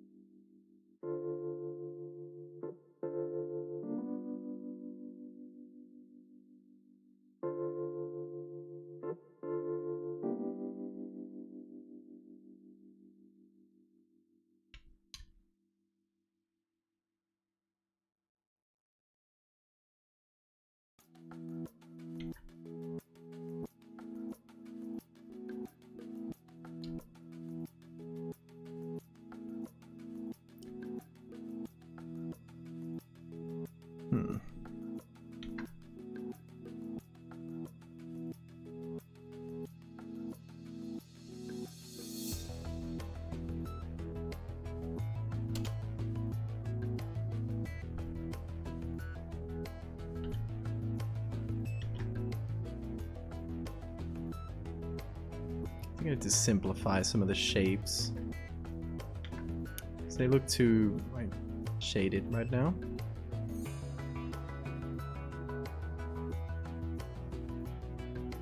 What if I tried? This could be a good idea, or it could crash my computer. So, or at least Photoshop. Let me try something though. God, I hope it doesn't crash. I'm gonna save everything. Oh, let me see that. Oh no. Where's my browser?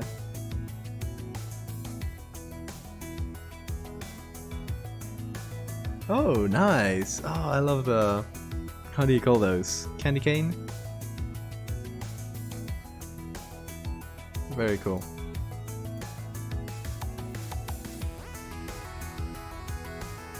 I should ask you for an icon at some point. I do have one commissioned already though, so from Lost Vegas on Twitter. He's a very cool artist. Okay. Let me get this. Let's just delete every smart filter.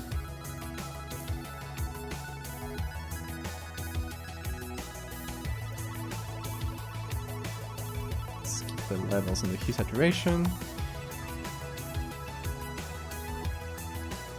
Okay, and then let's try neural filters. God, I hope this doesn't crash my computer, because the last few times I tried it, it crashed my computer.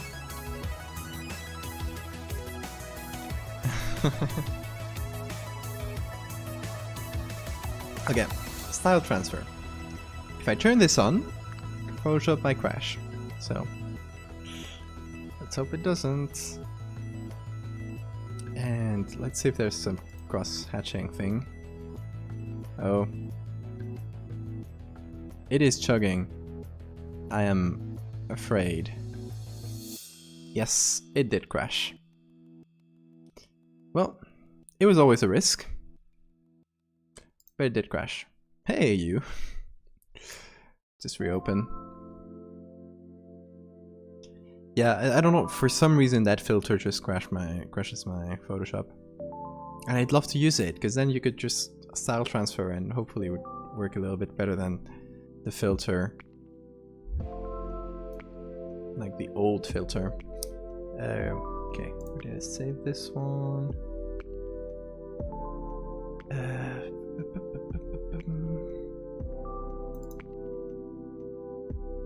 Let's open both of them.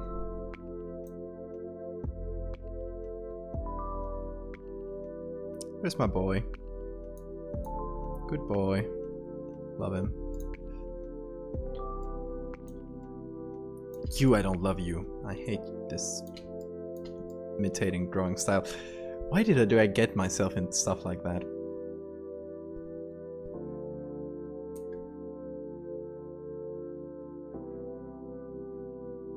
I convince myself of the weirdest things.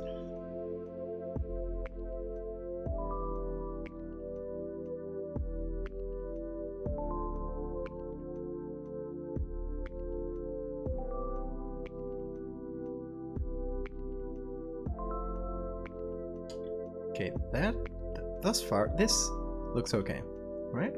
I think. But the thing is, this shouldn't have grays. It shouldn't have any grays on it. So what I think I need to do is, before all the filters are applied, I just crank the contrast like crazy. So the grays don't really exist, right? And hold on, gotta remove this so I can see what I'm doing.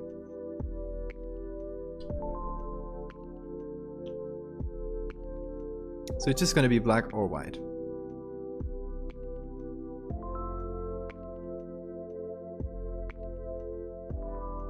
Pretty much. I mean, not exactly, but pretty much. And then hopefully when that applies cross-hatching, no it doesn't. Okay. Let's see. Filter gallery.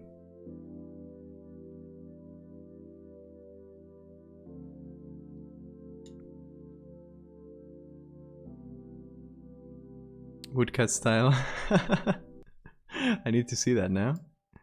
See the failed experiment. Moving through the ages. Yeah. That's the idea. Okay, let's experiment with this. More sharpness? We're gonna blur afterwards. I think this might be a good idea. Not sure. See, the more length, the more precision you lose. So you gotta keep it short, I believe. I don't know what strength does. Okay, let's keep it 0. And then at max.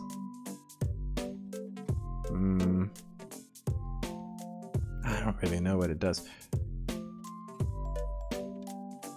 Just pick what looks better. 0, 1. I'll see, 1 looks too detailed. Let's go with 2. Whoa, whoa. Chill. Sometimes the zoom goes crazy.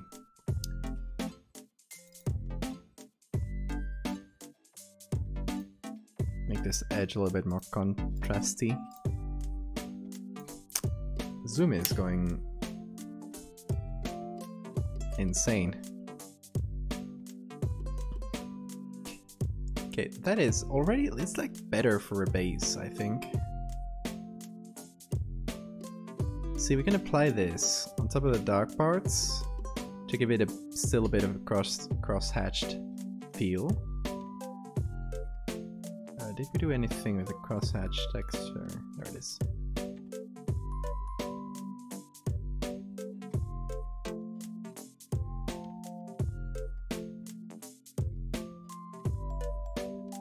Make it a bit smaller.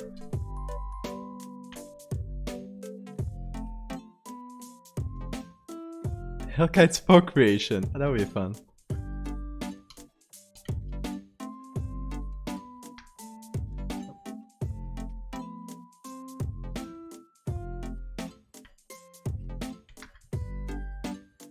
What? Why doesn't it? Current and below. Gotcha.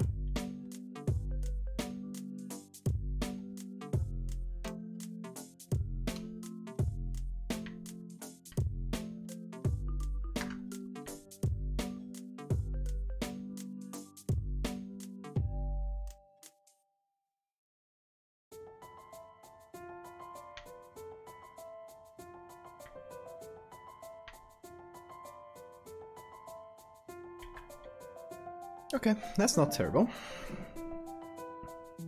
It could be worse.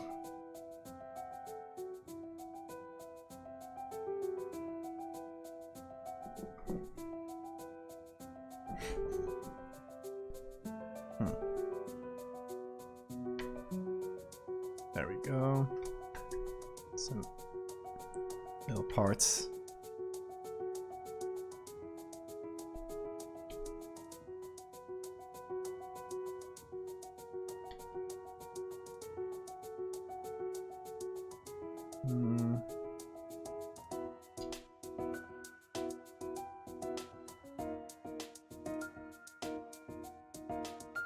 See, the problem with some of the levels is I'd still like to see the outline of the feet and the hand. It's over here. So what I'm gonna do is copy this, but mess with the levels in such a way that this is and this are dark.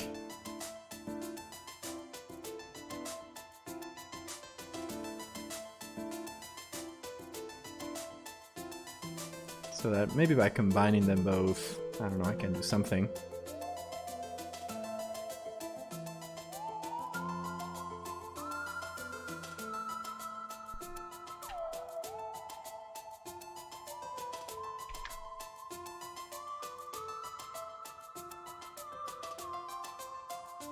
That's not terrible. Could be worse.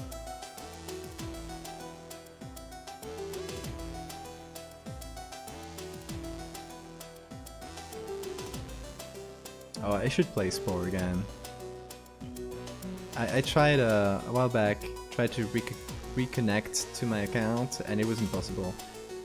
So I'll just have to get it again, because I lost, like, it's on a deleted email account. I remade it, and still they wouldn't send me the recovery emails back. I don't know. Very strange. I couldn't make it. Couldn't make it work. Very unfortunately.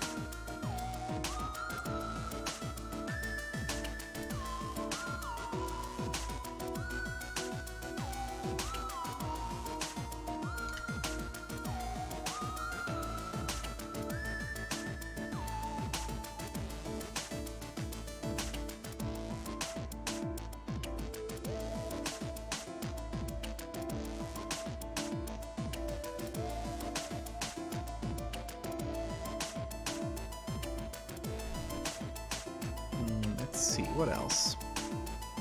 Outlines. We need an outline, a good outline of the head or something.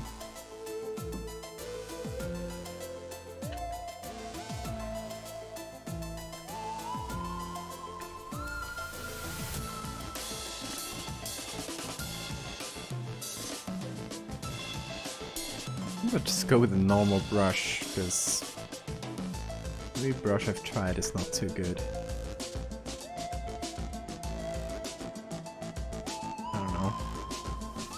Pencil was best, I think, yeah. Had to make myself a new account. Yeah, Do you know that all your old creations you did are stored in the website?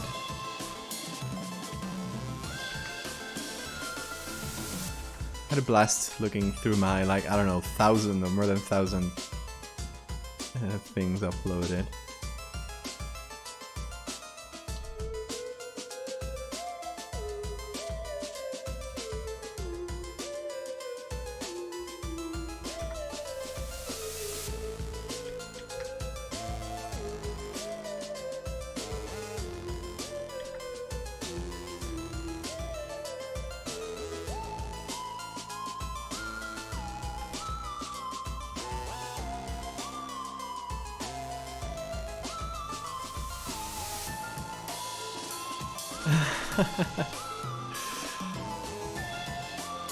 Nah, it's not cringe.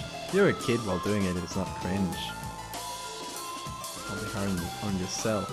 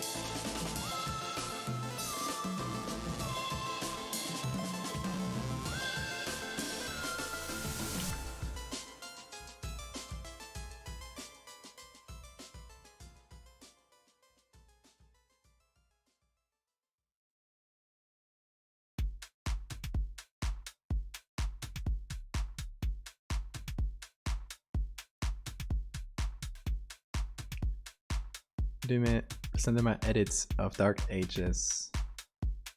Which ones do you mean? I don't think I've seen those. Is there a Dark Ages Slenderman?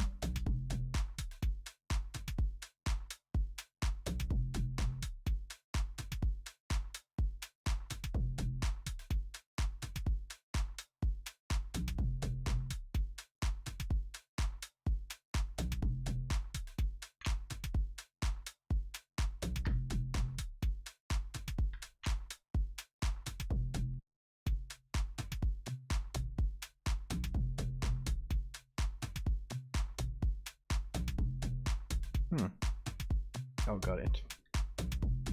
Kind of did a weird thing with the face there.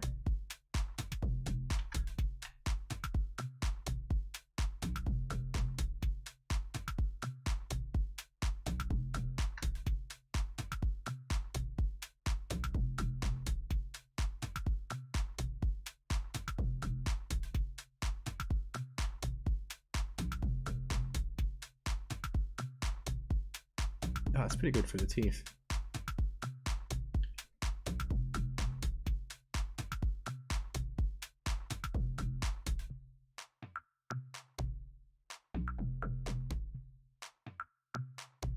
Yeah, it's...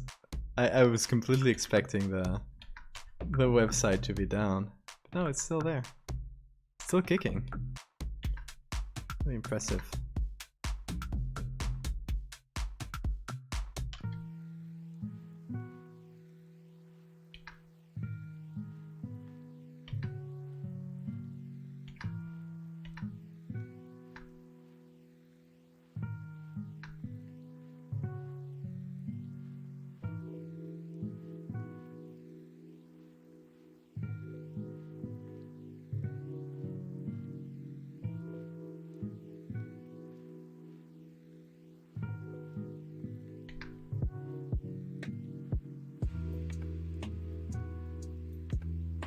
Let me see.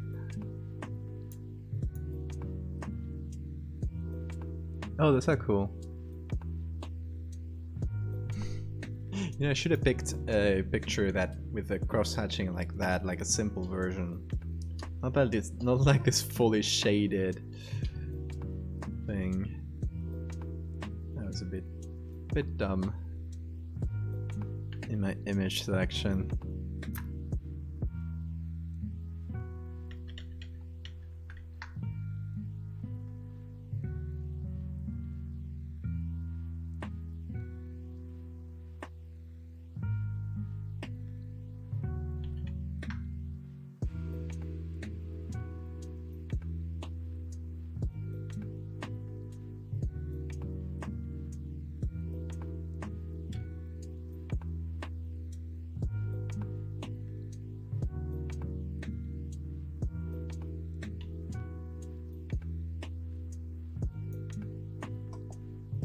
Oh, that's a cool one. So they basically just edited the face of it, or is that just a normal... They just recover a normal drawing and just recontextualize it.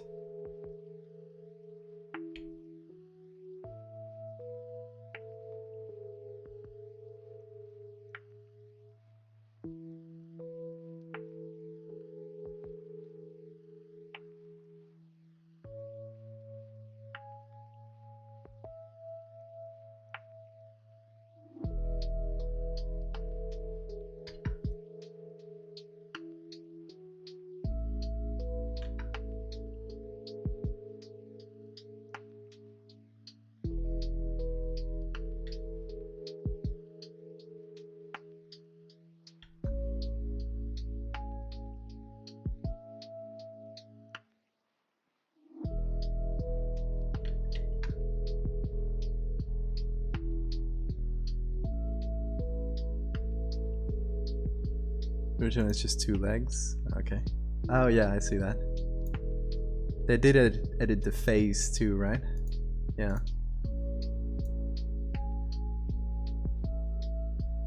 That's well done though.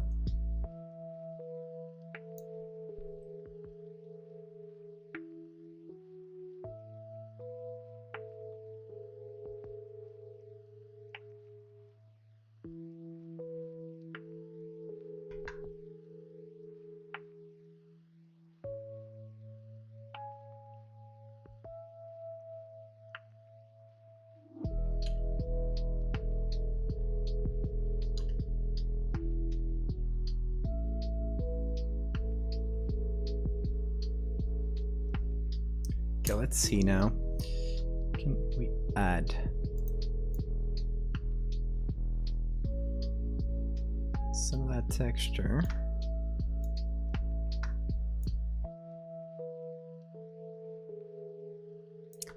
Maybe add it as lighten.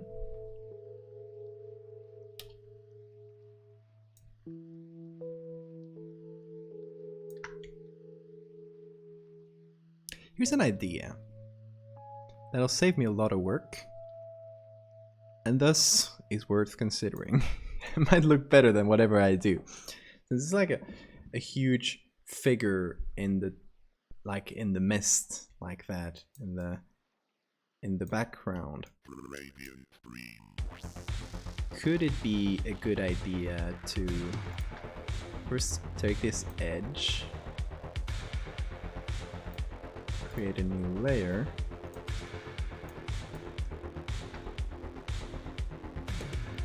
we do a fill that is not like 100% maybe, but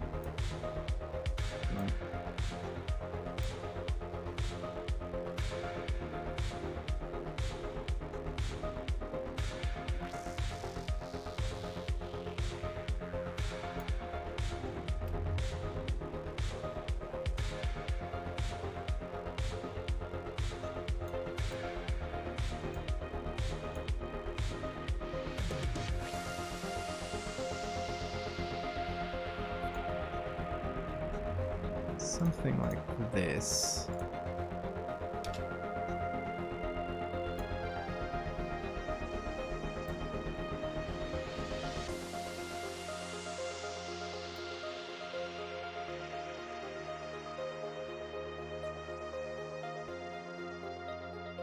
No, it has to be full. It's what bothers me about this.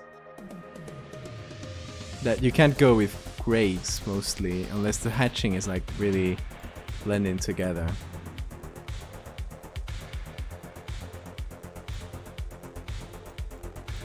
I guess you can do this.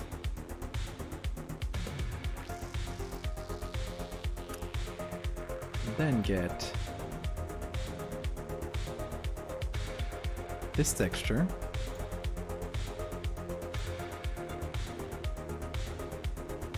Copy it all the way.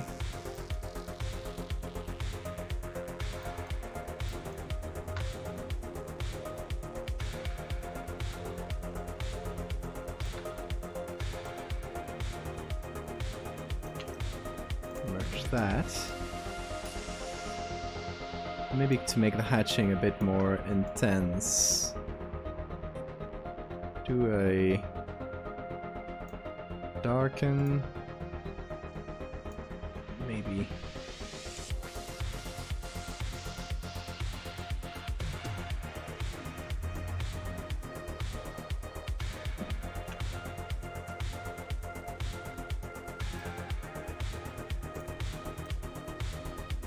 No, then we don't distinguish a lot, right?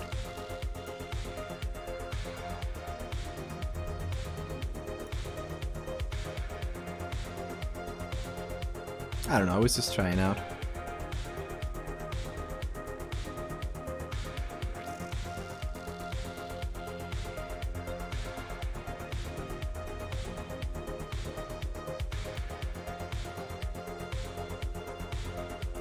Yeah, the Slenderman days. What a time.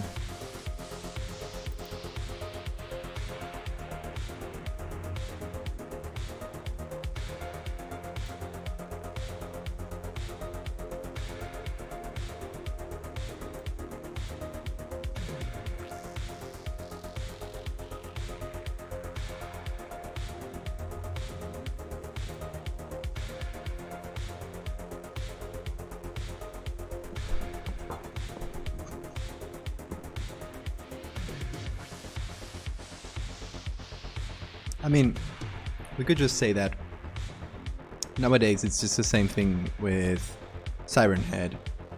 Like the same thing that happened with Slenderman back in the day.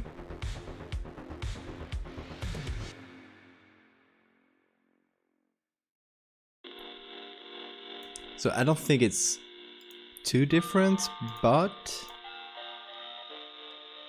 it is different in the way that you and I are have grown since then. So we all like the same kind of spooky things, I think. Might play a part.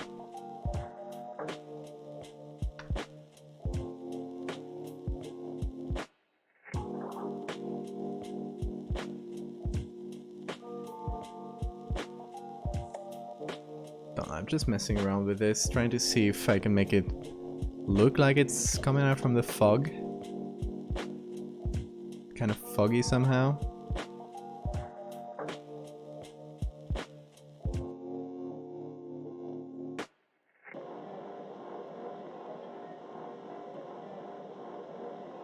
That's kind of hard to pick out from the background.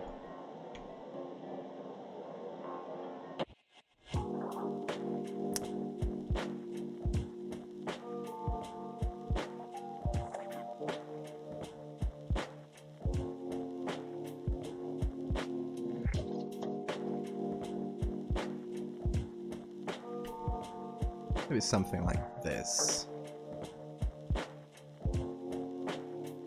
Good old Slenderman days. And we'll always remember them with nostalgia because we were younger too, so.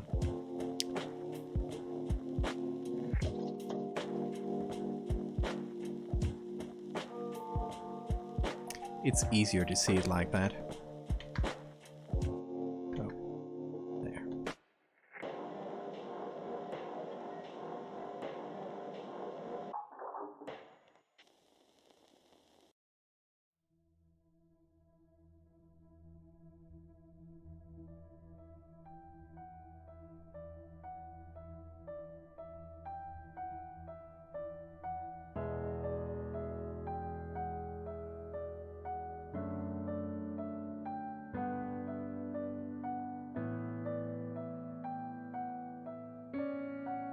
Okay, that's a good... I think that's a good compromise there. Hopefully. Can I take all this bullshit full of layers? There we go. So I do want to separate it from the background. Like the church here. And that's it, I think. I don't know if that's a mountain behind it. Or clouds. Probably clouds.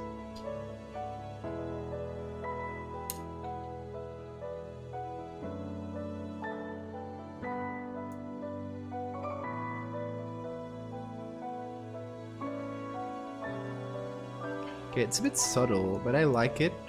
I don't think it's too bad. Just like dancing back there. And I could recopy it and put it on as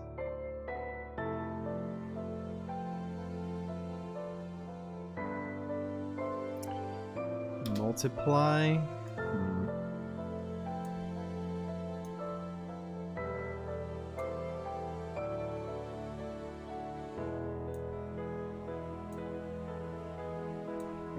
So I can get a bit of a darker tone from it. Just enough to make it pop out.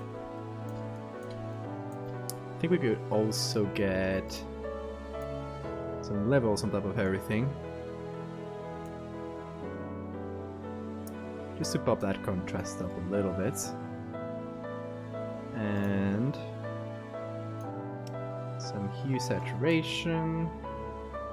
Just to make it fully black and white. It does have this tone that we are removing it. It has this bluish tone. Could probably make it more bloody to make image revise for the creature. That'll be fun, but I don't want to like hide it too much.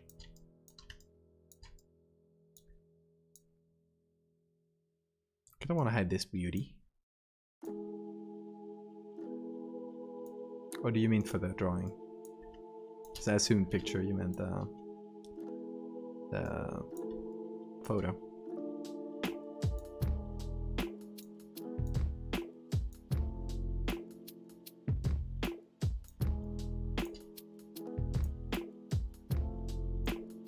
I don't love the face too much. It feels too different from the real one.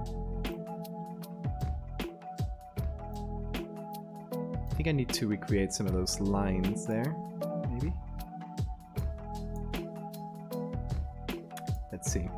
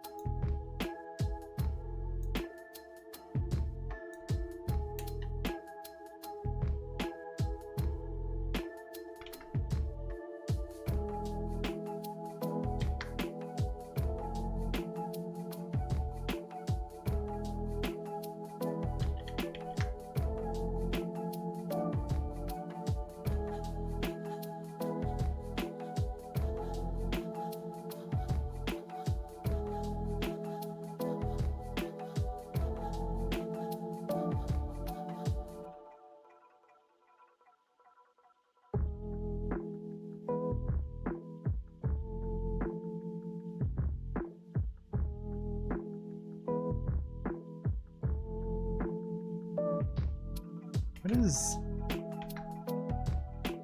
It is so light. It needs to be darker.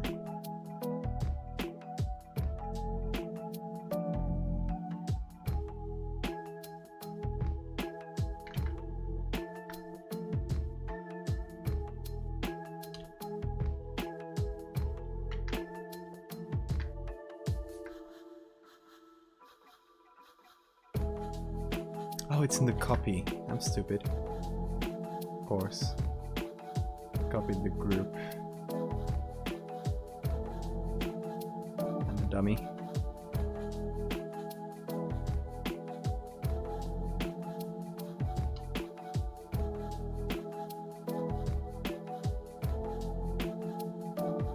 Now I need to undo all of that.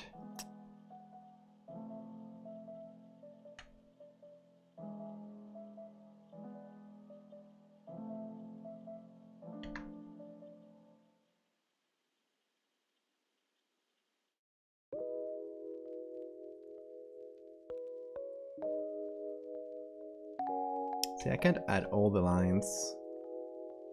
I can at least suggest that texture. is there.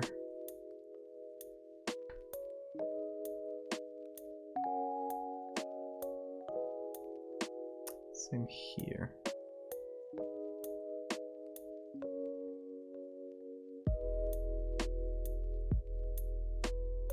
Hey, Shu. Thank you. Hey, hoping you're enjoying the kid.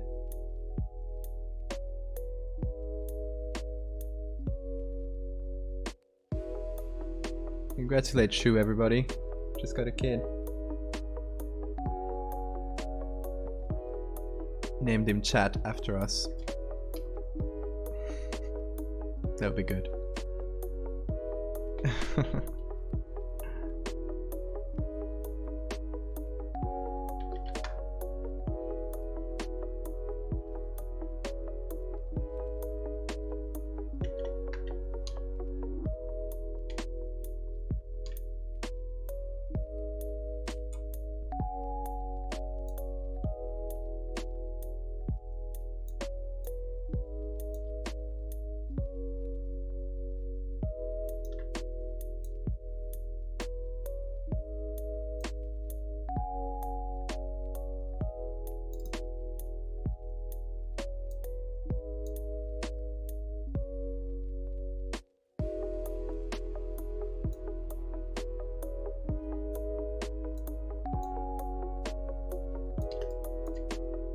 Still messing with this shit.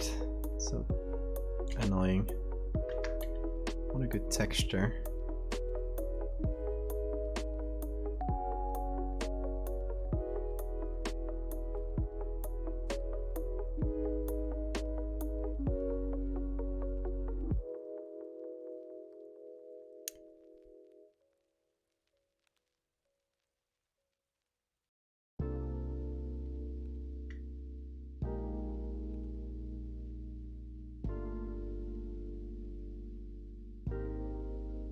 Been darken instead of multiply. Sure.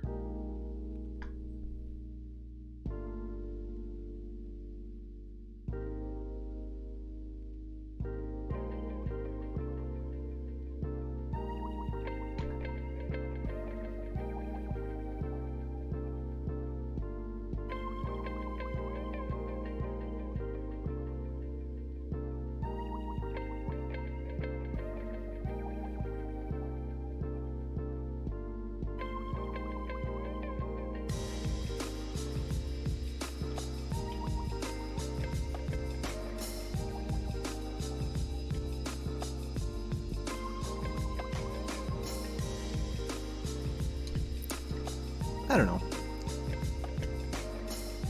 Yeah, why not? It's kind of more of a shadow than anything, but doesn't have to be bad.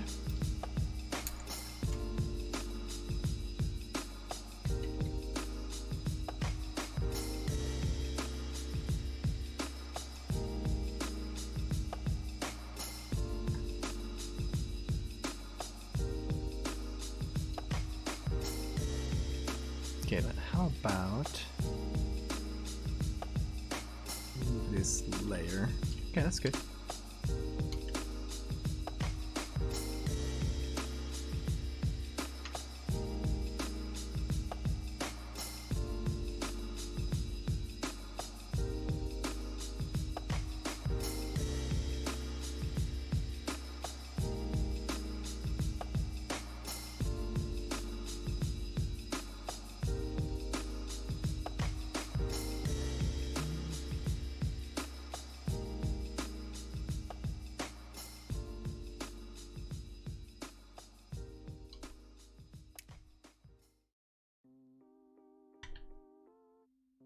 Okay, I'm trying to remove some of that line, just a little bit of it, from the areas where it's like redundant, like from the already very dark areas. So that kind of feels dumb. I like full cross-hatching and then some lines on top. That's kind of weird.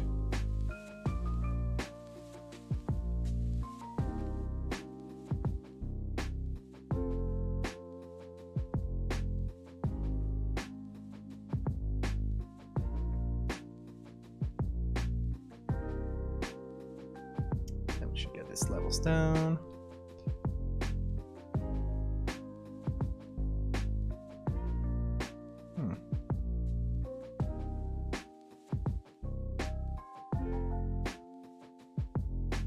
Let's get the levels down here.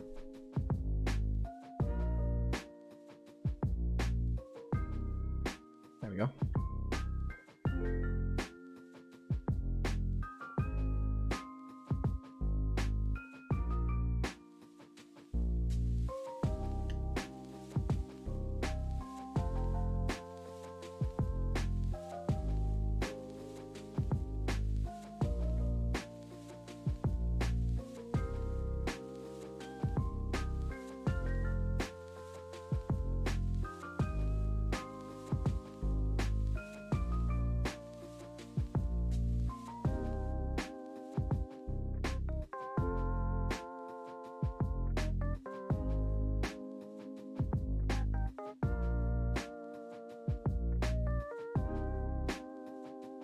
Still have no idea what I'm doing, by the way.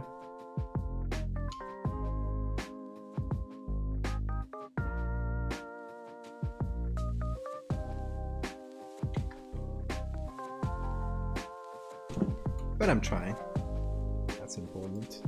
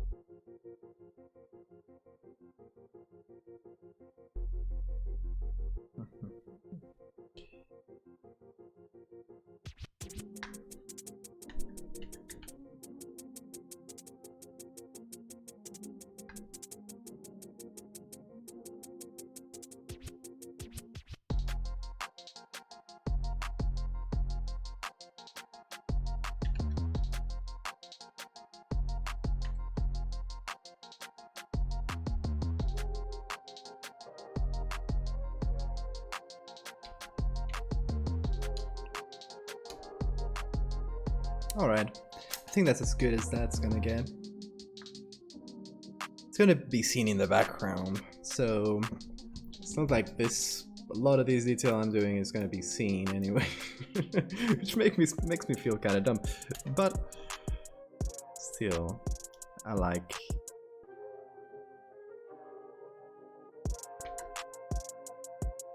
getting into the details.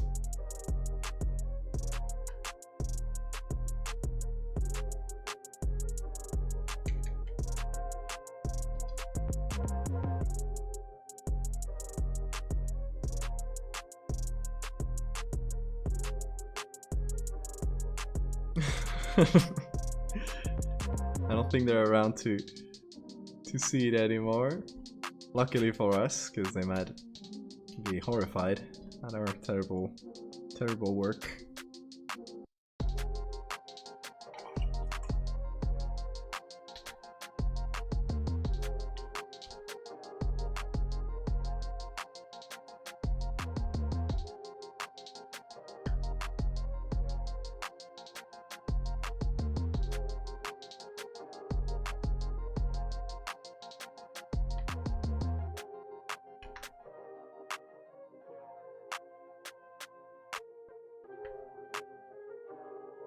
I think my reaction, if I was the original artist and I saw this, would be, what the fuck is a computer?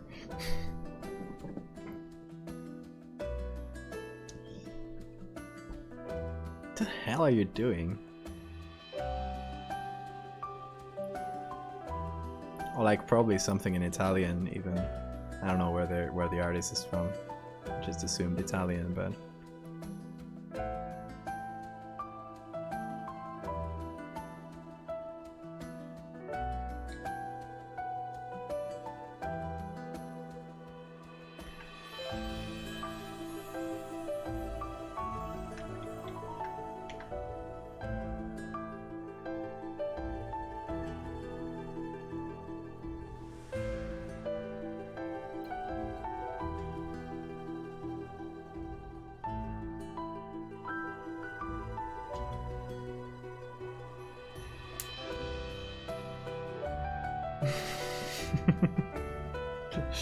He just calls the Vatican on you.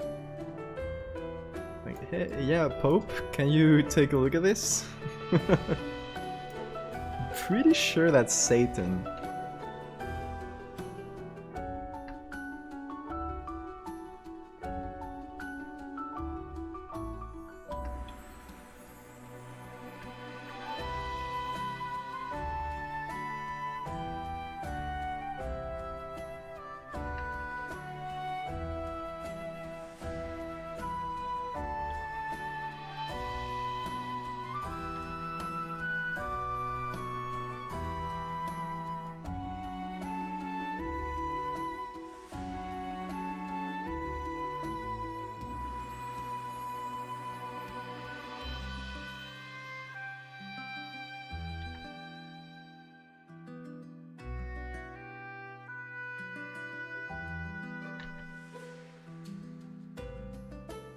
To make this less bright later. Less dark, I mean.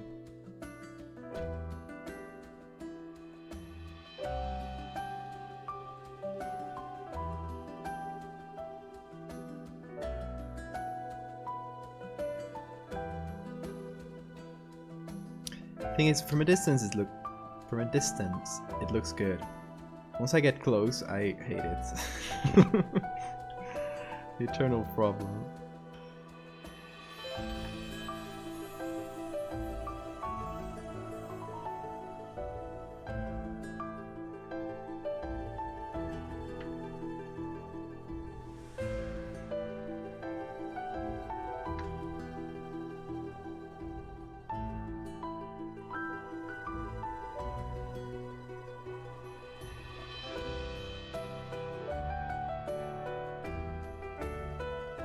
Some weird edges.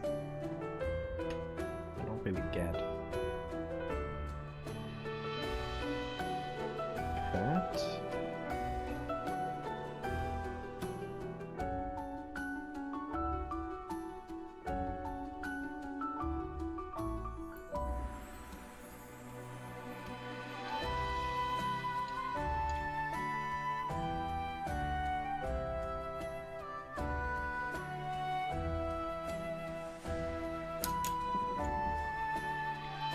Probably be called Nephilim. Just gonna call it something in Old French.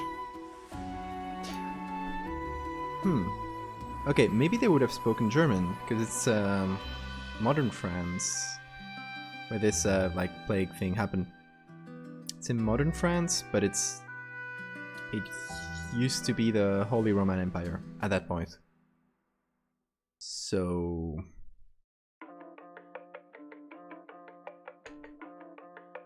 maybe they would actually be speaking some sort of German.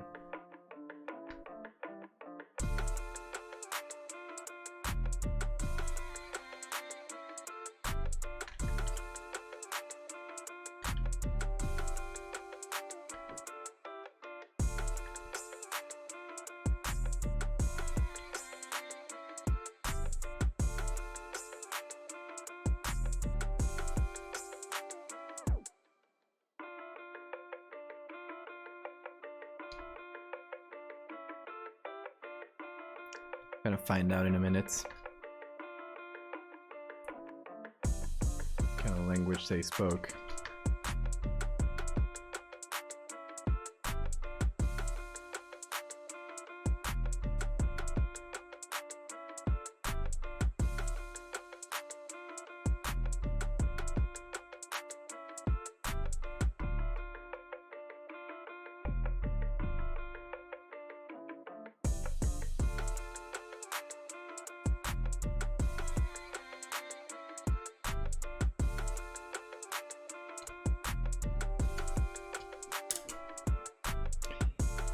What's right on the border? France touching Germany. Okay, let's see. It's our dance reference.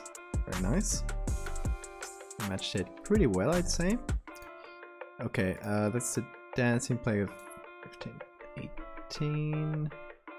Strasbourg.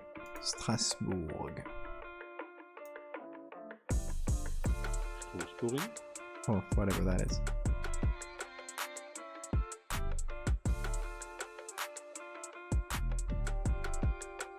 Okay, so history section, history.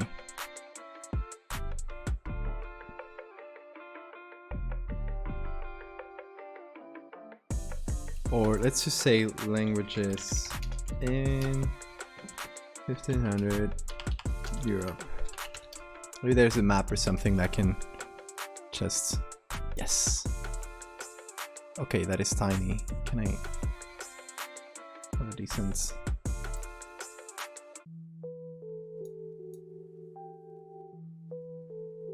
Come on.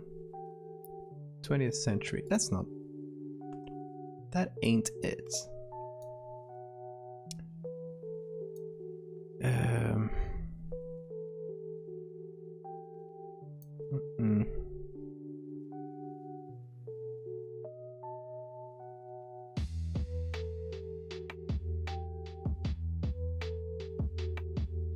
That's not it.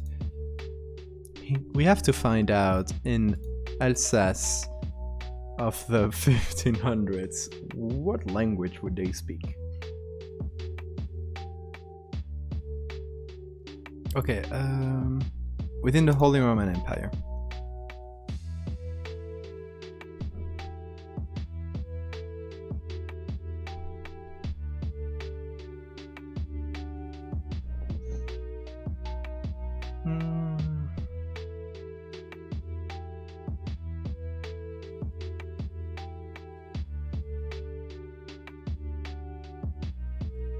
There's a whole bunch of history.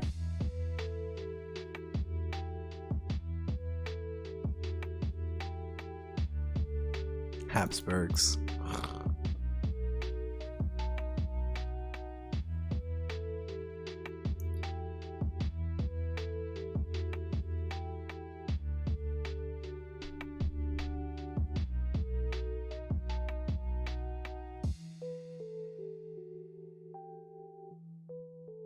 Still, they don't say anything about the language.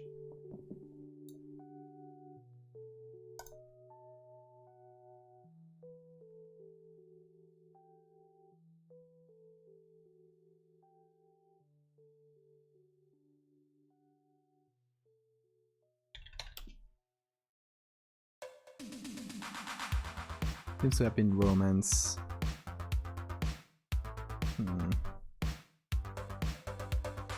Dialect there, but that's modern.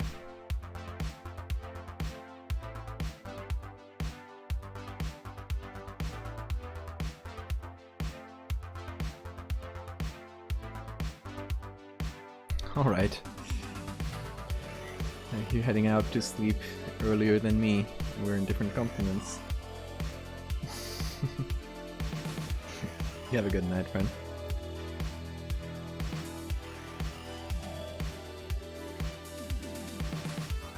Romance language seems to be just bad Latin. Yeah, it is. It is basically like how Latin, like common Latin, just evolved in different places, so... Oh, come on. You're gonna make me look through all this. You don't even have 16th century. Why?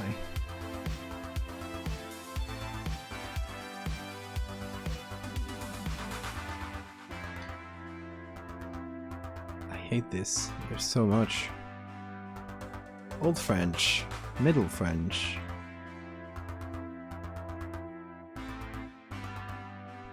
'14th to 17th.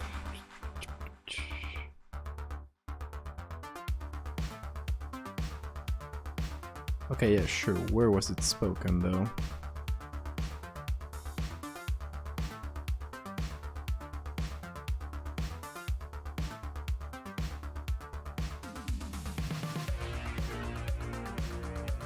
Into PDF instead of JPEGs. Well, you should be able to convert it. I think.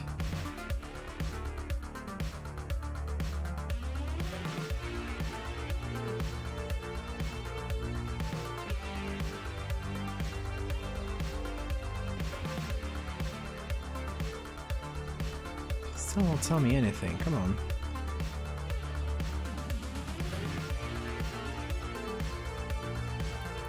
Okay,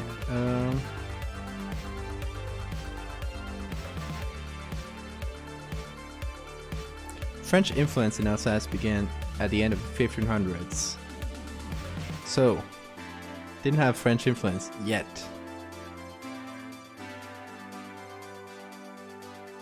And it didn't get attached to France until much later. So definitely German. Definitely talking like the 1500s German. So that would be maybe Middle Low German. Let's see. Yeah.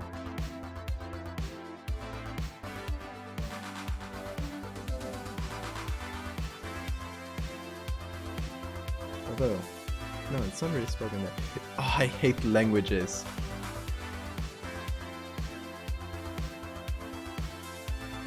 It would be some sort of Germanic, yes.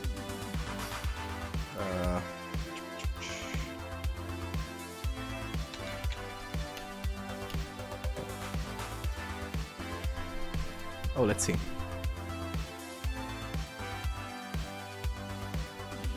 See, we have a map. We have a map, finally. What is that? 18th. Ah. Doesn't help me.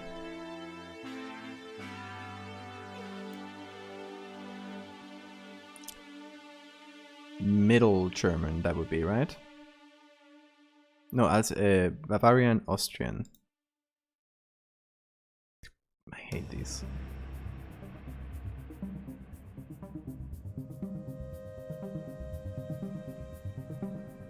Yeah, that would be it. Sort of Bavarian.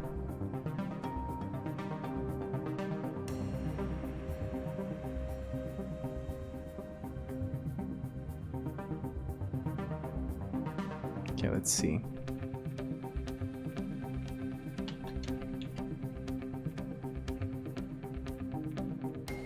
Middle Higher German, probably.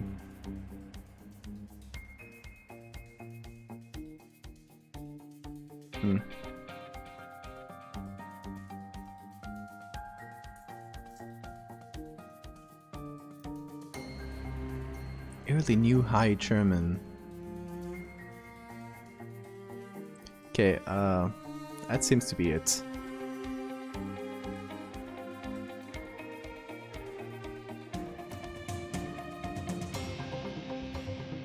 So the idea would be... God, there's even more. You must be kidding me. Is Franconian.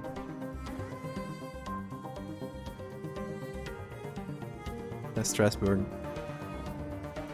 That's I have no idea how to.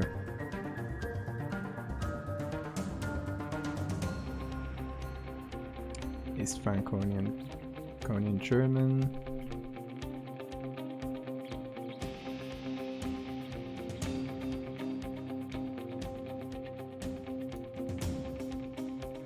Hold on.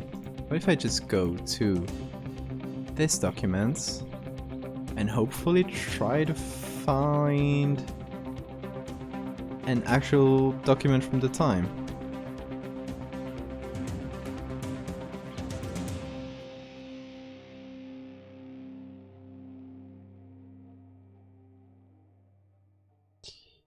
Yeah, of course, it's not like a united... I mean, we have the Holy Roman Empire, but it's really like bits and pieces, so...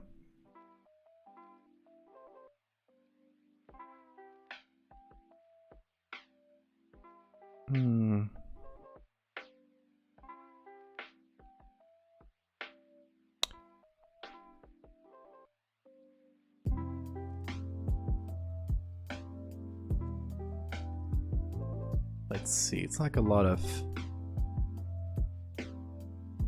And you have a neurology. Neurology paper on it, which seems fun. And doesn't give me a link, but I'm sure we can find it. It's a short film. There's a...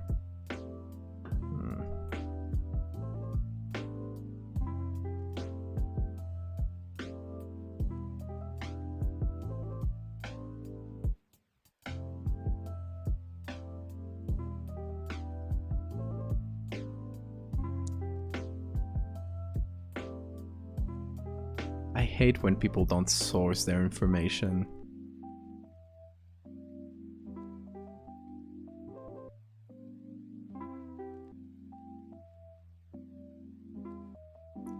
Anyway, I think that's something I'll figure out of stream, because that's not a very interesting thing to figure out in stream. But yeah, let's review what we've done today, because I think I'll end it today, or in a minute. Okay, so we have 2 pictures, which I'm really happy with, to be honest. It's so good to just have a 3D asset and being able to pose it, light it, and have it like pretty much prepared before you put it onto the picture. That's why I definitely should learn a little bit of 3D. So yeah, we have these 2 pictures, very chaotic, messy, but they seem fun. The poses are dynamic, especially this one. I'm really really happy with it, with that pose.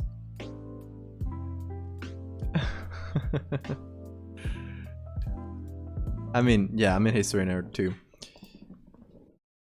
But that's something that would take a little while to just try to find out, not only the language, but what specific, like how to say Milkblood in that language. We need to probably find a dictionary, and with some modern translation or something like that. If there even is one. Wait, that's not like very interesting stream stuff. I think this we need to... Boom. Oh, that does a lot. Hell yeah. Sorry about that.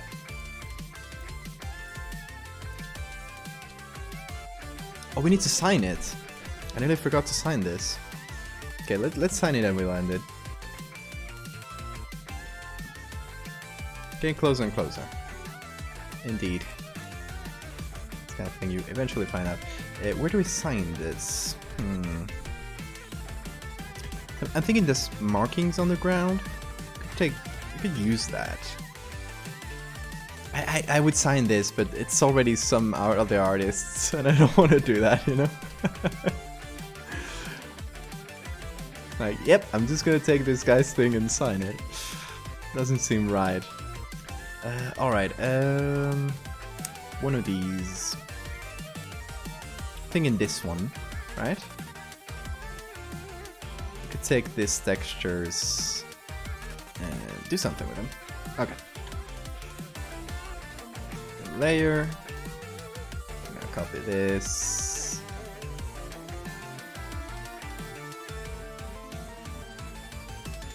I think we can make it with this.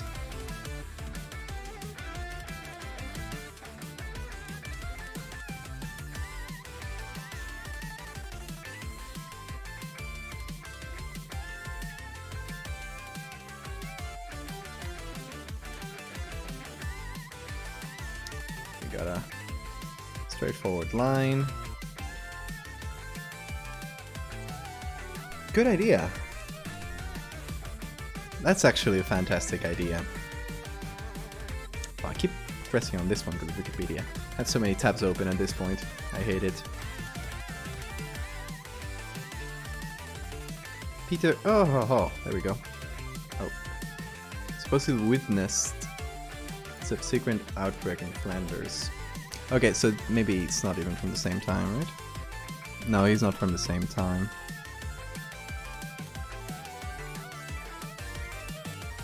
He saw an outbreak in Flanders. A supposed outbreak in Flanders. Word bakes on original drawing that Ghoul.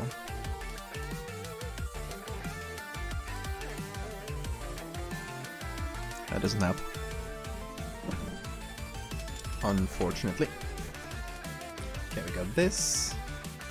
We can copy it twice.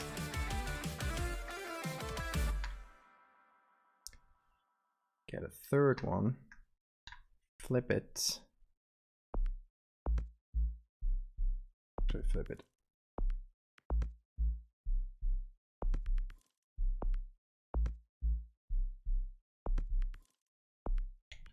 I was right. Yeah. It was like this. Sometimes I forget the direction of my signature. Which is pretty dumb.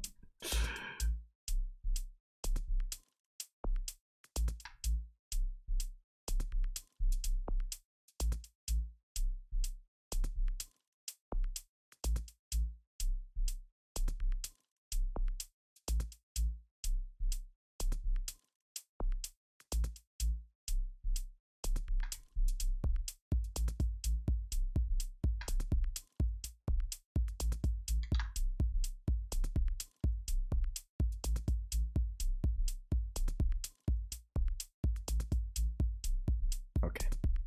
I just need a line to cross it.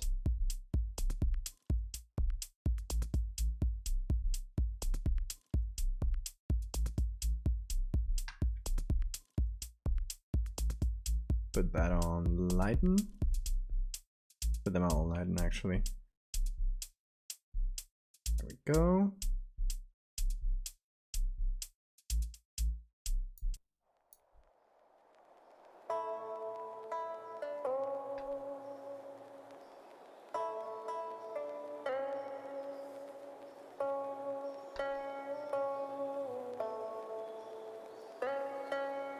There we go. Okay. Pick this up. We can replace it exactly.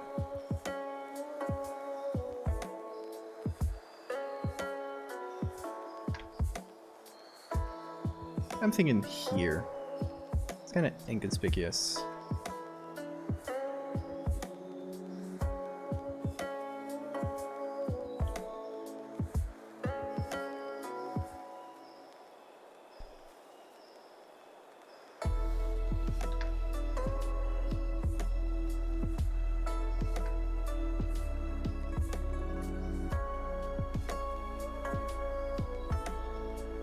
Just slightly lighten the whole thing. Actually, merge all these and put them on lighten. Okay.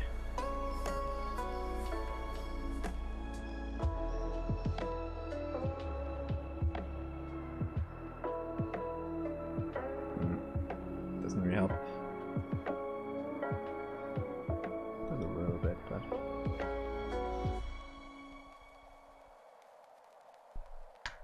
Put a second one on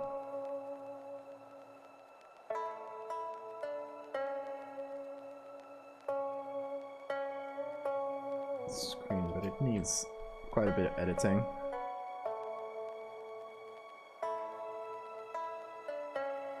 There we go.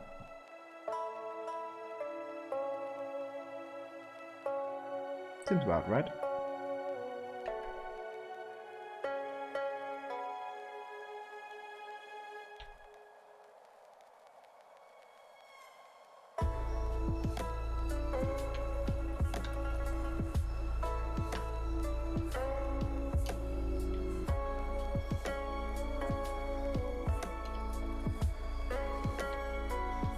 It is signed.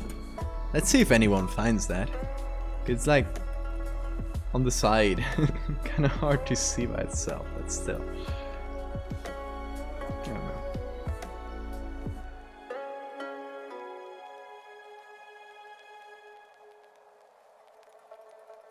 Could always do something like that. Nah. Too much work. It's good as it is. Alright, I'll do the whole language thing out of stream. It's not a very interesting part of it.